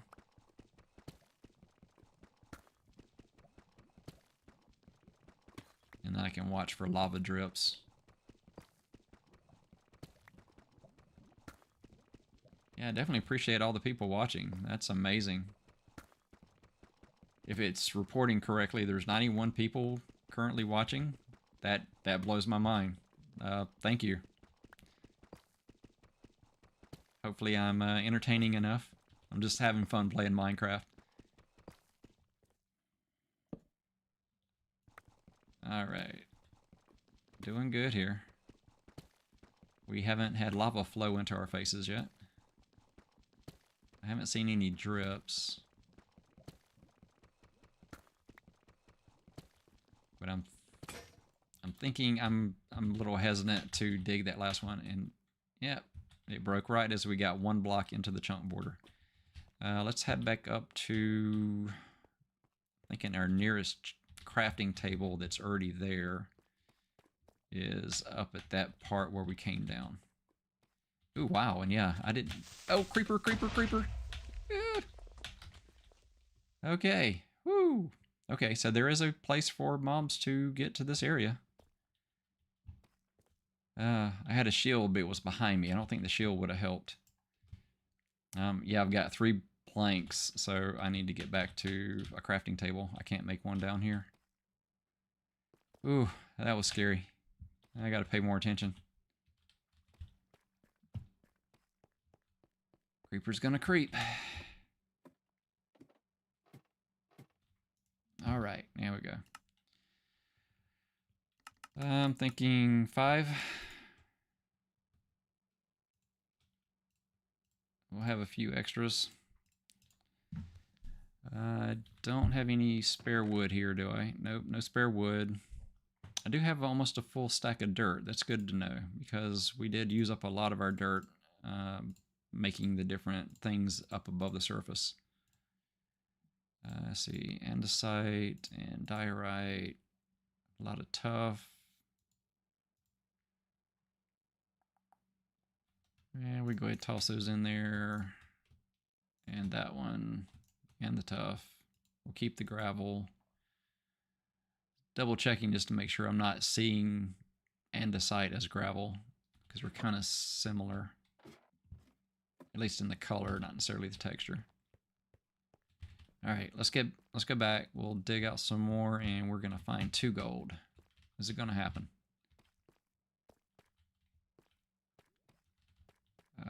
Let's see. I guess I'll finish that one that I already started before I move on.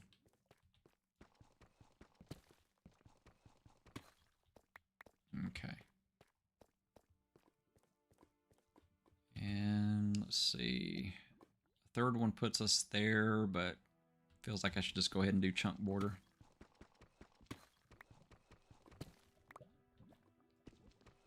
And we are definitely under lava. I just don't know how deep the lava goes.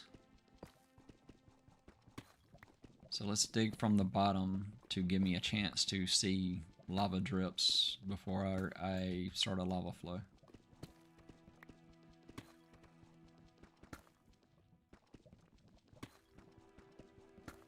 I think we're maybe safe going 3 blocks. I don't expect lava to be that deep.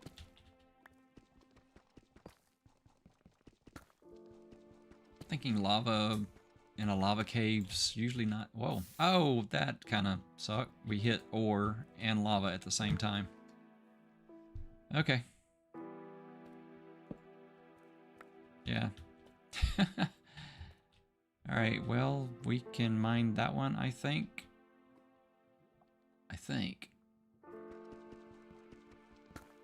Yeah, we can mine that one.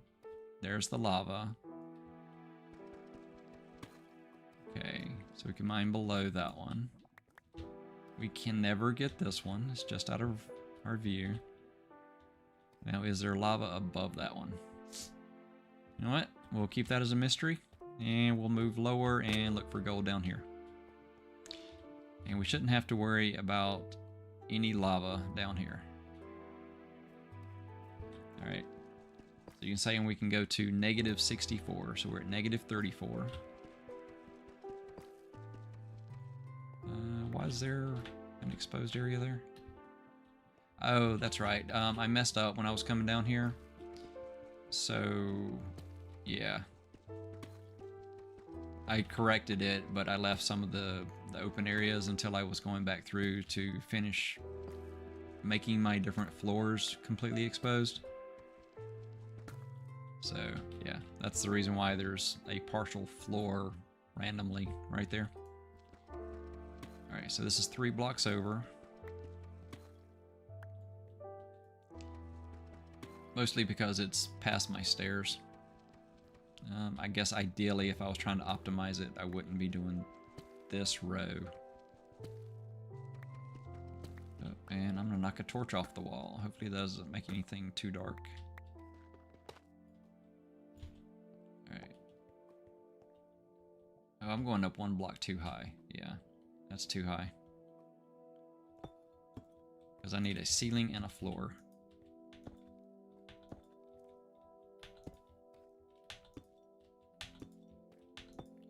Yeah, that's because of my mess up earlier when I was making my staircases down. I'm gonna fall down the stairs trying to build up. Alright, that's good enough. Okay, I'll fix the rest of it later when I'm not trying to find gold. Well, at least we found some iron. I mean, that's a start, right? We need iron too. Yeah, one piece of iron. Yay. We found ores.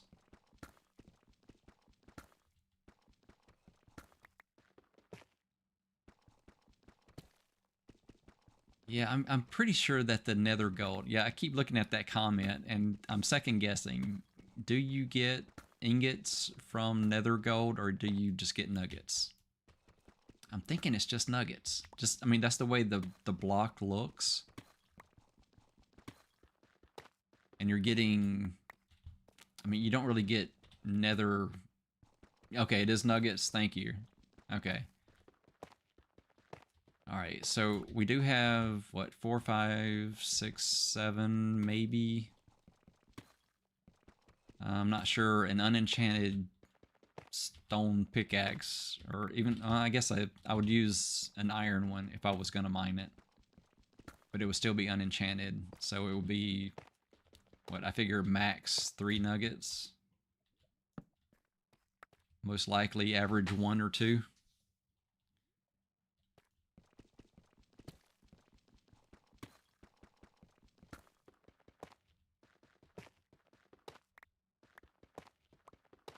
Alright, looking good. At least the tough goes quicker. You know, I'm also looking for gravel. I don't know how likely it is to find gravel this deep, but we do need more gravel. Just because we don't have any sand.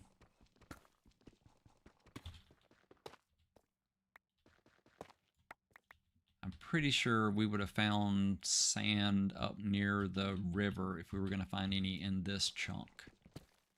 I wouldn't expect to find sand anywhere else. I don't know if there's any other sources of sand.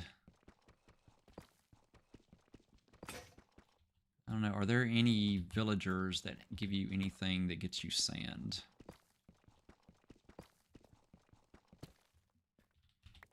That's the fun thing about playing a one-chunk world, is just trying to figure out, based on those limitations, how you can get access to things that normally you don't even question.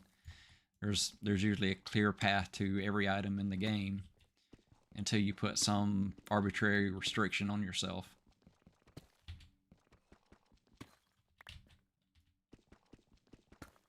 But that's part of the fun challenge of it.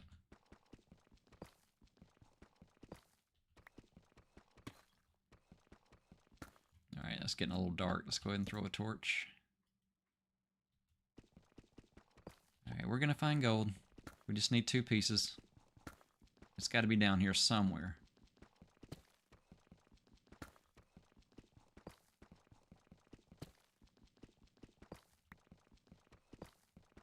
Alright.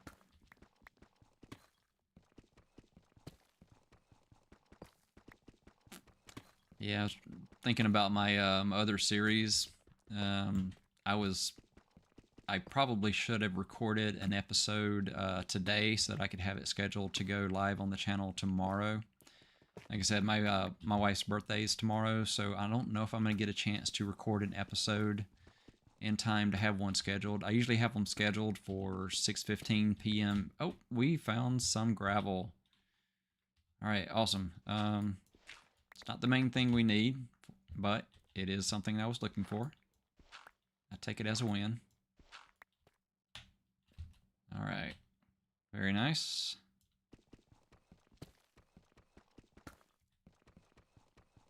You know what? I probably should have used that torch technique to get it. If you do, like say if I take a block out there and I put a torch here. If I mine it with my hand, a shovel, there's a chance that it's going to be a flint. If I have it drop on a torch, it automatically gives me itself. So it'll always be the gravel. So since I don't know if I need any more flint in this game, I've already got 1 flint and steel. It makes sense that I try to turn all of the gravel into gravel.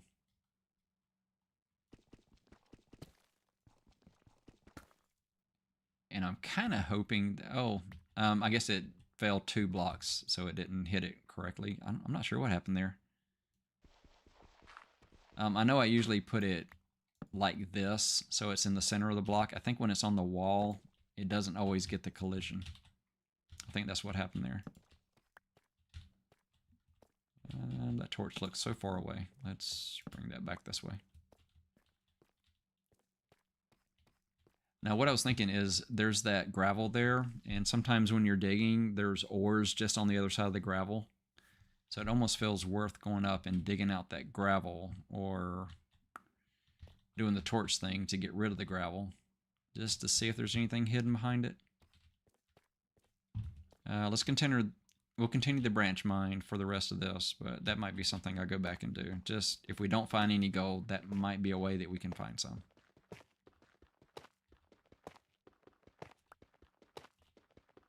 But no, this is amazing. I'm having fun doing this.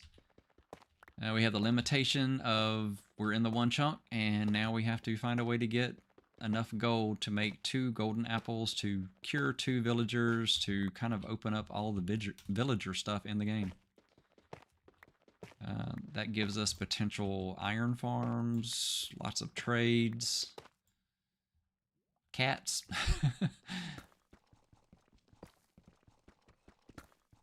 Enchanted items that we wouldn't be able to get.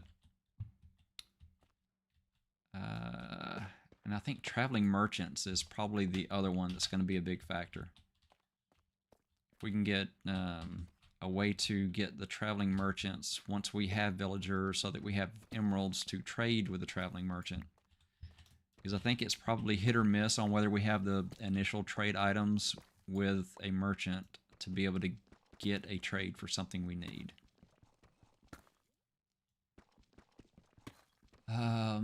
While I'm mining, what are the things that I need to get from a traveling merchant? I mean, anything that's outside of my chunk, but, you know, narrow it down to the specific ones that would be most useful. We've already mentioned sugarcane. Definitely need sugarcane. I mean, there's different trees that we could get, so I mean, that's kind of a decorative kind of thing more than anything. What else do they have? They have water. They have buckets, so I mean, that would keep us from spending our iron to make buckets. It's like I could buy a bucket of fish, dump it, and then I've got a bucket. I think as far as buckets of fish, that doesn't really help us because there's no lush caves, so we're not feeding to breed axolotls.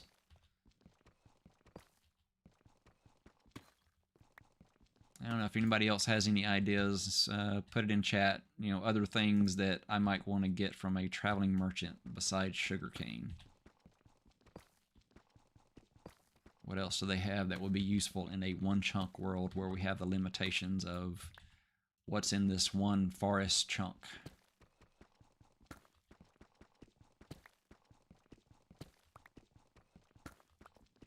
Alright, looking good. Hey, and we've got more gravel. There's a good bit of gravel here, so I'm hoping that's a sign that there's some ores around. I don't know that it is. I know old school kind of thing with Minecraft, usually that's what you look for, is little patches of gravel, because there was almost always some type of ore. It might meet, there's probably not the ore that you're looking for, but there was some kind of ore, or, you know, redstone, something nearby. It's good we're at least getting some gravel.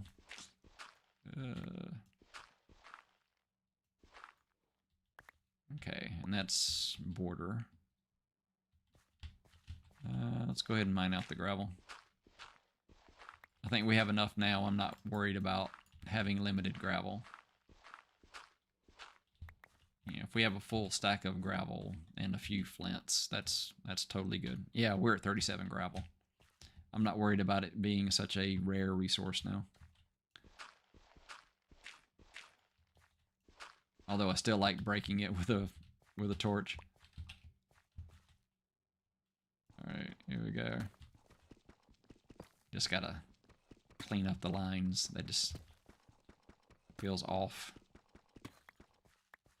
Yeah, am I the only one that does that? You go into one of those like generated caves and you have to clean up the blocks to kind of give it the straight lines. It feels wrong leaving it where you've got those little stray bits sticking out here and there.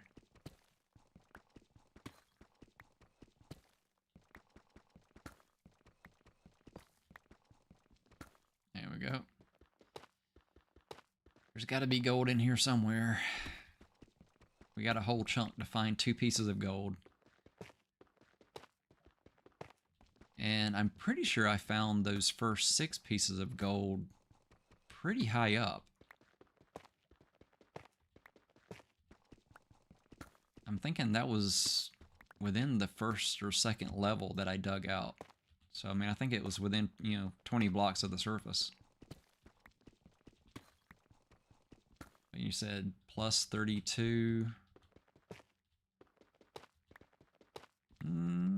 Yeah, maybe it was at the very top of the plus 32.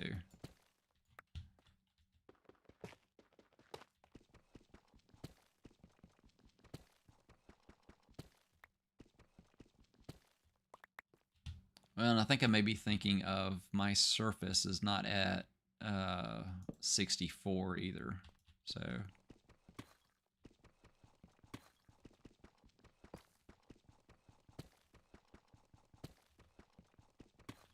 all right. Well, it's not chunk border, but it's unlikely we find anything right there. I'll go ahead and continue the line since there was gravel. I don't know if there's a higher chance of finding ores near tough. It kind of has that same feel as the way that the gravel worked back in the older days of early caves in the game. Tough feels like a border block kind of thing.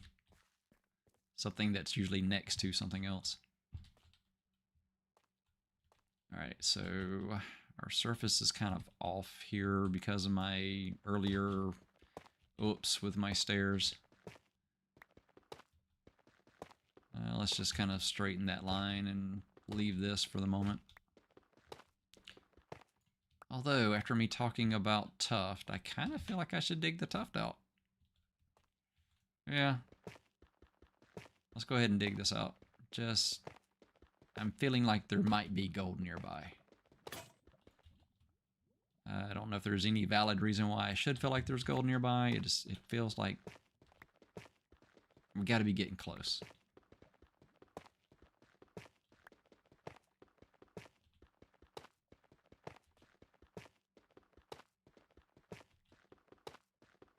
Or maybe it's just you can dig through this so much quicker that it feels like we're making more progress.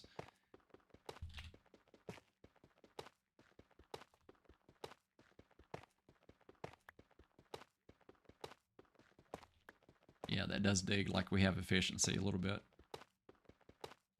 It's almost like netherrack. Almost. Pretty sure netherrack's even quicker than that.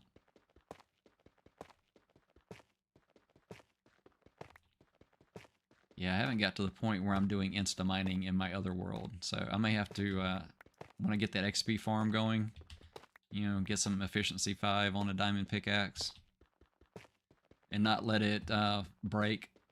Yeah, I still can't believe I let that pick break. I mean, it had mending on it, and I didn't pay attention going through the nether, trying to get the subspace bubble, and yeah, my pick broke. I lost an efficiency 4 unbreaking pickaxe with mending because I was digging a long path through the nether and just not paying attention. But we will make another. It will be replaced. Yeah, I guess I should start trying to get netherite at some point in that world. I haven't really started down that path to try to find netherite. I still need return to sender. I gotta find a bastion remnant. Oh, and there's chunk border. All right. If it's not visible right now, it's just going to taunt me that there's gold right outside my chunk I can't harvest. So hopefully I don't find gold right now. That would be bad.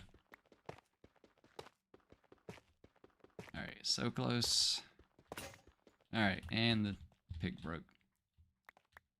Alright, switch pick. That's my last one, and we will have to make some more.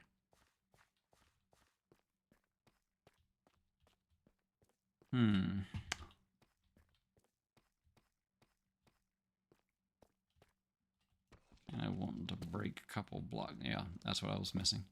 It felt like I was right next to something right there. Okay, that's why. Alright. One more level deep. But we might as well make more picks before we do it. I am down to where I'm almost out of wood. We're going to have to go back up, gather more resources to keep mining. Oh, I keep wanting to go up that way, but I didn't leave a path yet. It's because it goes through the water level. So, oh, and no surprise creeper this time. That's good. All right, almost back up. Dump off some of this. Get rid of all the deep slate, or cobble deep slate. Yep. Tough. A few flints and iron. Yeah, those got all mixed up. Okay, lots of tough. Wow, lots of tough. Yeah, let's go ahead and make some more pickaxes and head back down. And that is all of our sticks. We could make a little bit more stick. After this round, though, I think we head back up to the surface. Yeah, let's go through the set of pickaxes and hope we find gold.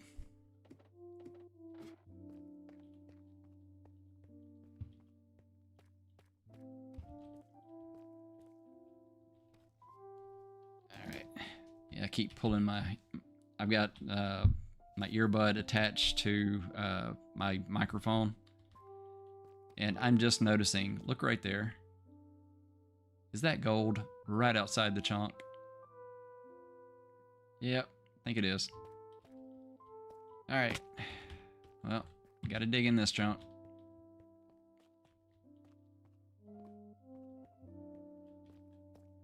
Alright, I think we're done with this level. Let's go down one more. Okay, and I keep going back to that reference. Negative 64, we're at negative 42.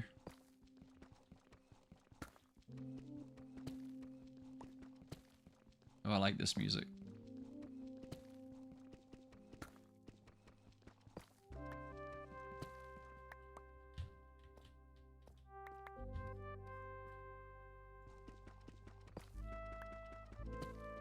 Oh yeah, I could fall asleep to this music.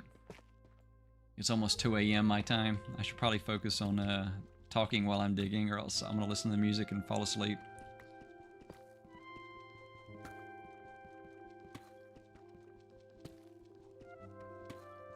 Alright. Come on, gold. We're going to find some eventually. Okay. 1, 2, 3, 4, 5. Yeah, one more block. Oh, and that's messed up because I did the other one wrong. Yeah. Okay. Let's fix that so I can dig out beneath. Okay.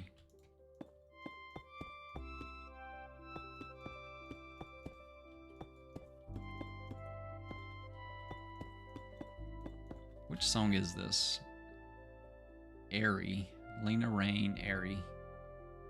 Yeah, I like this one. This is really nice. Yeah, we'll go ahead and break those.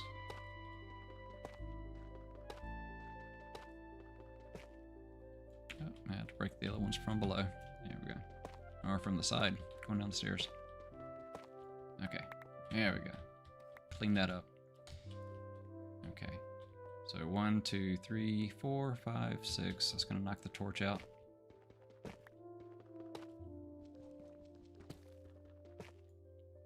So let's add a torch since that one went out. All right, come on, gold.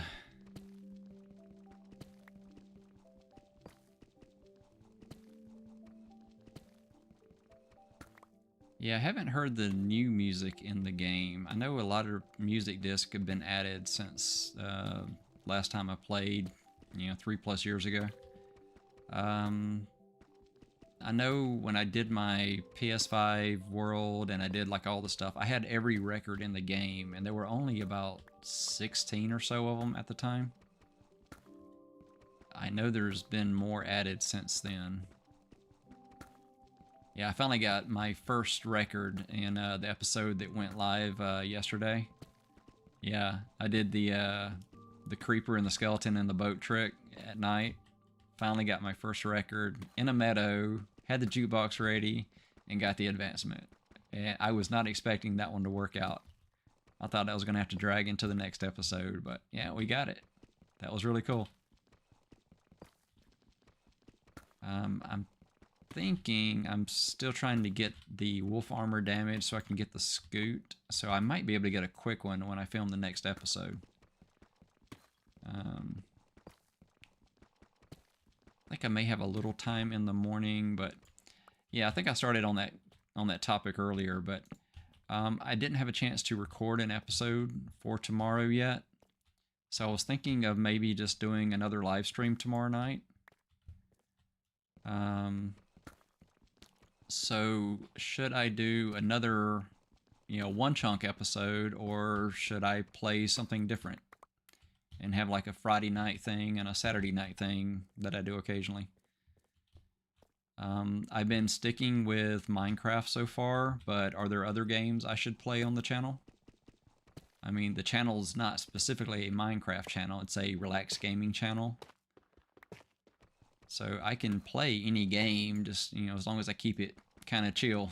I mean, that's the goal. Just, me chatting, talking about random stuff, playing a game, and just having fun with it. It's not quite cozy gaming, I guess. I'm not sure what the difference is between cozy gaming and relaxed gaming. I guess in my head, cozy gaming's closer to, I don't know, The Sims. On the Stardew Valley. Yeah, we found redstone. That's something.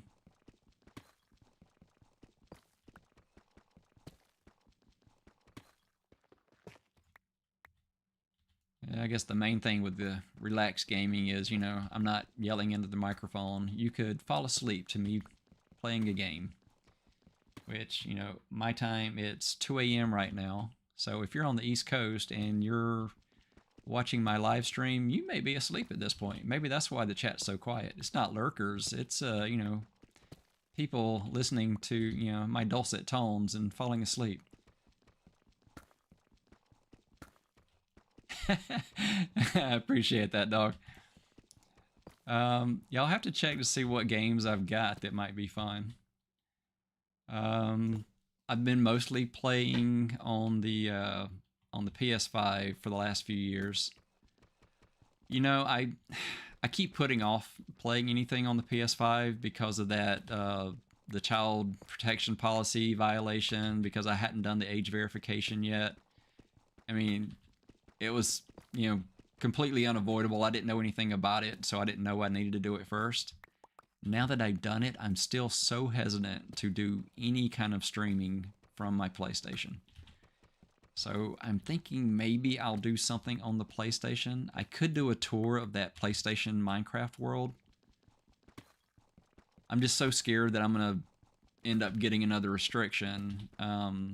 Since I deleted that one that got me the restriction last time, I think it doesn't do a warning. I think it's actually a hit against the channel if I have another policy violation.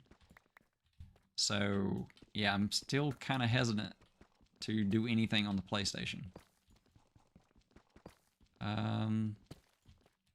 I wonder if it would matter if my camera is off. I did get it set up where I could do a camera. That was the test that I was doing when I mistakenly broke the policy. So I could do something on the PlayStation tomorrow night. I'm just risking, another live streaming restriction, but that doesn't prevent me from doing my main series. So I'm doing those recorded using OBS. So maybe I'll do a PlayStation Minecraft tour kind of thing if I can tomorrow. ASMR live here.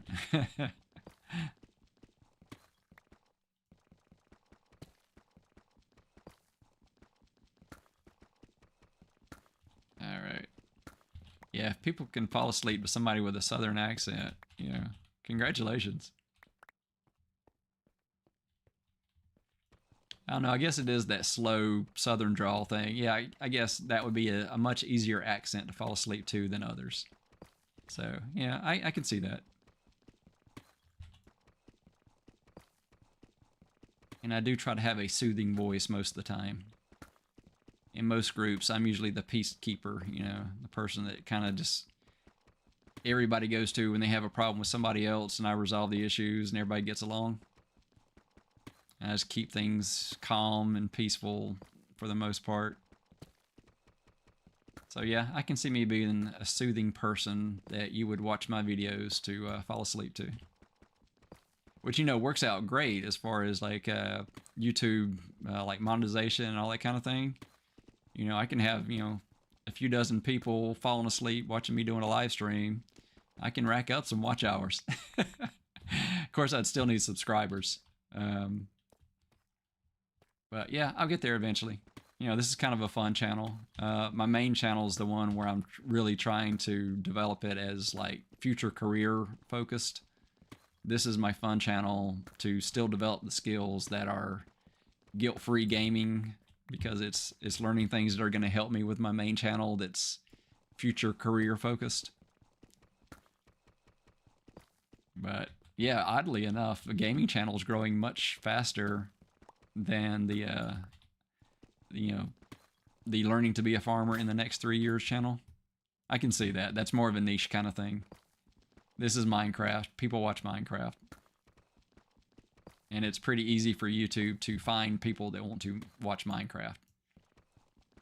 Finding people who want to watch a video of me building an Amish potato tower, you know, that's a much smaller group, I'm sure. Or me, you know, doing worms for vermiculture. I'm sure that's a much smaller niche. But it's still fun, and it's, you know, future career related. And hopefully that channel has a similar vibe. You know, it's me talking relaxed and just kind of sharing my thoughts on things and, you know, the lessons I'm learning from trying to learn new skills. So, oh, found more gravel. Oh, and it fell on the torch. Nice. That was unplanned, but effective. And might as well do this other one. Move our torch over one. Break a block. Yeah, it's only 2 gravel this time. But, hey, 2 automatic gravel.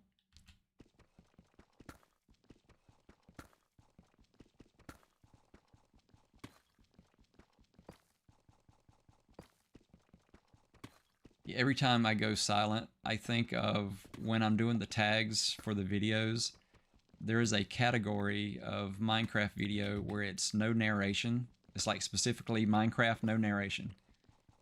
So it's people who just want to watch somebody play Minecraft without talking and just listen to them play Minecraft. I don't know that I've ever watched a video like that. I may have to, oh, look what we found.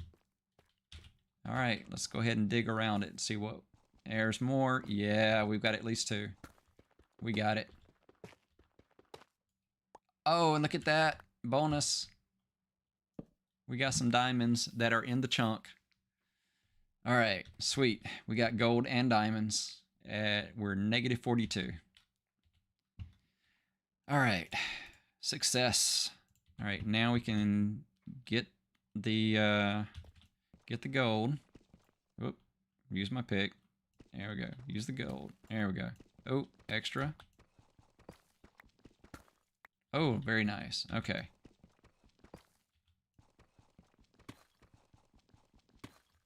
Oh, yeah. We got lots of gold. We only needed 2, so all this is bonus. Alright, sweet. And we have diamonds for later. I'm hoping that we get a villager that will give us a chance to get a fortune pickaxe. Other than that, we have to get the full enchantment stuff kind of going to be able to get it. Which we definitely have enough diamond to make an enchantment, or enchanting, I keep saying enchantment table, an enchanting table. And then, yeah, would still need the leather and the paper, which we need the sugar cane for. Cartographer. No, he wants paper. He doesn't give you paper. No, yeah. All right, let's go back up and smelt our 6 gold. All right, we got 6 up there, so we've got 12 gold. So we have enough for an extra apple. Just in case we mess something up. But we should only need 2.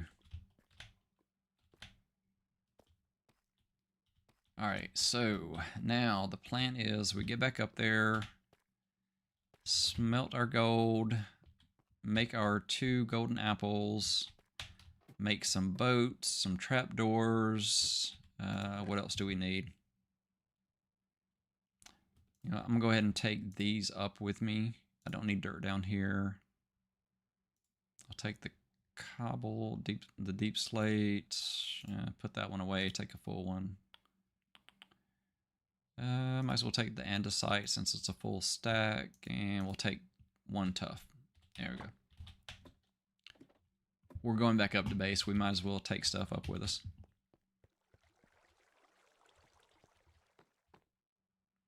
Just checking to see if there's any glow squid. Just it looked really cool passing by this another time, and there were like 3 glow squid swimming around. Yeah, see, that was taunting me too. There's gold right outside. So yeah, we could have had our 2 gold right there, but nope. And see, I think technically by my rules for doing the 1 chunk, if a creeper happened to blow those up and I could loot the results because it was inside my chunk, that would still count. That would be allowed.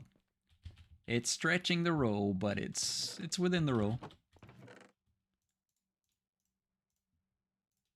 As long as I'm not leaving the trunk. Leaving the chunk. Say the right words. It's 2 a.m. I'm going to say some of the wrong words. Alright. Yeah, we got a good stack of gravel now. Alright. Where'd I put the other 5 gravel? Or was I still carrying them? Alright. Put that one away. Put those away. Leave 4. And let's smelt our gold. Yes. Alright. We need more wood. I think all of our wood is up at our tree farm. So while that's smelting, let's go ahead and go grab some wood. Yeah, I know what I said. Alright, hopefully there's no creepers. Every time I go through that hatch, I'm expecting a creeper to blow up. Just listening for the hiss. Alright. We need sticks too. Yeah, let's go with that for now.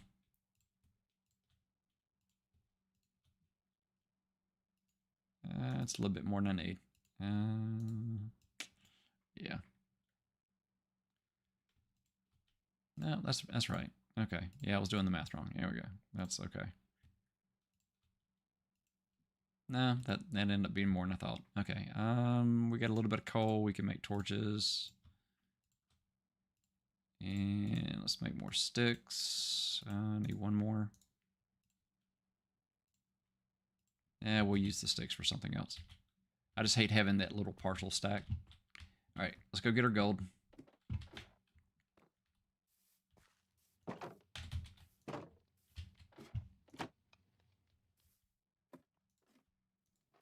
Missed it. It's okay. All right, gold is done. Let's grab our apples.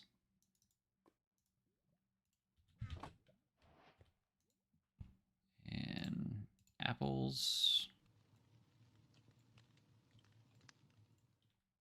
Oh, I've been doing the math wrong the whole time. We need 16 gold, don't we?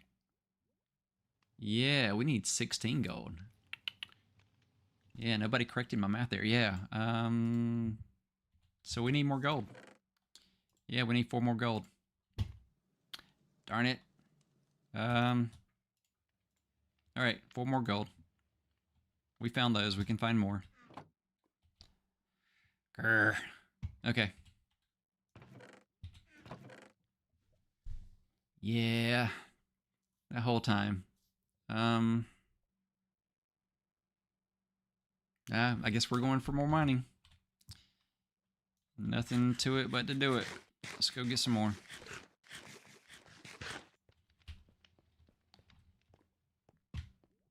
All right.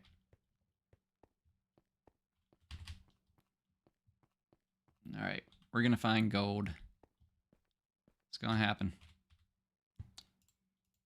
And it's not going to take all night. See, we're at 2:14. I say by 2:30, we're going to find gold.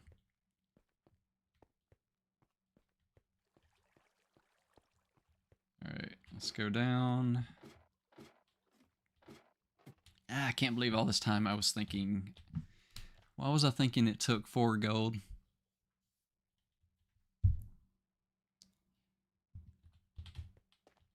All right.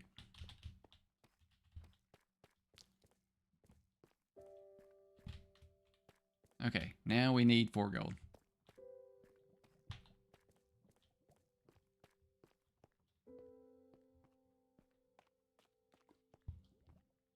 Down, down, down we go. We were at -42. Yeah, this was a level.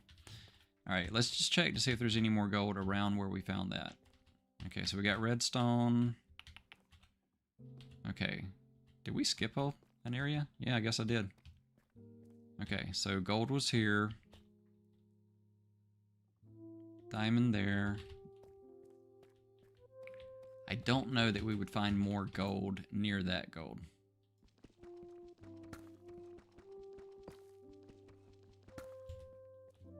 Keep looking back. -64 to 32. Okay.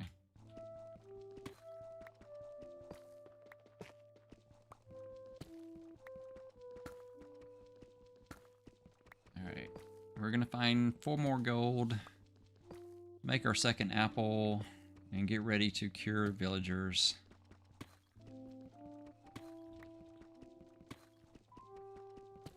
If we don't find gold, then our best next approach maybe is to grind mobs until we get drops to smelt for ingots.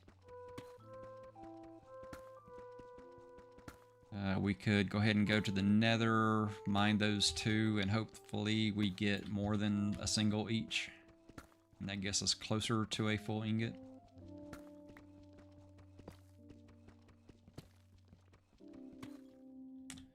Alright. We're gonna get it. There's no rush. This is a relaxed gameplay. It takes as long as it takes, right? It's the journey, not the destination. Yeah, my main channel is Evergreen Growth Journey. So yeah, welcome to the journey is kind of my pinned comment every time. So yeah, if you're watching now, welcome to the journey. And I invite everybody to continue that journey, you know.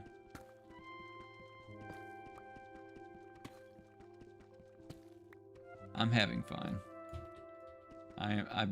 I would be playing Minecraft anyway. I don't know if I'd be playing it at 2 in the morning. My wife might have an issue with that, but she doesn't have so much of an issue as long as I'm, you know, doing a live stream. That's what I'm saying. Guilt-free gaming. Mostly.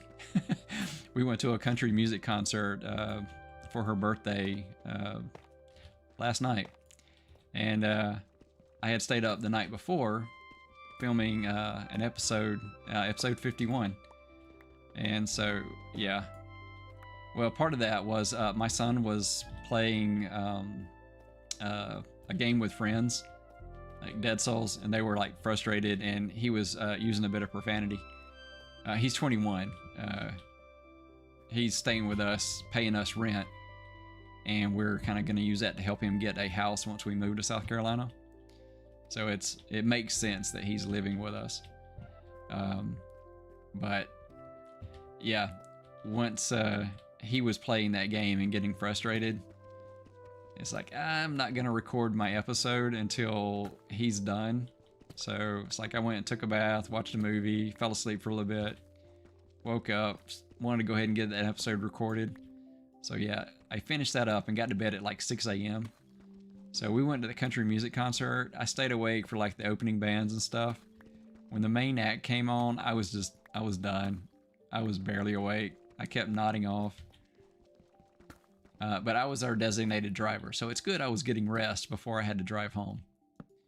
So yeah, she had fun. But then she was online. She knew that Garth Brooks tickets were going on sale. So she was able to get 4 tickets for Garth Brooks. And since I fell asleep at the other country music concert, she's like, we'll see if I'm inviting you. So, you know, hopefully I get to go see Garth Brooks with her.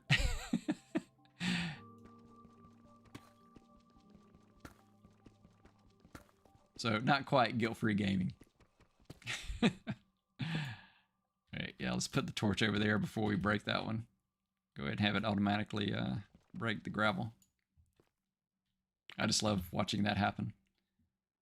It's like when you break the scaffolding and the whole thing crumbles down. Or I love doing that in 7 Days to Die. It's just that structural integrity that's in that game. You don't have floating blocks in 7 days. If the bottom blocks get broken, everything falls. And of course, playing with my brother-in-law, you know, sometimes it's intentional when everything falls. We have fun. I think there's a couple of live streams on the channel that I did on the PlayStation with them when we were doing Sengoku Dynasty. I don't think I have any of us playing 7 Days to Die. I don't think we were playing it at that time. I'm not sure why they wanted to play 7 Days to Die recently, but I'm glad they got back into the game. It was a lot of fun.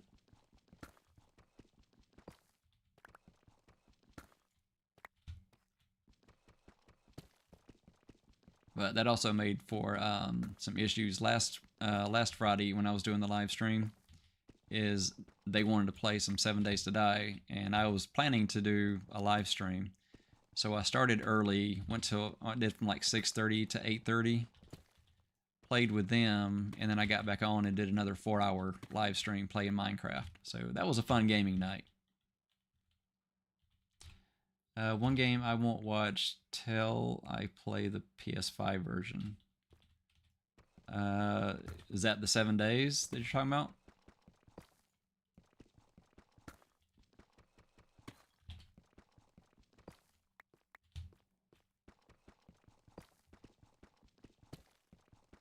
Okay, yeah. Yeah, we played the old version. That was the thing, is we were playing the old PS4 version forever. I mean, because they didn't keep it synced up with the PC version. It just the way that they had gone through like a sub developer to make the console version, it wasn't getting any love. So it was an old version that we played for the longest time. And I kept watching like Neebs Gaming, and they were playing like the new stuff and playing mods of the new stuff, and I was playing on a console. That wasn't an option, so I just enjoyed watching them play it. But now that it's pretty much in parity between console and PC, yeah. Yeah, the Fun Pimps, yeah. Yep, yep. But I'm glad it all worked out now, and I get to play the PC version basically on the console. So, I mean, we got the 4x4s, the gyrocopters, all of it. And recently they've added to where you can have an apiary and chickens, and I tend to be our gardener and our builder. Yeah, we built the boomerang. I looked up, like, we were right at a blood moon, and we were moving from trying to do it in a house to move it to like a built base so we could kind of consolidate. We had our like first night bases still. And we were just, you know, trying to level up the trade stuff. And then, yeah, I built us a new base, and now it's just upgrading it. We're at the point where we're trying to get lots and lots of concrete. So, having fun with it. I'm surprised they haven't reached out to me to want to play this weekend. That's typically how it goes, though. We'll play like non-stop as often as they're available, and then I won't hear from them for a month. So, yeah, it's alright. More time to play Minecraft and maybe some other games.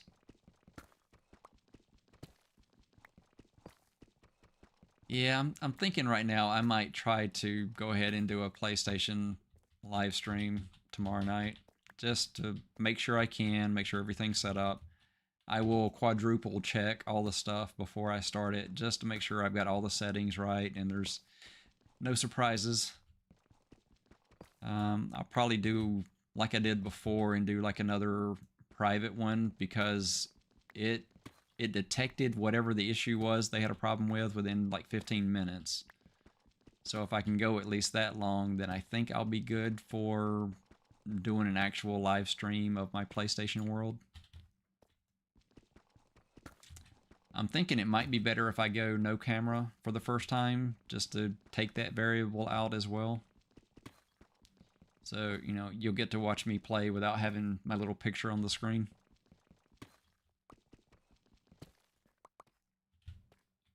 Alright, let's go ahead and light this up a little bit better.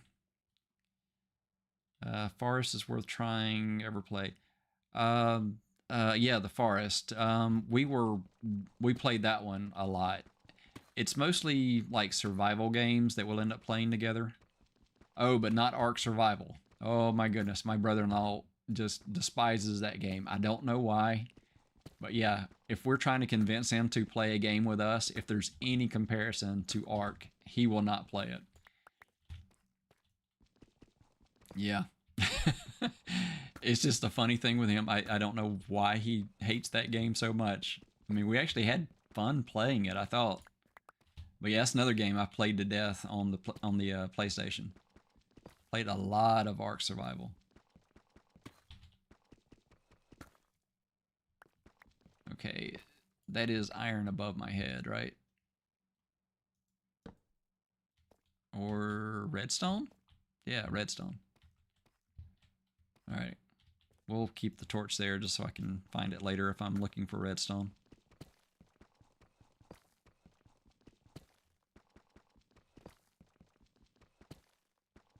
Yeah, the Forest was a lot of fun. Unfortunately, the Sons of the Forest never actually came out on PlayStation, and since they're console gamers, yeah, I was really wanting to play that one, because we really loved playing the Forest. My brother-in-law, you know, talking about he didn't want to play anything related to Ark, but playing that one, he set up this huge, like, rope course kind of thing across the whole map. That was fun. And that one had a pretty good story. The other one that we really enjoyed playing together was Green Hell. That was a very challenging game until you learned all the different stuff that can kill you. Yeah, there were so many things that could go wrong in that game. When you first started playing it, the learning curve was just horrendous. But once you knew all of that, then it wasn't so bad. I did end up getting platinum for Green Hell. And then they started playing with me when they added the expansion to the console. So we played through all of that storyline together. That was so much fun. I mean, it's a fun game solo, but playing it with a group, it's so much more fun.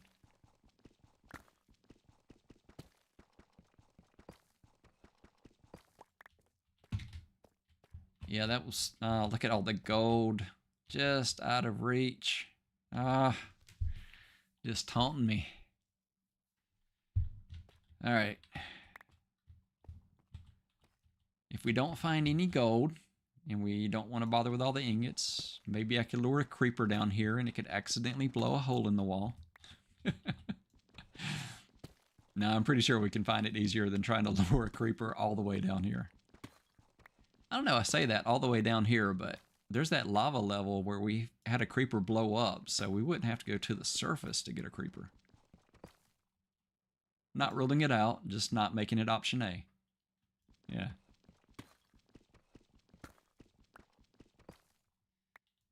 Let's see. What other games have I played that might be fun for a relaxed gaming channel? I played a lot of hunting games. I don't think that's necessarily the type of game that I want to do on this channel. Yeah, one of the games that I was really excited, it's the reason why I wanted a PlayStation 5, was Way of the Hunter. Because it wasn't coming out on the PS4, it only came out on the PS5. So that was a very fun game. That was worth getting a PS5 for. You know, just it wasn't even so much the hunting, it was just the nature simulator of it, of just you being able to be out in nature, you know, and just, I think it was kind of from the pandemic kind of thing of being trapped in your house. I would go on these daily walks and just walk through the woods for hours. And I would walk the same path every day. And I did that like every day, rain or shine, snow, whatever was going on. I walked that same path for like over a year. Didn't miss a day. And so just being out in nature, that was just so cool. And being able to do that virtually, I go on my walk and I come back, play that game, and I would just be out exploring all those environments. And there's like reserves in like, you know, Africa and stuff like that too in some of these games. So you got to travel the world and just be out in nature. And that was just so cool. I mean, there's also the hunting aspect of it and just, you know, the trophies and, you know, just the patience and the tracking and all that stuff. That part is fun. It's not the killing, it's the, you know, level playing field of that game of trying to hunt things and find the right things to meet the objectives that it gives you. Yeah, those are fun, but I don't think I really want to do those on the channel so much.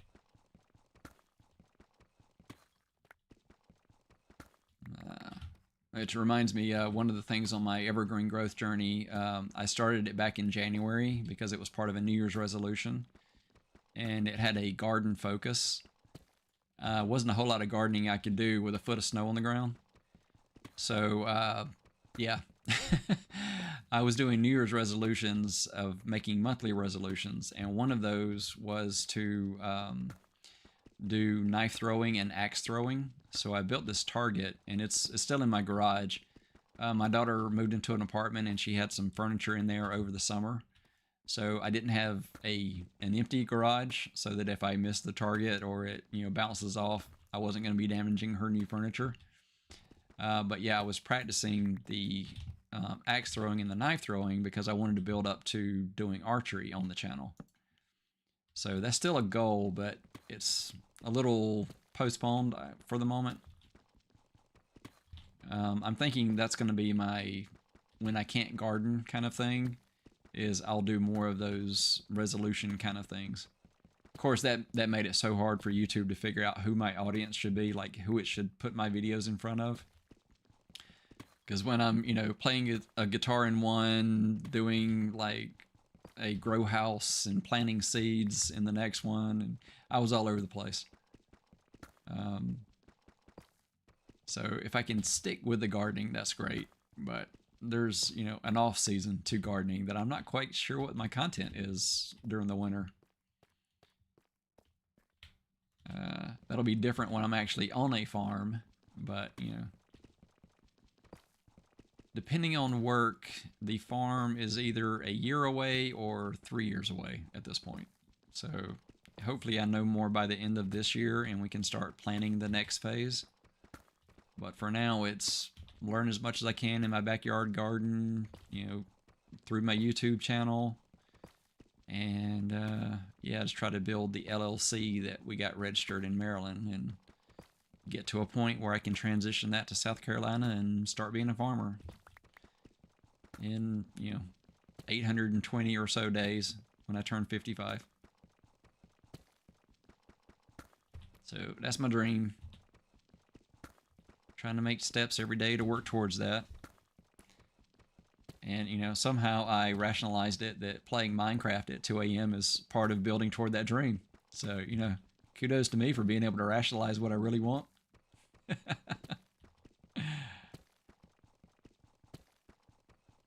Nah, but yeah, it's fun gaming. It's something I'm not gonna give up, and it makes me happy, and it brings me joy. So, gamer for life. Saying that at 52, gamer for life. So, I'm pretty sure I mean it. I don't see anything changing that to where I give up gaming ever. Temporarily do less of it because of other priorities, but yeah. Can't see me ever not playing games. I just wish I'd started this channel, a decade ago. Like, where would I be with things now if I'd started doing this, 10 years ago when I'd originally thought about, seriously thought about doing it.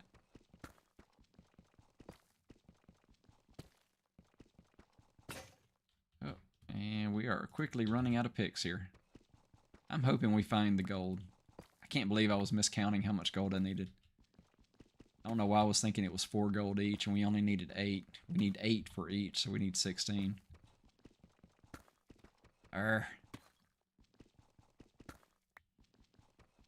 I wish we had found a better biome when we went to the Nether. That would have really made getting gold a lot easier. Now, there are potentially gold farms that we could still make with a Nether portal, but in a one-chunk world, I don't know if it would be efficient at all.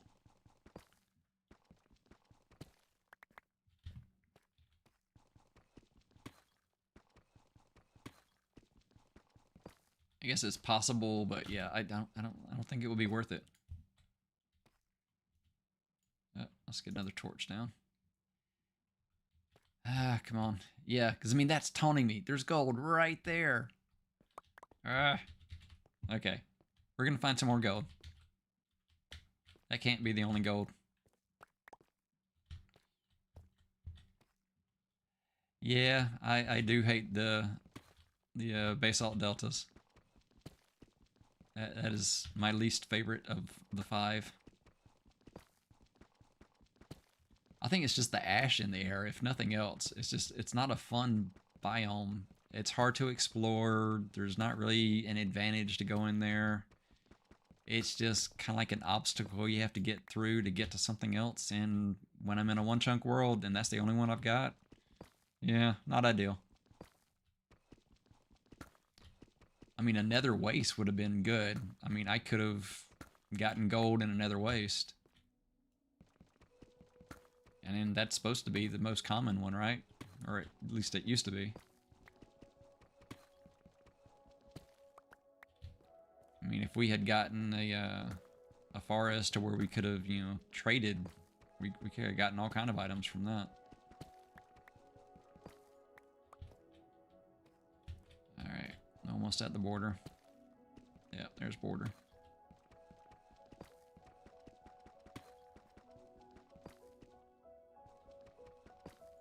There we go. Alright, no gold yet. Alright. Column A or column B? I'm thinking column B, because if I go column A and there's gold to my left, and still that gold right there, that's just too much taunting. I would be seeking a creeper to blow it up. And that would probably not end well. Yeah, I'm sure that would backfire. The creeper would just kill me and the gold would be broken, but outside of where I could grab it. Although technically, I don't think it could be. I think the creeper's like blast power would only knock out 1 deep slate block. I can't see it going past that. So I'm pretty sure if it blew up, it would be in my chunk or within range that I could draw it to me from my chunk.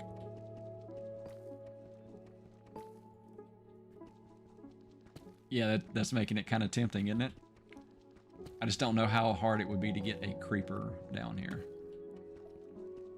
Because I've only had that one that was down deep.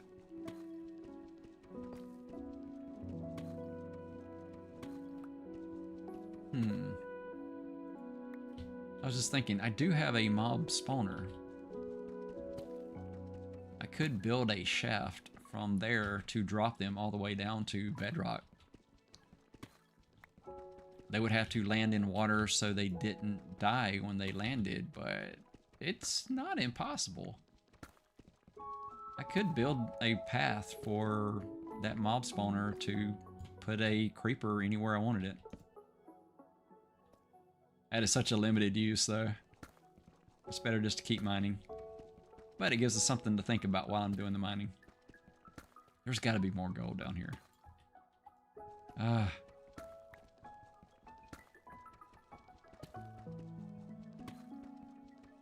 Okay, okay. More redstone. Last time we found redstone, we did find some gold nearby. We'll take it as a good sign until we're proven wrong. Okay, we were just proven wrong. That didn't take long at all, did it? Alright, let's go make some more picks.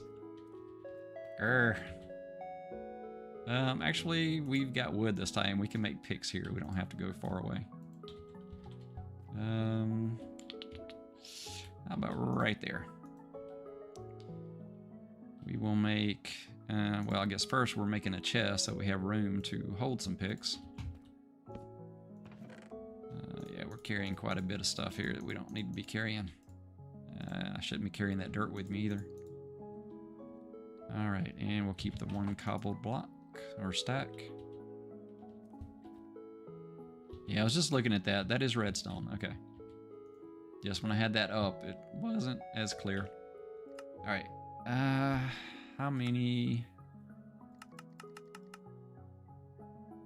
And we'll go with 6 for now. We're gonna find gold before we need more picks.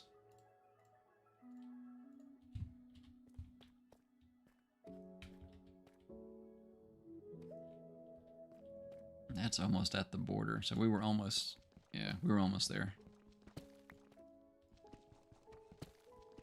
Redstone, and I think it's just gonna be the redstone. We're so close to the chunk border. If we found it, we couldn't harvest it. But it's good to know there's more than just the 2 redstone there. Alright, and that opened up into an area. Yeah, I think that's where I was off with the stairs before. Gonna put a torch there just to make it obvious there's redstone. Alright, I guess we're going down another level. Well, maybe we're going up. Yeah, we're already down at our bottom level. And redstone. No gold. Okay, I guess we're gonna go back up. I think you said negative, or all the way up to 32. Alright, let's head back up.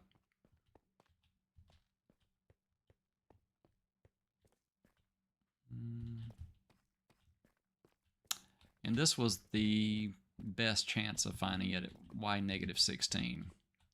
Oh, that was the creeper that blew that up, I guess. Yeah, I guess that would have been 1 block. I had it 1 block thick, so if it was standing right there on top of that block, it would have blown up the ones beneath it and the one in the wall. Like that. Any volunteer creepers nearby? Never a creeper when you want one, just when they're sneaking up behind you. Okay. Potentially there could be gold in here. Let's see, this is negative 18. So up 2 and back into that tunnel maybe. We can check the most likely area and just make sure. Alright, so you said Y negative 16.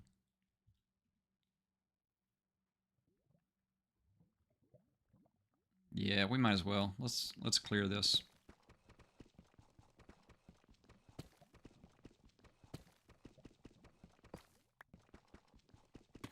Okay, so for me to stand on something and see it, I need to be up at that level.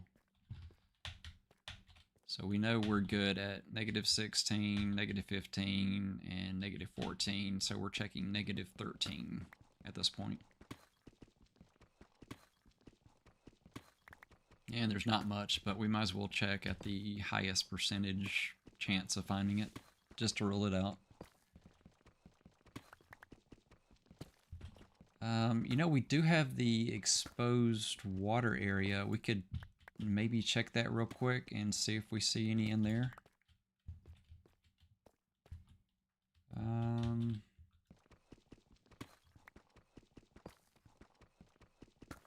what we've got 5 pieces of armor, 2. So I mean, we may have at least 1 more ingot in our nuggets if we're lucky.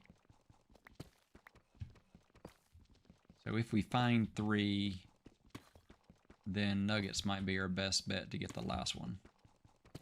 But I don't think it's our best choice if we're trying to get 4.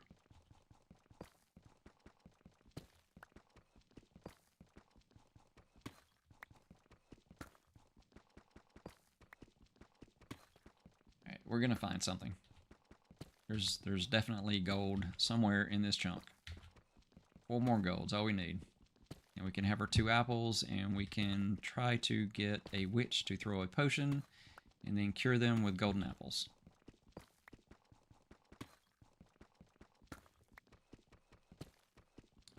Yeah, I don't know why I was thinking it was 4 gold to make a golden apple. That math doesn't even make sense on why I would think that. But, yeah.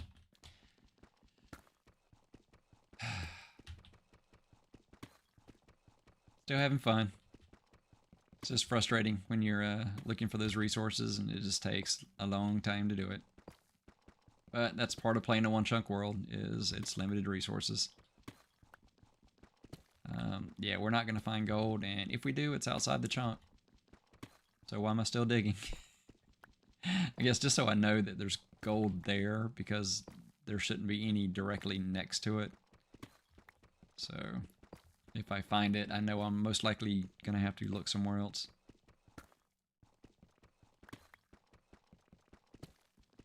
Yeah, there's border. I'll light it up. There we go. Okay, so I don't think we're going to find gold here. We can dig up a little bit more, because I did only go 2 blocks tall for this. Let's go out and check to see. If I go up, see, that's at 3 blocks. 1, 2. Okay. So if that's floor, we're at -10, and there's not a whole lot there. But we don't need a whole lot, so I guess it's worth digging. Yeah.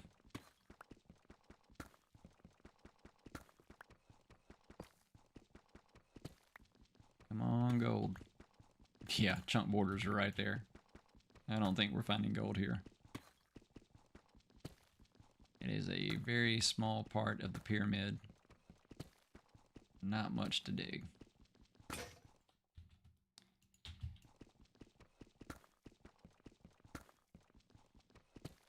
Come on, gold. Everybody, happy thoughts. We're gonna find some gold.